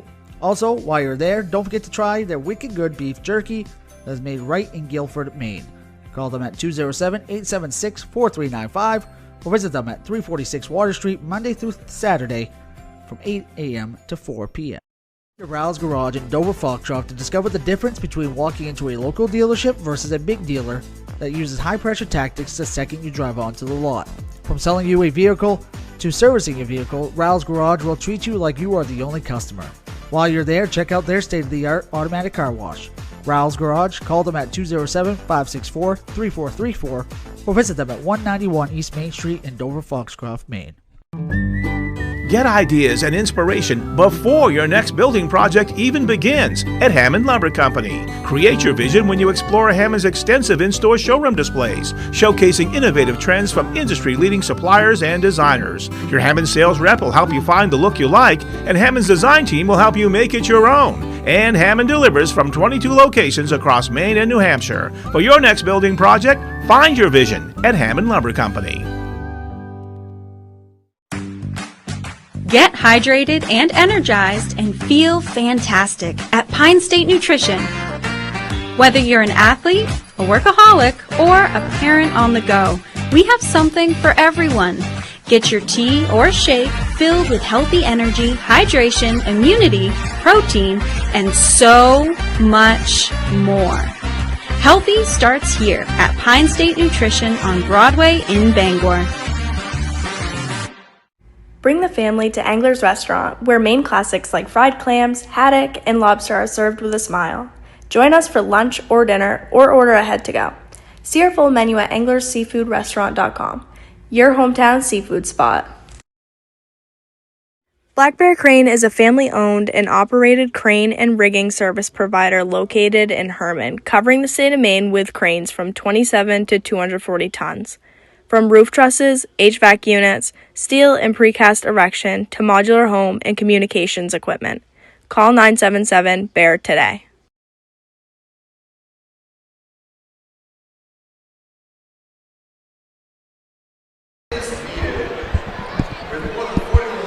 Hello and welcome back to an audio broadcast here on Eastern Maine Sports. We have the number 1 Machias Bulldogs playing the Madawaska Owls, the number 2 seed, and the Bulldogs, the number 1 seed, are leading here at halftime, 28-24. Chris, you want to go over some halftime stats? Yeah, for Madawaska, they're being led by Quinn Pelletier with 8 points. Isaac Bollier has 6. Brayden Pelletier has 4. Jeremiah Turner has 4. Bradley Kennedy has 2 for their total of 24. On the other side for Machias, they're being led by Mickey Fitzsimmons, who has 12 points. Liam O'Connor has 3. Brady Ferguson has 3. Caden Carter has 2. Landon Barrett has 4. And TJ Holmes has 4. The rebounds are 12-9 in favor of Machias unofficially. And the score is 28-24, Machias at the half. Those are your first half stats. Pretty evenly matched game. You know, we talked about it.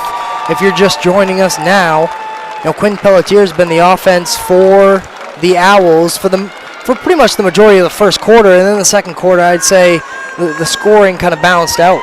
Yeah, it did, and another difference in this game so far is Machias has gotten to the line only 1 time, and Madawaska has gotten to the line 5 times in that first half. 4 out of 5 for the Owls at the line, 1 of 1 for the Bulldogs. So it's been the only big difference, glaring difference in the first half between these two teams.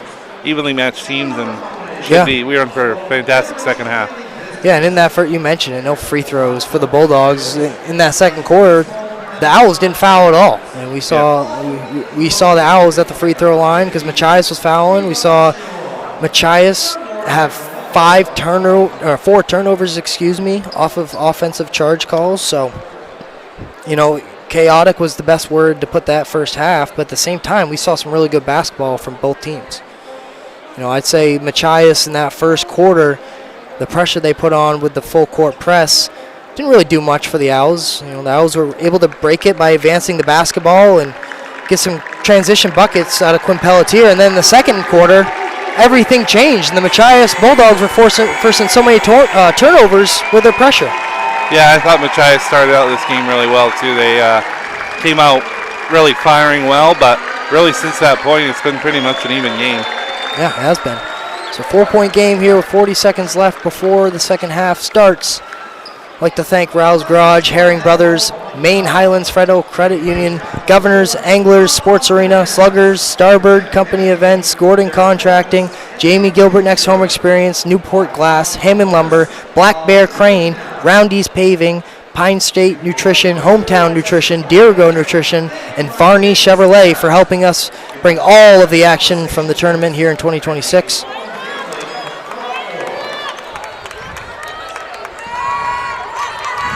Looks like the Bulldogs. Madawaska possession to begin the third quarter. It will be Madawaska ball. And they'll go over to Bollier. Bollier dribble up the middle of the court here for the Owls. Spin move over to Jondro. Jondro over to Pelletier. Braden gets a screen from his brother, goes to the hoop off the glass. Nice touch from Braden Pelletier. 2 points for the Owls. So here's Fitzsimmons. Tightly guarded by Bollier. Now to Liam O'Connor. To Richardson. Richardson has a clear lane to the basket, but he can't make the layup. Too strong. Rebounded by the Owls. That's Braden Pelletier. He'll pass to Quinn Pelletier. As Quinn will drive and travel going to the hoop.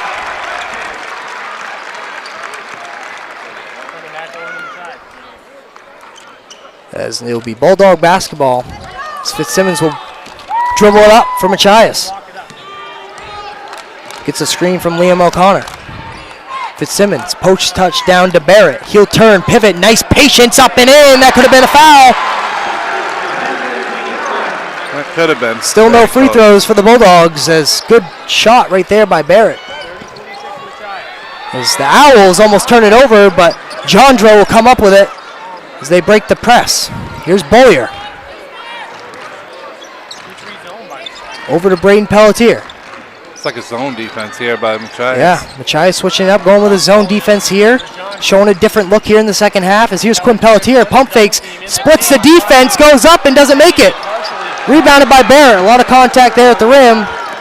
But here's Fitzsimmons for the Bulldogs. He'll hesitate. Drive to the right side, up and in. Mikey Fitzsimmons. 32-26, Bulldogs lead. 6 minutes left in the third quarter. So here are the Owls in transition. Braden Pelletier up off the front rim, no good. Rebounded by the Bulldogs. Here's Fitzsimmons. Bulldogs controlling the second half so far. Liam O'Connor drives middle, turns, faces, kicks to Carter, mid-range shot, up and in, nothing but net.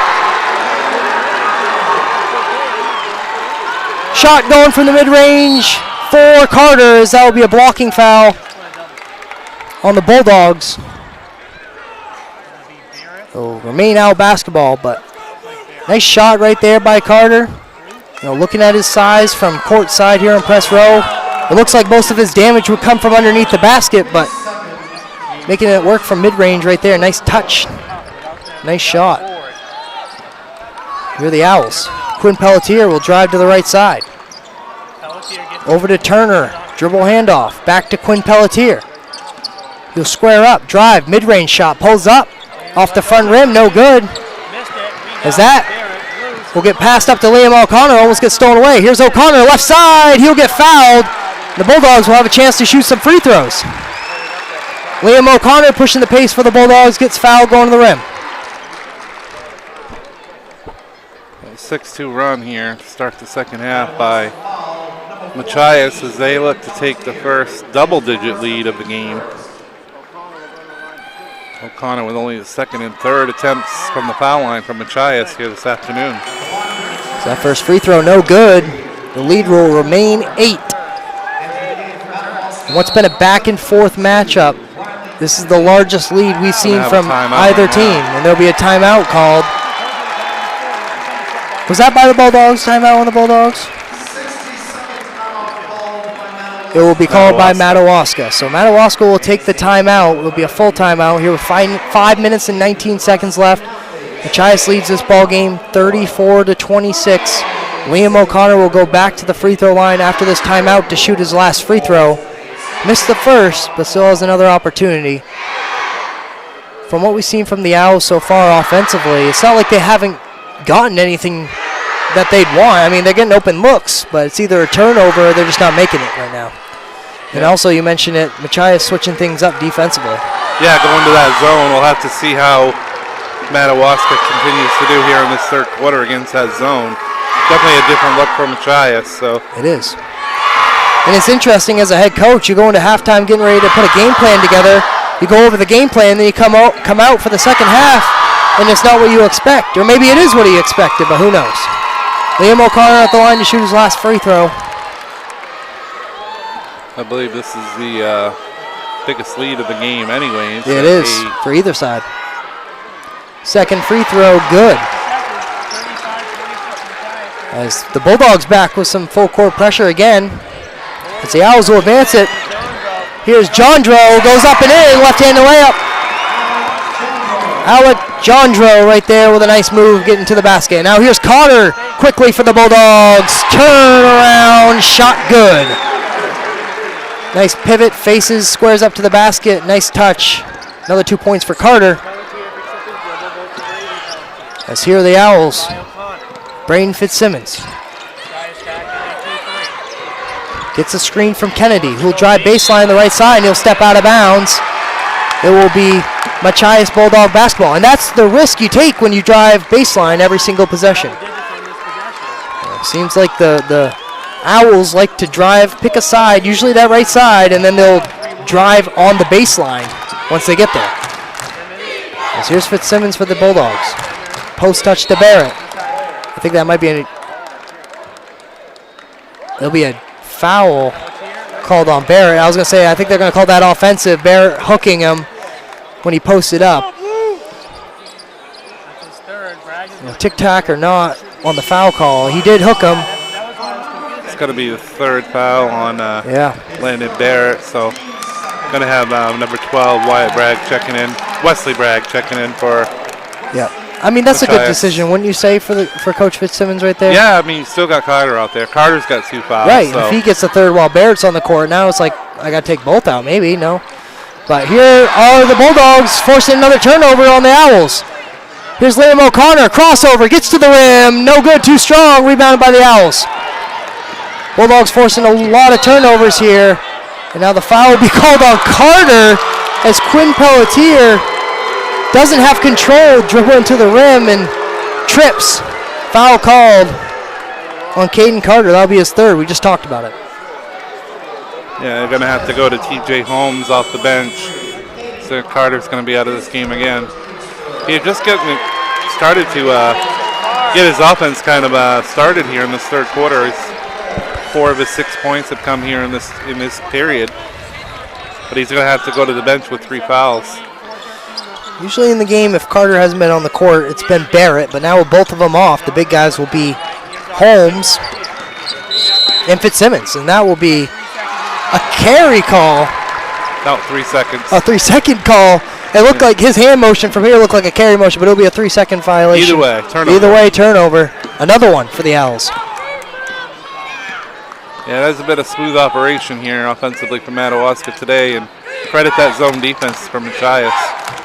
As here's Richardson going to the right side of the rim and gets it blocked. It's Bradley Kennedy with the block for the Owls. And the Owls come up with it. Braden Pelletier will settle things down, kicks it over to Quinn. Quinn has no one in front of him. He'll drive to the hoop, and he'll be called for a travel See, man, he's been left open at times, but he's awkward driving to the rim. It's almost like he is hesitating, but he's taken so many steps. It's like he's worried he's going to get a charge called on him. Yeah. I don't know. He's just no one in front of him. He's just very hesitant. He's such a good player. I really think, too, that last possession where he just traveled, like, he saw that the lane was a little bit open for him to try to get a shot off, but it's almost like he rushed it a little bit. He did. And that's been a couple times he's done it here in the second half. I think he's worried about his fouls a little bit, too. He did get into foul trouble in the first half, as here's Liam O'Connor. He'll go to the left side, pivot out of it, kick it out to Hunter. Hunter, dribble handoff to Fitzsimmons. Now to Liam Connor on the left wing. Connor, crossover, gets to the left side. Bounce pass, down to Holmes, back out to Hunter. Swings it over. This time this Bragg. Bragg falls down with the basketball. And there'll be a timeout called by the Bulldogs. 30-second timeout. That's a good timeout right there. That could have been a turnover, but... It's only 4 points this quarter by Madawaska. Yeah, only 4 points, and it was a 4-point lead at halftime. Now the lead is 9. So the Owls have to find an answer offensively. You know, right now they're looking to go to their key player, which has been Quinn Pelletier. Just nothing's going right now, so they might have to pivot to a different direction. And I mean, if you can continue to extend the lead with both Barrett and Carter on the bench, yeah, that's big. Huge. Huge. Because then they can come back and play the whole fourth quarter. Because I guarantee they have a positive plus-minus in this game when they're on the floor. So you put them back on the floor, their production as a team goes up.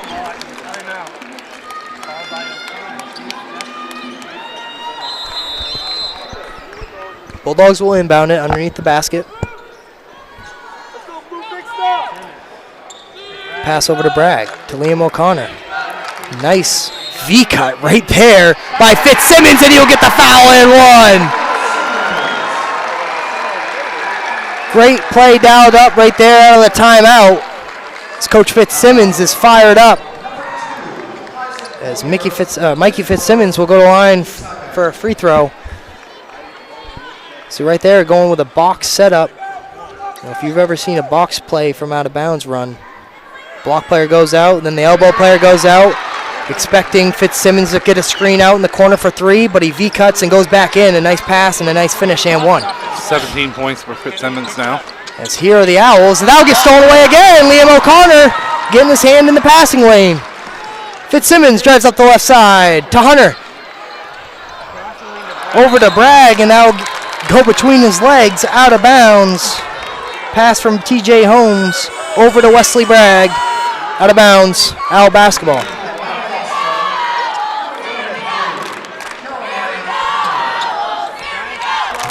You can hear the Owl crowd behind us cheering on their team as they trail 12 points here with 2 minutes and 30 seconds left in the third quarter.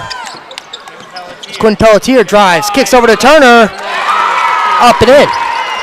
Jeremiah Turner finding the left block for the perfect pass. That's what we saw a lot of in the first half. Here's Fitzsimmons to Hunter in the corner. Hunter goes up with it awkwardly, and he gets it to go! Oh, they're going to wave it off. They're going to wave off the shot. And what? I'm confused what the call is. They're going to call an offensive foul. They're going to call a flop on Wyatt Hunter. Count, though? What?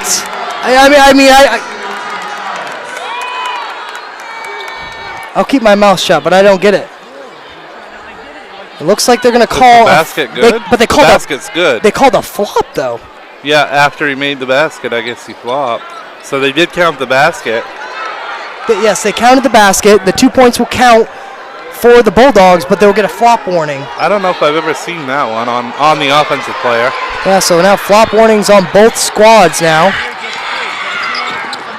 As here's Quinn Pelletier. Liam O'Connor almost stole it away, and it will go off of Pelletier, though. Machias basketball. Liam O'Connor forcing so many turnovers here in the second half. I mean, we talked about it, 17 points per game. That ball looked like it went off O'Connor. It did. It did look like it went off O'Connor, but it will stay Machias basketball. Oh, we're going to call it still Liam O'Connor's ball. averaged 17 points a game here in the tournament so far in 2026. As that pass from the ref gets away from the inbounder, they'll reset. But 17 points a game averaged by Liam O'Connor, but here in this one, he's making all the impact defensively. As here's the pass down to the post for the Bulldogs. Too much on it as TJ Holmes can't get it to go, but it will be an offensive rebound and a foul. 2 shots coming up for Holmes, or excuse me, Wesley Bragg. for Bragg. So Bragg coming up with the offensive rebound off of Holmes' miss. He'll be fouled going up for it. Exciting news, Pine State Nutrition, Deergo Nutrition, and Hometown Nutrition will be the player of the game sponsor, and all of the players from the tournament at Bangor will get a gift card. Wesley Bragg's free throw, no good off the front rim. Timeout called by the Madawaska Owls. As Coach Sean Pelletier will want to talk things over here with a minute 56 left in the third quarter. Machias Bulldogs lead by 12. It's 42-30. You mentioned that player of the game that we have going on with the gift cards from one of our sponsors, Pine State Nutrition, Deergo Nutrition, and Hometown Nutrition. I think those also they get all put into the Sports Arena Player of the Day as well. So all those winners get put in for a vote for the Player of the Day as well. I believe there's 4 different Machias athletes that have won that Sports Arena gift card during this tournament. So great show out for them to be voting for their athletes. Right. Yeah, and a great turnout by the Machias fans. You know, we're facing them from where we sit now, and it's pretty full. See a lot of orange in the stands.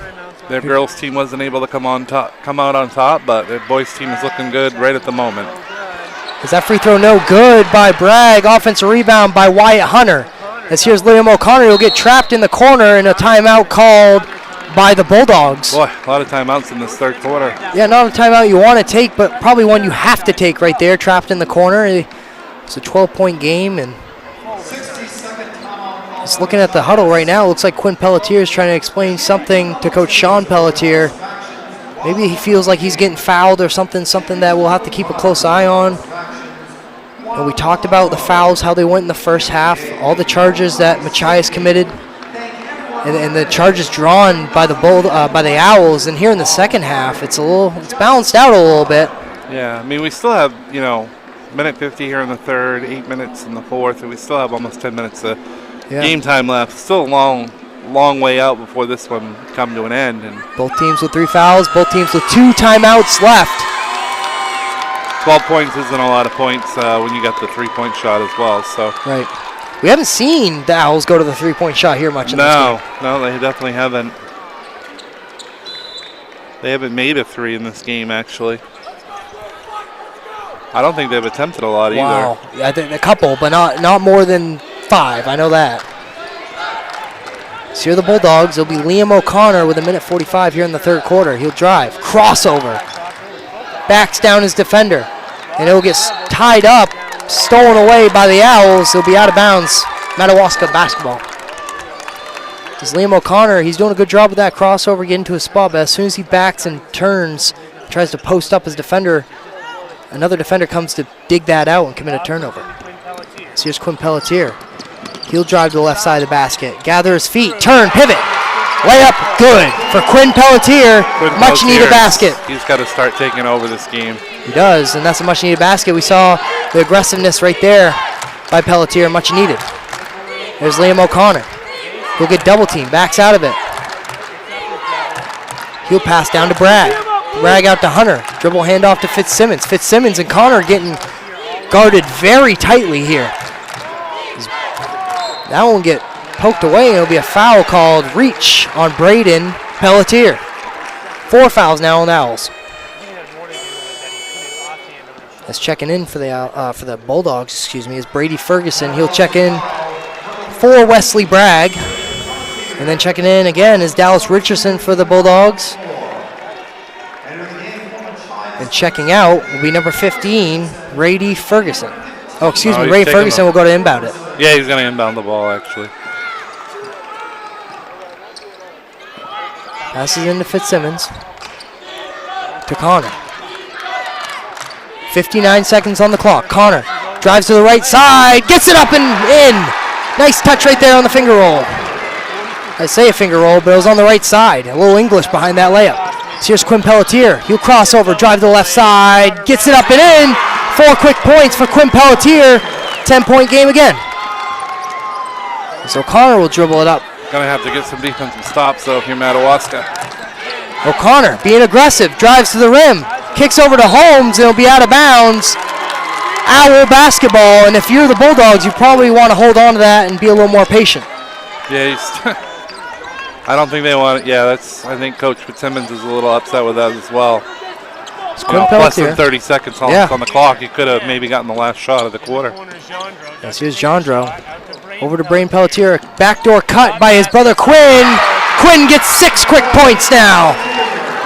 Making it all happen at the rim. Nice backdoor cut. Nice find by Pelletier. Brady. So here are the Bulldogs. They lead by 8 now as the ball gets away from O'Connor. Regains it with the dribble. He'll drive and be fouled. And that will be in the bonus. Yep. Foul shots here. Bulldogs will go to the line for 1-and-1 with 4 seconds left here in the third quarter. Up 8. Yeah, it's going to be 2 shots. 2-shot foul and Two shots, yeah. Fifth foul, yep. Was that called a shooting foul? No, but fifth foul on Madawaska. It'll be 2 shots. So it's 2 shots when it gets to that point. 2 shots here. This first one no good. You're still going to feel pretty decent if you're Madawaska. I mean, you trail by 12 at one point, and you can go into the fourth quarter down in single digits. You have to feel kind of good that like your chances of coming back still. Is the second free throw good? The first one wasn't for Liam O'Connor. 45-36 is 2 seconds on the clock. Quinn Pelletier pulls up from 3 off the backboard, no good. Off the left side. We'll cut to a commercial break before fourth quarter action here on Eastern Maine Sports. We'll be right back.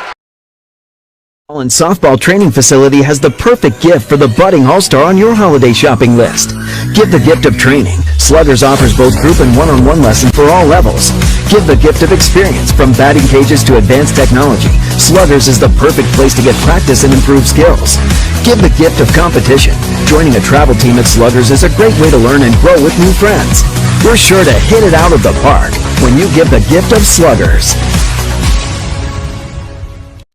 Rouse Garage in Dover Foxcroft to discover the difference between walking into a local dealership versus a big dealer that uses high-pressure tactics the second you drive onto the lot. From selling you a vehicle to servicing your vehicle, Rouse Garage will treat you like you are the only customer. While you're there, check out their state-of-the-art automatic car wash. Rouse Garage, call them at 207-564-3434 or visit them at 191 East Main Street in Dover Foxcroft, Maine.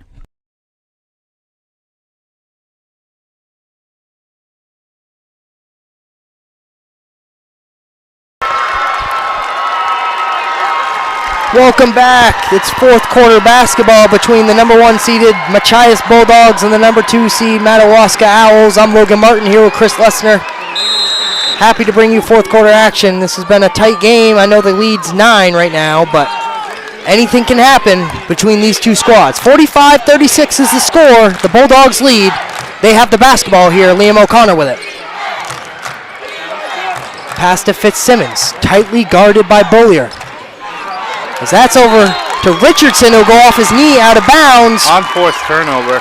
Don't like to see that if you coach Fitzsimmons, and see if Madawaska can take advantage of that. Back in the game for the Bulldogs is Barrett and Caden Carter. It's clear that they want the ball in the hands of Quinn Pelletier. So why wouldn't they? As here's Quinn. Over to Jandro, to Braden, to Billier. Heel drive, goes off his foot over to Braden Pelletier. Braden Pelletier tries to pass down to Turner, and he'll get away from him out of bounds.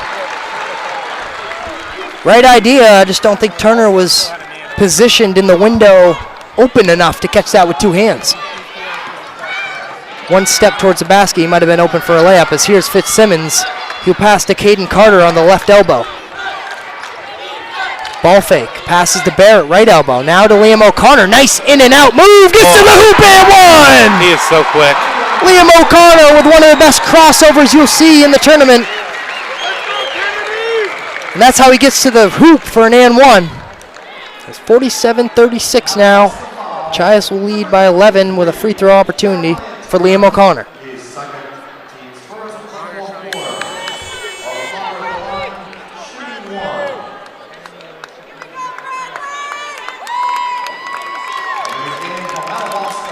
Coming into the game for Madawaska, number 32, Bradley Kennedy, and checking out is Jeremiah Turner. So the freshman checking in for the senior.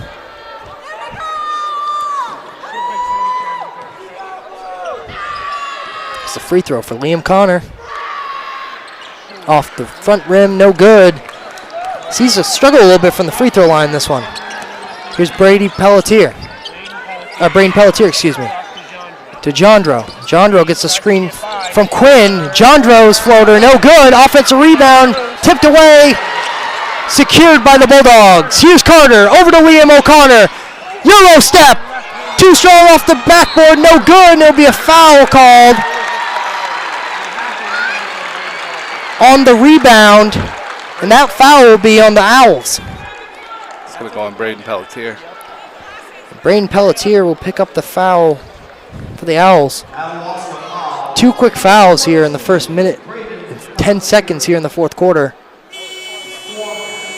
That's his 4th foul, so he'll check out of this ball game. Aiden Guyon checking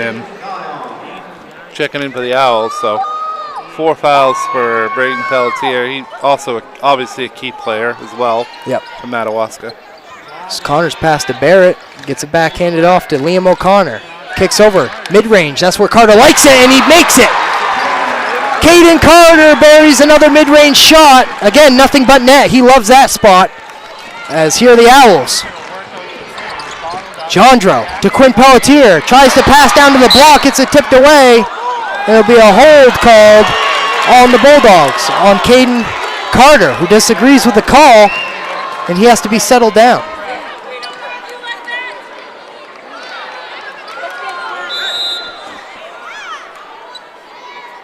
So it'll be blow on the elbow of Caden Carter. He'll have to check out of the game. I think he was going to come out anyways because it's his 4th foul. And Machias has upped their lead to the biggest now of the day for either team at 13. Yeah. So 13-point lead here with 6 minutes and 30 seconds left. Bulldogs lead. So here's Bollier. Gets to the rim. Short off the rim. Nice offensive rebound. Again, Bradley Kennedy. Another big offensive rebound. Here are the Bulldogs, 11-point lead. Driving to the rim is Fitzsimmons. Off the front rim, no good. Offensive rebound by Richardson. Down to Barrett at the rim. As he gets contested by Quinn Pelletier, no good. Rebounded by the Owls. Here's Quinn Pelletier, trailing by 11. Drives to the right side, gathers his feet, and finishes at the rim. Old John back and forth between Pelletier and Fitzsimmons as the tension is back up here in the arena. 9-point game, 5 minutes 45 seconds left. The Owls with 2 quick baskets. Crossover by Liam O'Connor, Euro step, no good. Rebounded by Quinn Pelletier. Here are the Owls in transition. Gets it poked away from behind. It's Bragg with the turnover. Forced, and here's Liam O'Connor. Left block, no good. Offensive rebound by Bragg, and it's in. Wesley Bragg. Quinn Pelletier will draw a foul there.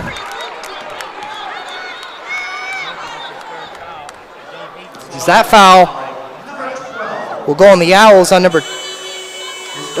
the Bulldogs, number 12, Wesley Bragg. So inbounding will be the Owls from the sideline. 11-point game.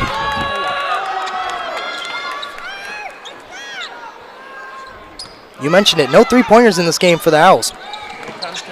Here's Jondro, drive to the hoop. And they don't know what they're going to call. Is it going to be a charge? Is it going to be a blocking foul? Because they called something. And they'll call a blocking foul. So when it comes to do I call the charge or not, Machias has found itself on the wrong end every single time. Yeah. 2 shots for Jondro. First one off the back rim, no good. Free throws are important now. Any points are important at this juncture of the game. Down 11 here, Madawaska with 5:14 left. No good on that one Second either. free throw no good I think either. that's It'll on be out Barrett, of bounds. Yeah, out of bounds on So- Barrett. It's a big mishap there for the Bulldogs. Is Braden Pelletier. Got to be able to secure that rebound. Yeah. Braden Pelletier is going to check back in with 4 fouls with 5 minutes left in the fourth. See if Madawaska can take advantage of that mistake by the Bulldogs. So here's Bollier in the corner. He'll get to the left block and he'll put it up and in. Nice move right there by Isaac Bollier. Because that time Fitzsimmons will get fouled by Bollier. As Bollier tried to draw a charge at half court, no call, and then he'll try to poke it away and he'll get called for the reach.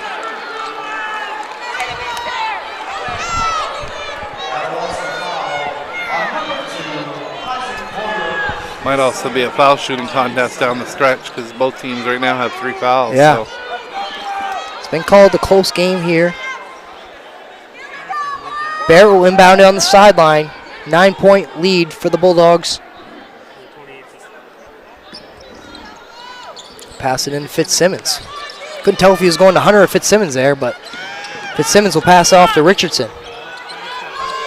Over to Hunter. Back to Richardson. Now to Fitzsimmons. Hand off to Richardson. Another handoff, this one to Hunter. Hunter will drive baseline. Kick off to Barrett. Barrett finds his way to the rim and he gets it to go. Landon Barrett with another 2 points as here's Quinn Pelletier pushing the pace for the Owls, and he'll be called for a travel.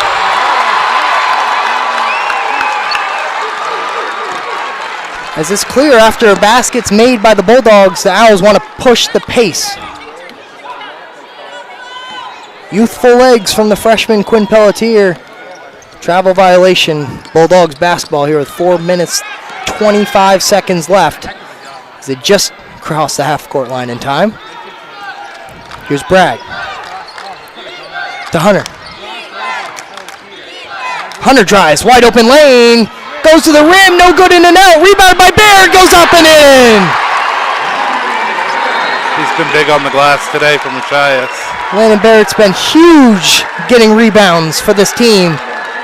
And he's also been very efficient. He's just 1 rebound short of a double-double, actually, for the Bulldogs today, so he's been huge. Quinn Pelletier will get called for a charge. I think the Bulldogs were planning that one right there. The whole bench fired up, the coach fired up. They've been noticing he's been doing that all game, and they finally draw it. That's deflating if you're the Owls right there.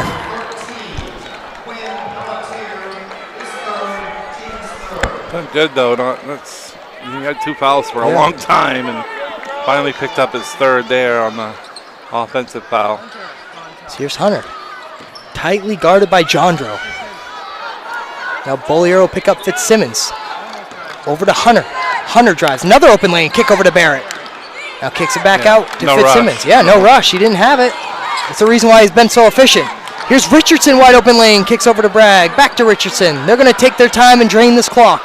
13-point lead. Yep, with 3 minutes, 37 seconds left in the fourth. Fitzsimmons will back out of it. Pass over to Hunter. Hunter will drive. Kick over to Barrett. Another open shot on the left side. That time it doesn't go. Owls caught a break.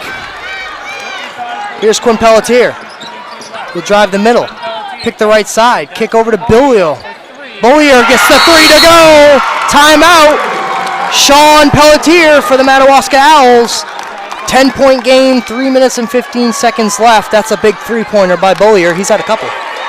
Is that his second 3 this half? I think that's the first That is his 3-pointer. first. He must have had a deep mid-range First shot. 3-pointer from Madawaska Wow. today. So It's come now with 3 minutes left in the fourth quarter. A long time. yeah, certainly has. So 10-point game still, but still quite a bit of time still left on the clock. 3:15 to go. Both teams have players in foul trouble, so it's not like one team you got to watch out for more. It's going to come down to who makes the shots here in the final 3 minutes. The Owls caught a break right there because Landon Barrett had a shot that he's found pretty much this whole game. That dish off right to the left block. Just didn't get it to go. Thank you to Rouse Garage, Herring Brothers, Maine Highlands, Federal Credit Union, Governors, Anglers, Sports Arena, Sluggers, Starbird Events, Gordon Contracting, Jamie Gilbert Next Home Experience, Newport Glass, Hammond Lumber, Black Bear Crane, Roundy's Paving, Pine State Nutrition, Hometown Nutrition, Deergo Nutrition, and Varney Chevrolet for helping us bring all the action from the tournament in 2026.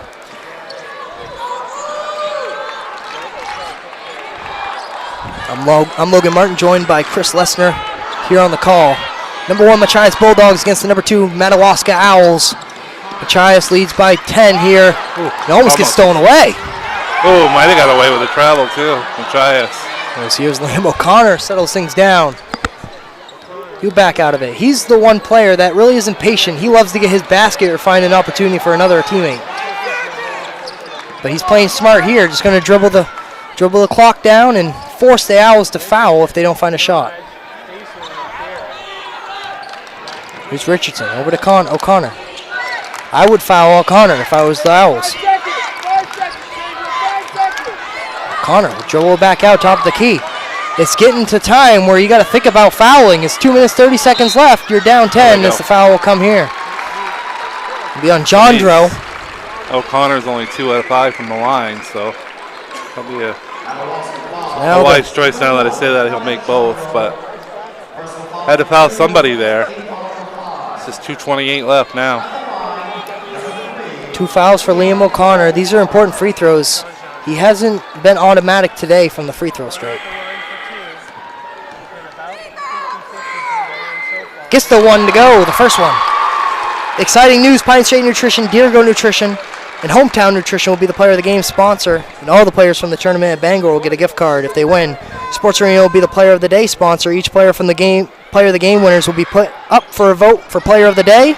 The winner will receive a gift card to the Sports Arena, so stay tuned for the end of this game. Second free throw, no good. 1 of 2 out of the line right there for O'Connor. A 3! Ooh. Short. Offensive rebound gets tipped and controlled. It will be Machias who comes down with it. A three-pointer from Boyer, no good. Machias looks to break the full court press. They do. Here's Liam O'Connor. Bounce pass over to Fitzsimmons. Tight pressure from the Owls. Swinging over to Liam O'Connor. Liam O'Connor gets this tipped away. Here's Quinn Pelletier. Quinn Pelletier will slam it in. It's the first dunk we've seen in this game. And now they're going to go call a foul on Quinn Pelletier, trying to double team in the full court press. The tic-tac foul doesn't go the Owls' way, and they had a foul eventually, but it seemed like the Owls want to come up with the turnover there.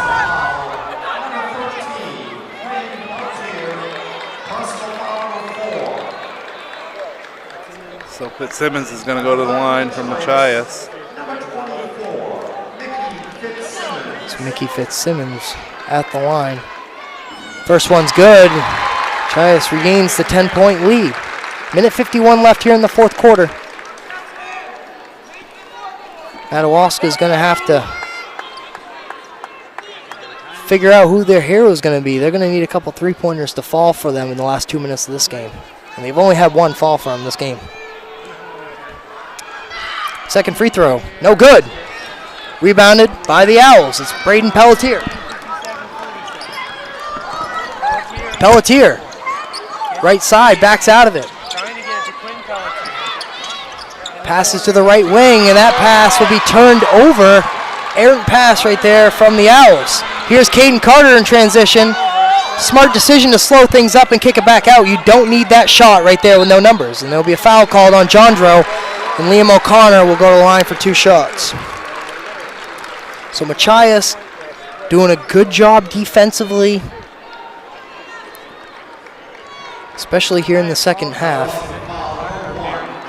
Because every time the Owls need an answer, they can't find one. The first free throw, no good by Liam O'Connor.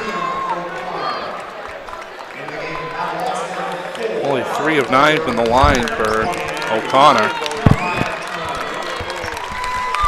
Mickey Fitzsimmons will be our Pine State Nutrition, Deergo Nutrition, and Hometown Nutrition player of the game sponsor winner. It's the second free throw good from Liam O'Connor. As here's Quinn Pelletier. Now Braden Pelletier, right wing. Pass to Bollier. Minute left on the clock. Quinn Pelletier will pull it from 3 and gets it to go. I mean, man, if he's shooting like that, I would have told him to shoot 5 of those by now. Good three-pointer there by Pelletier. The lead's down to 8. And now the Owls will quickly foul. They have no other option but to if they can't force a turnover. As Fitzsimmons will go to the line for 2 shots.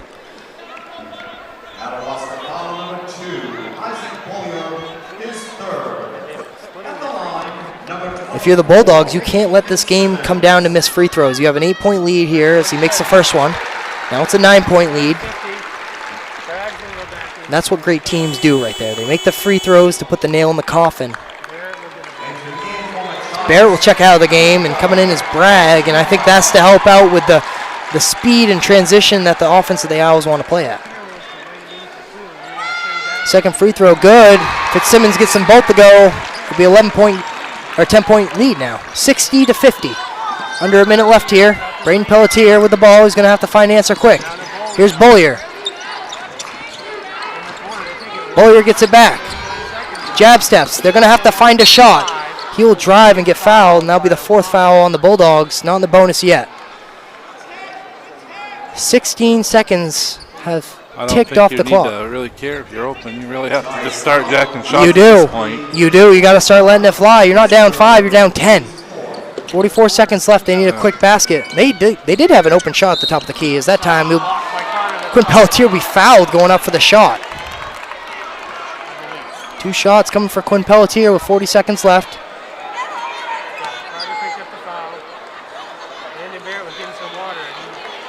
So Carter will foul out. Caden Carter will foul out of the game, and checking in will be Landon Barrett. Round of applause for the big man, Caden Carter.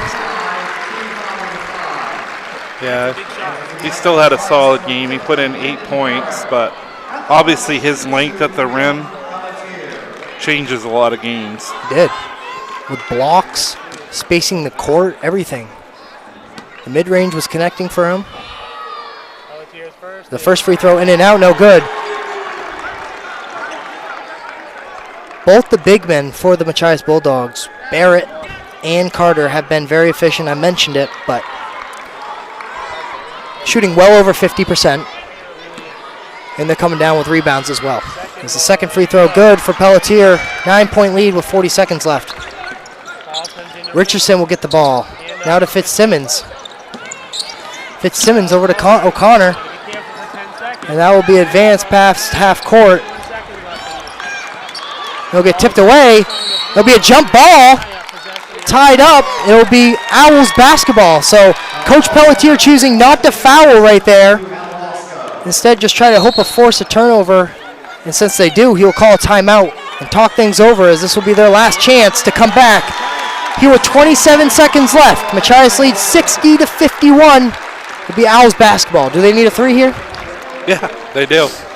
They need 3 threes, so. Need a 3 and then hope for another turnover and then another turnover after that. But again, it's a hard thing to do with only 26.9 seconds left on the clock. But I have seen crazier things happen. You have? Yes, I have. That would be pretty crazy if the Owls could pull something like this off, down 9 with under 30 seconds left. Both teams are in the bonus, so any foul, teams will go to the free throw line, as expected with the way this one's been called and with the way these teams have played aggressive defense. So the Bulldogs will look to hold on to the basketball if they can get the ball back, but the Owls first need to hit a shot here. Down 9. They'll let the ball bounce up the court as much as possible. Here's Bollier. Back to Quinn Pelletier. He's going to have to pull up contested. Banked in!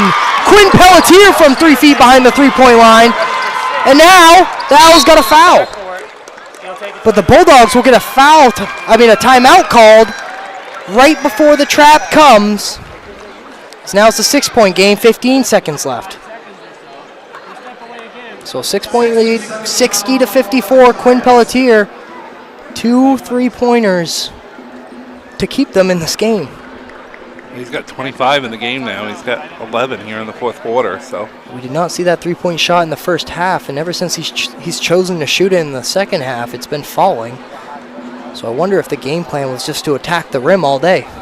You know, they do have the size. You know, you look at the Pelletier guys, as forward guards, I'd say, because they control the ball a lot, they have better size than the majority of players like that in the state of Maine. So I would assume that every game plan is to attack the basket.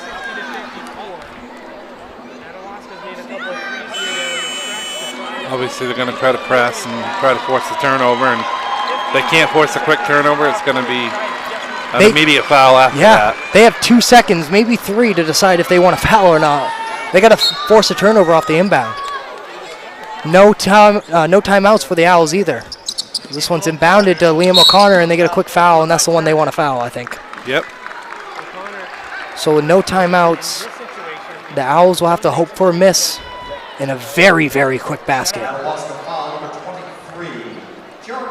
It looks like Fitzsimmons is hopping around, but he'll go to the bench, and it looks like he's just wiping some sweat off. Yeah, he's 4 of 9 at the line, so. O'Connor? Yep. I don't know what's going on with Fitzsimmons, but he's looking at his right leg. The trainer will go over to check on him. Hopefully he's not icing his teammates' free throws right here.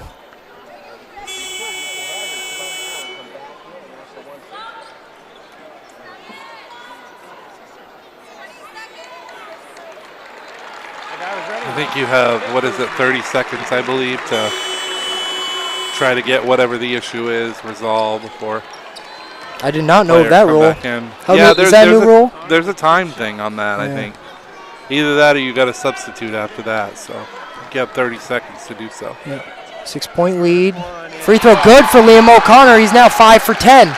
That's a big one because that stretches it out to a 3-possession game now. And if you're the Owls, you want the 50% free throw shooter at the line in this situation. You do. So O'Connor's second free throw. In and out, no good. Pelletier with a rebound. They're going to have to score quick. Advanced pass up to Bullier. Quick three. Off the back rim, no good. Offensive rebound by Turner. Over to Pelletier. They're going to have to shoot it quick. That one's good. But time will tick away, and the Bulldogs will win this game 61-57. Late game heroic effort by Quinn Pelletier. It was a great try, but unsuccessful, as the Bulldogs will pull away with a 4-point victory.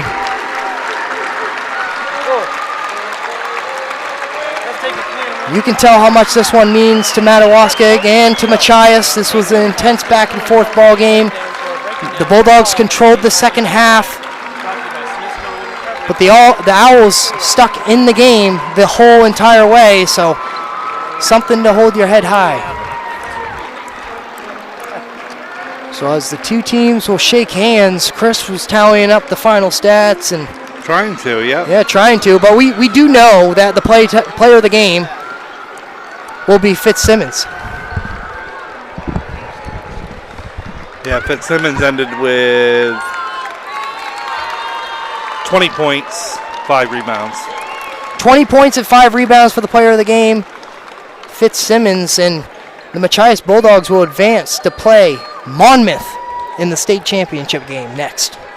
So that'll be a very exciting game on Saturday. That'll be in Augusta Civic Center next Saturday. So a win here for the Bulldogs. All around great performance. 18 points in the fourth quarter for Pelletier. 6, 7, 10, 14 points in the fourth quarter for Quinn Pelletier, yeah. So good effort late by them, but they just couldn't quite claw all the way back. 61-57 was the final score. Yeah. So we're going to kick it over to the announcer for awards for the winners and losers. We congratulate both teams on their outstanding play and sportsmanship throughout the tournament and in today's regional championship game. As you reflect on your season,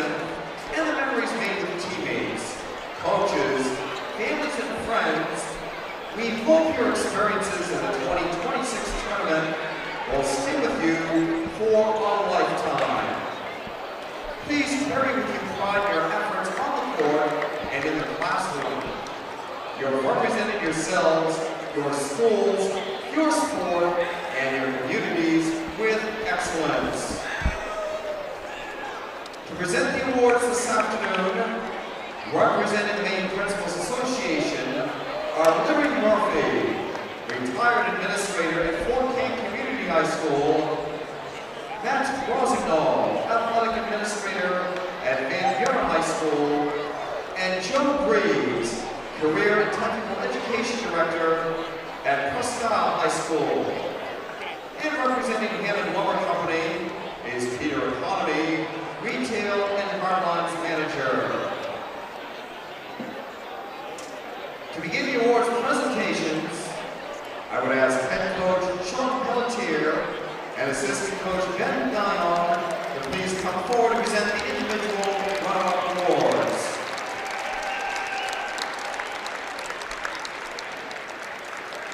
The manager, freshman Braden Hansen.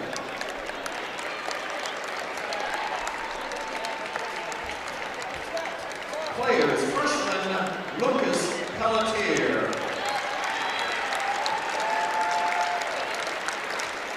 Freshman Owen Dion.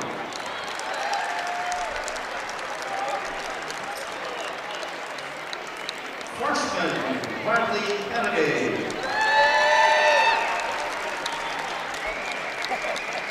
Freshman Quinn Pelletier.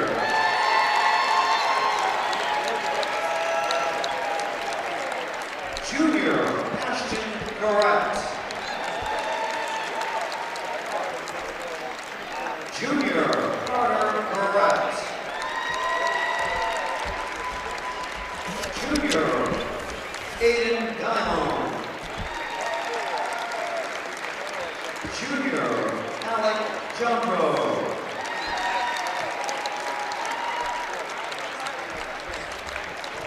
Senior Captain Ryan Bollier.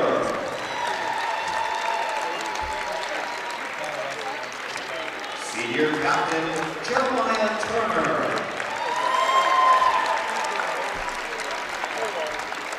Senior Captain Isaac Bollier.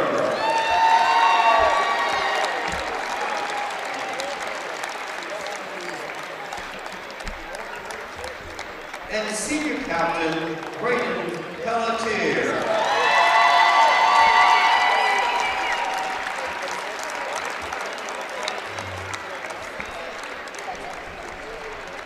There you go. It's 43.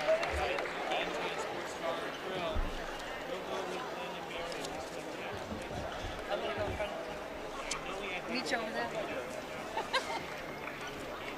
At this time, we ask the coaches and captains to please step forward.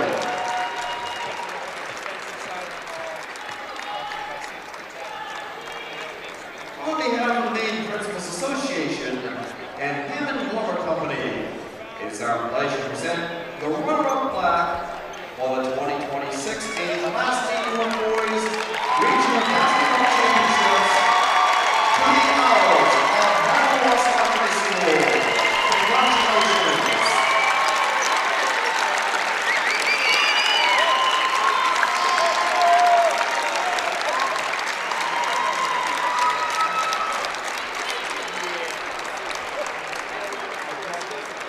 And now we present the awards to your 2026 Maine Class D1 Regional Basketball Champions of Machias Memorial High School.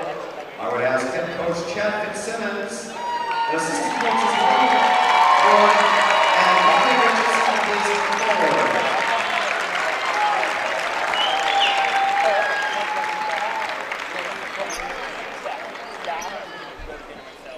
First, the manager, senior Camden Kelly.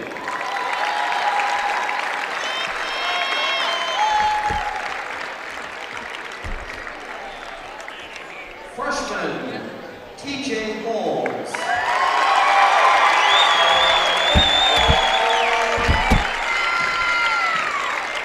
Freshman, Wyatt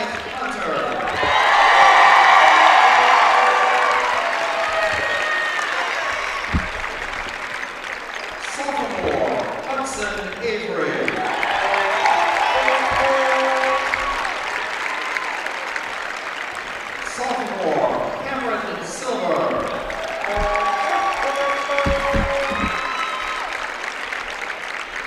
Sophomore, Brady Ferguson.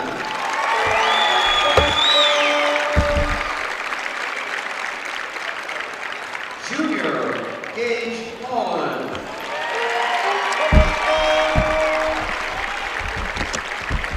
Junior, Dallas Richardson.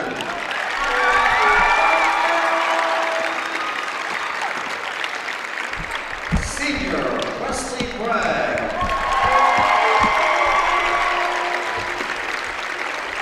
Senior Captain, Landon Barrett.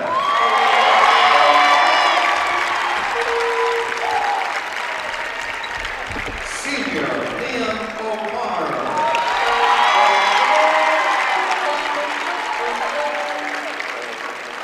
Senior, Hayden Carter.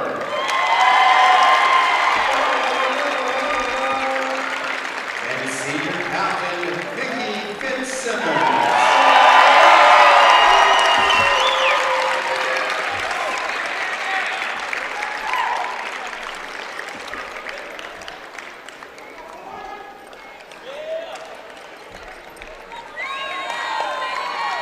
At this time, will the coaches and captains please step forward? On behalf of the Maine Principals Association and Hammond Lumber Company, it is our pleasure to present the championship plaque for the 2026 Maine Class D North Boys Regional Basketball Championships to the Bulldogs of Machias.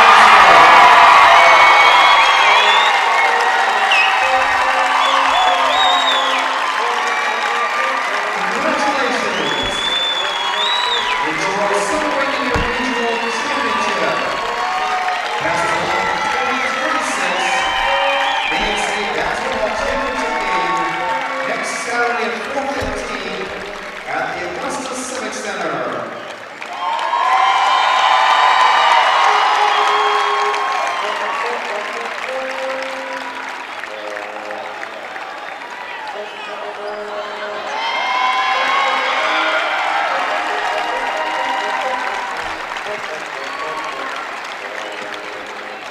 Ladies and gentlemen, for fans of Machias Memorial High School, there will be a motorcade for the basketball teams on their way back to Machias Memorial High School this evening.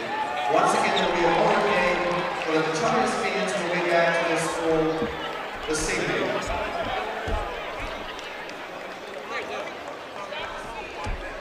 The motorcade will occur approximately 8 p.m.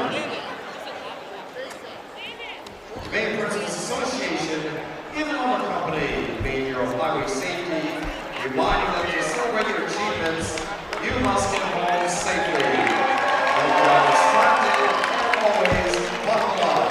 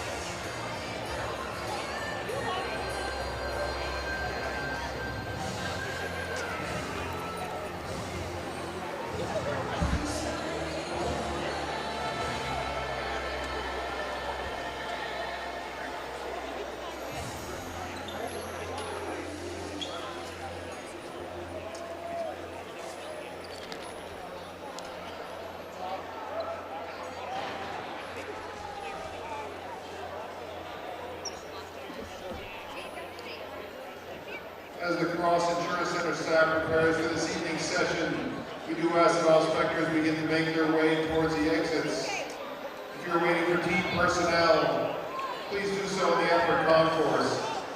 Again, the Cross Insurance staff is cleaning and preparing the arena for the evening session. We appreciate your cooperation in clearing the arena. Thank you.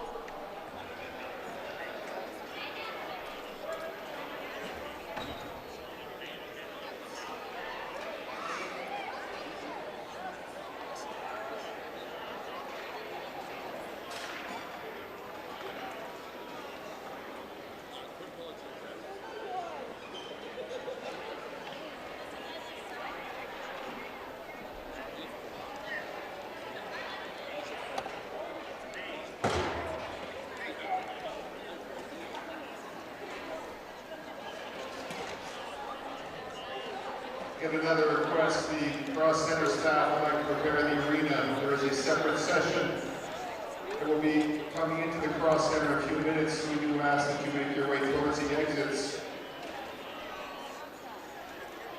Thank you for your cooperation.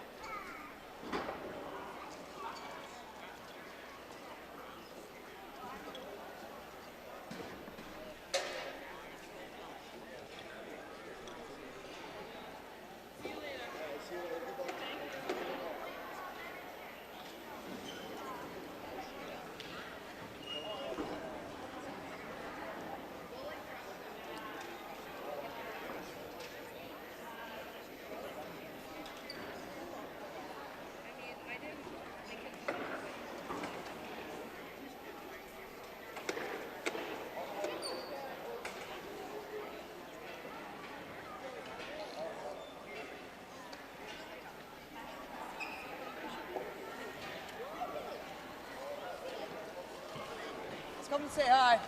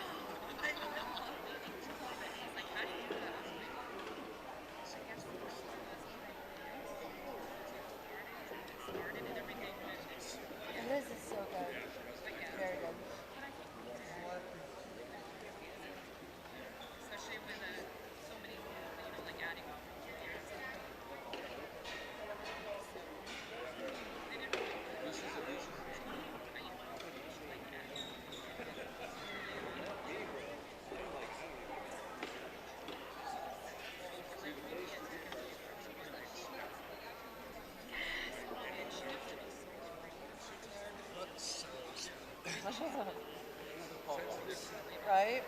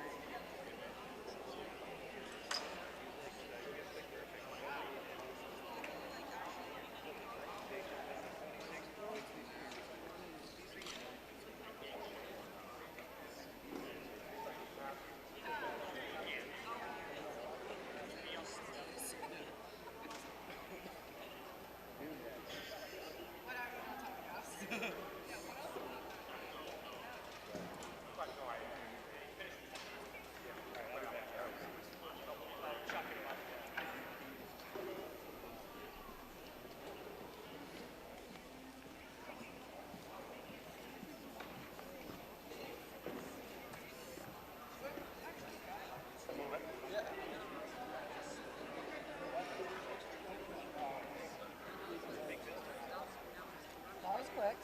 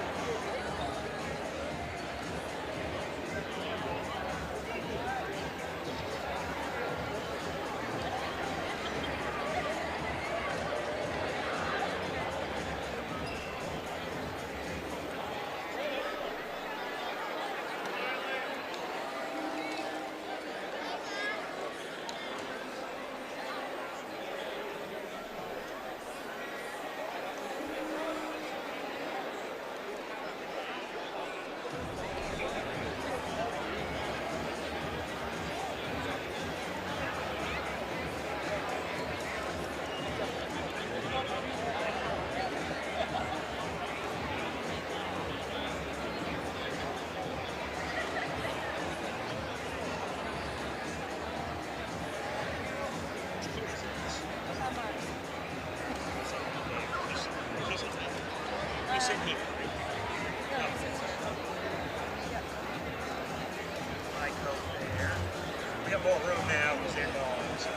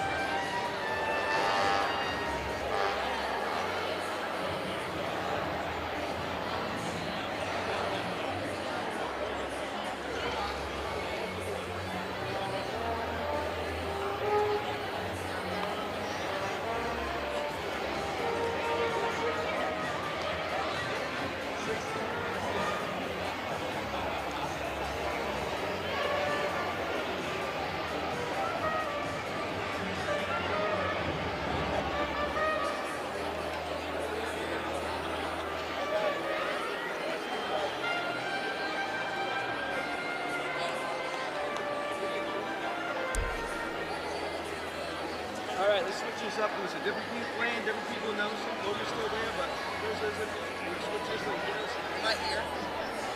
No, Logan's there. Oh, yeah.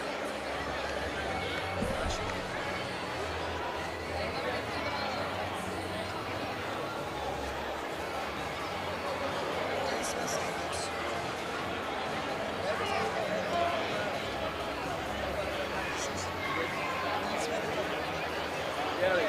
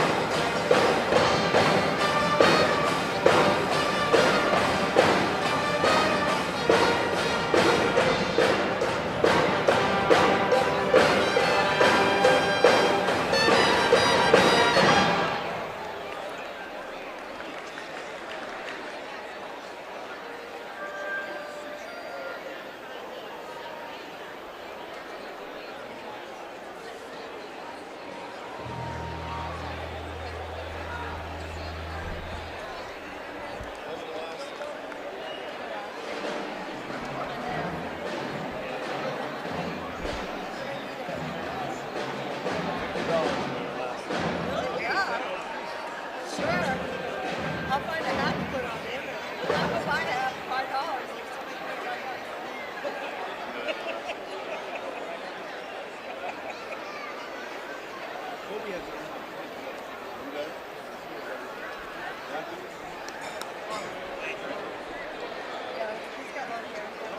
sir. Yeah.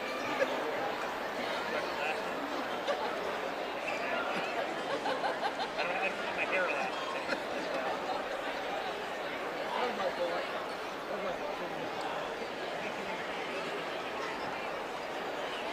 Yeah. At some point, it's going to,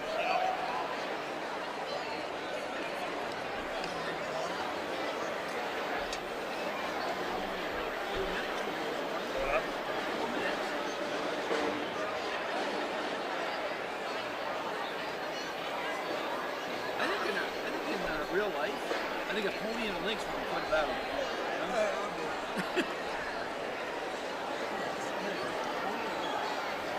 I got to run upstairs to get ahead of my sister.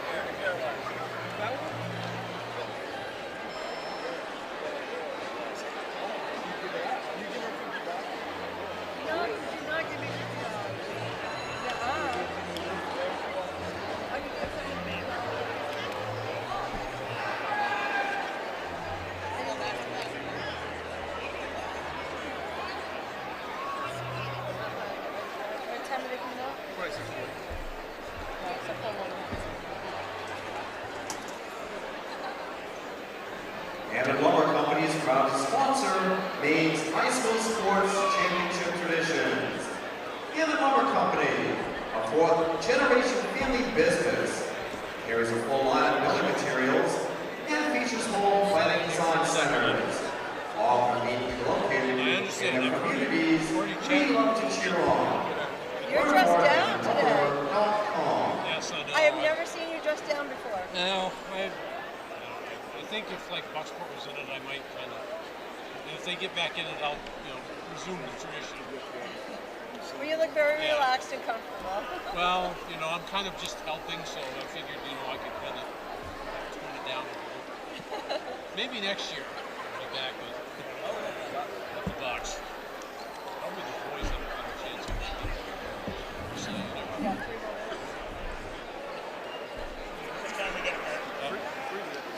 I better slide out of it. Oh, yeah. Chris, good to see you back. Yes. Get back Just keeping the seat. I appreciate that. Whoops, is that something on here? Is there anything we need? This stuff here. Stuff is on this. No, that's what good. Okay, good. We'll come on to the same thing. Talk real quick about these and take a break. West Rosebury empty today, right? What's that? West Rosebury empty. Yeah, nice. It was freaking today. I might Yeah, sit right there. you can slide over. Yeah, give yourself plenty of space. Test 1 2. Check test 1 2 3. Check, you hear me? Yes, I can hear you fine. You got me? Awesome. Yeah. Good.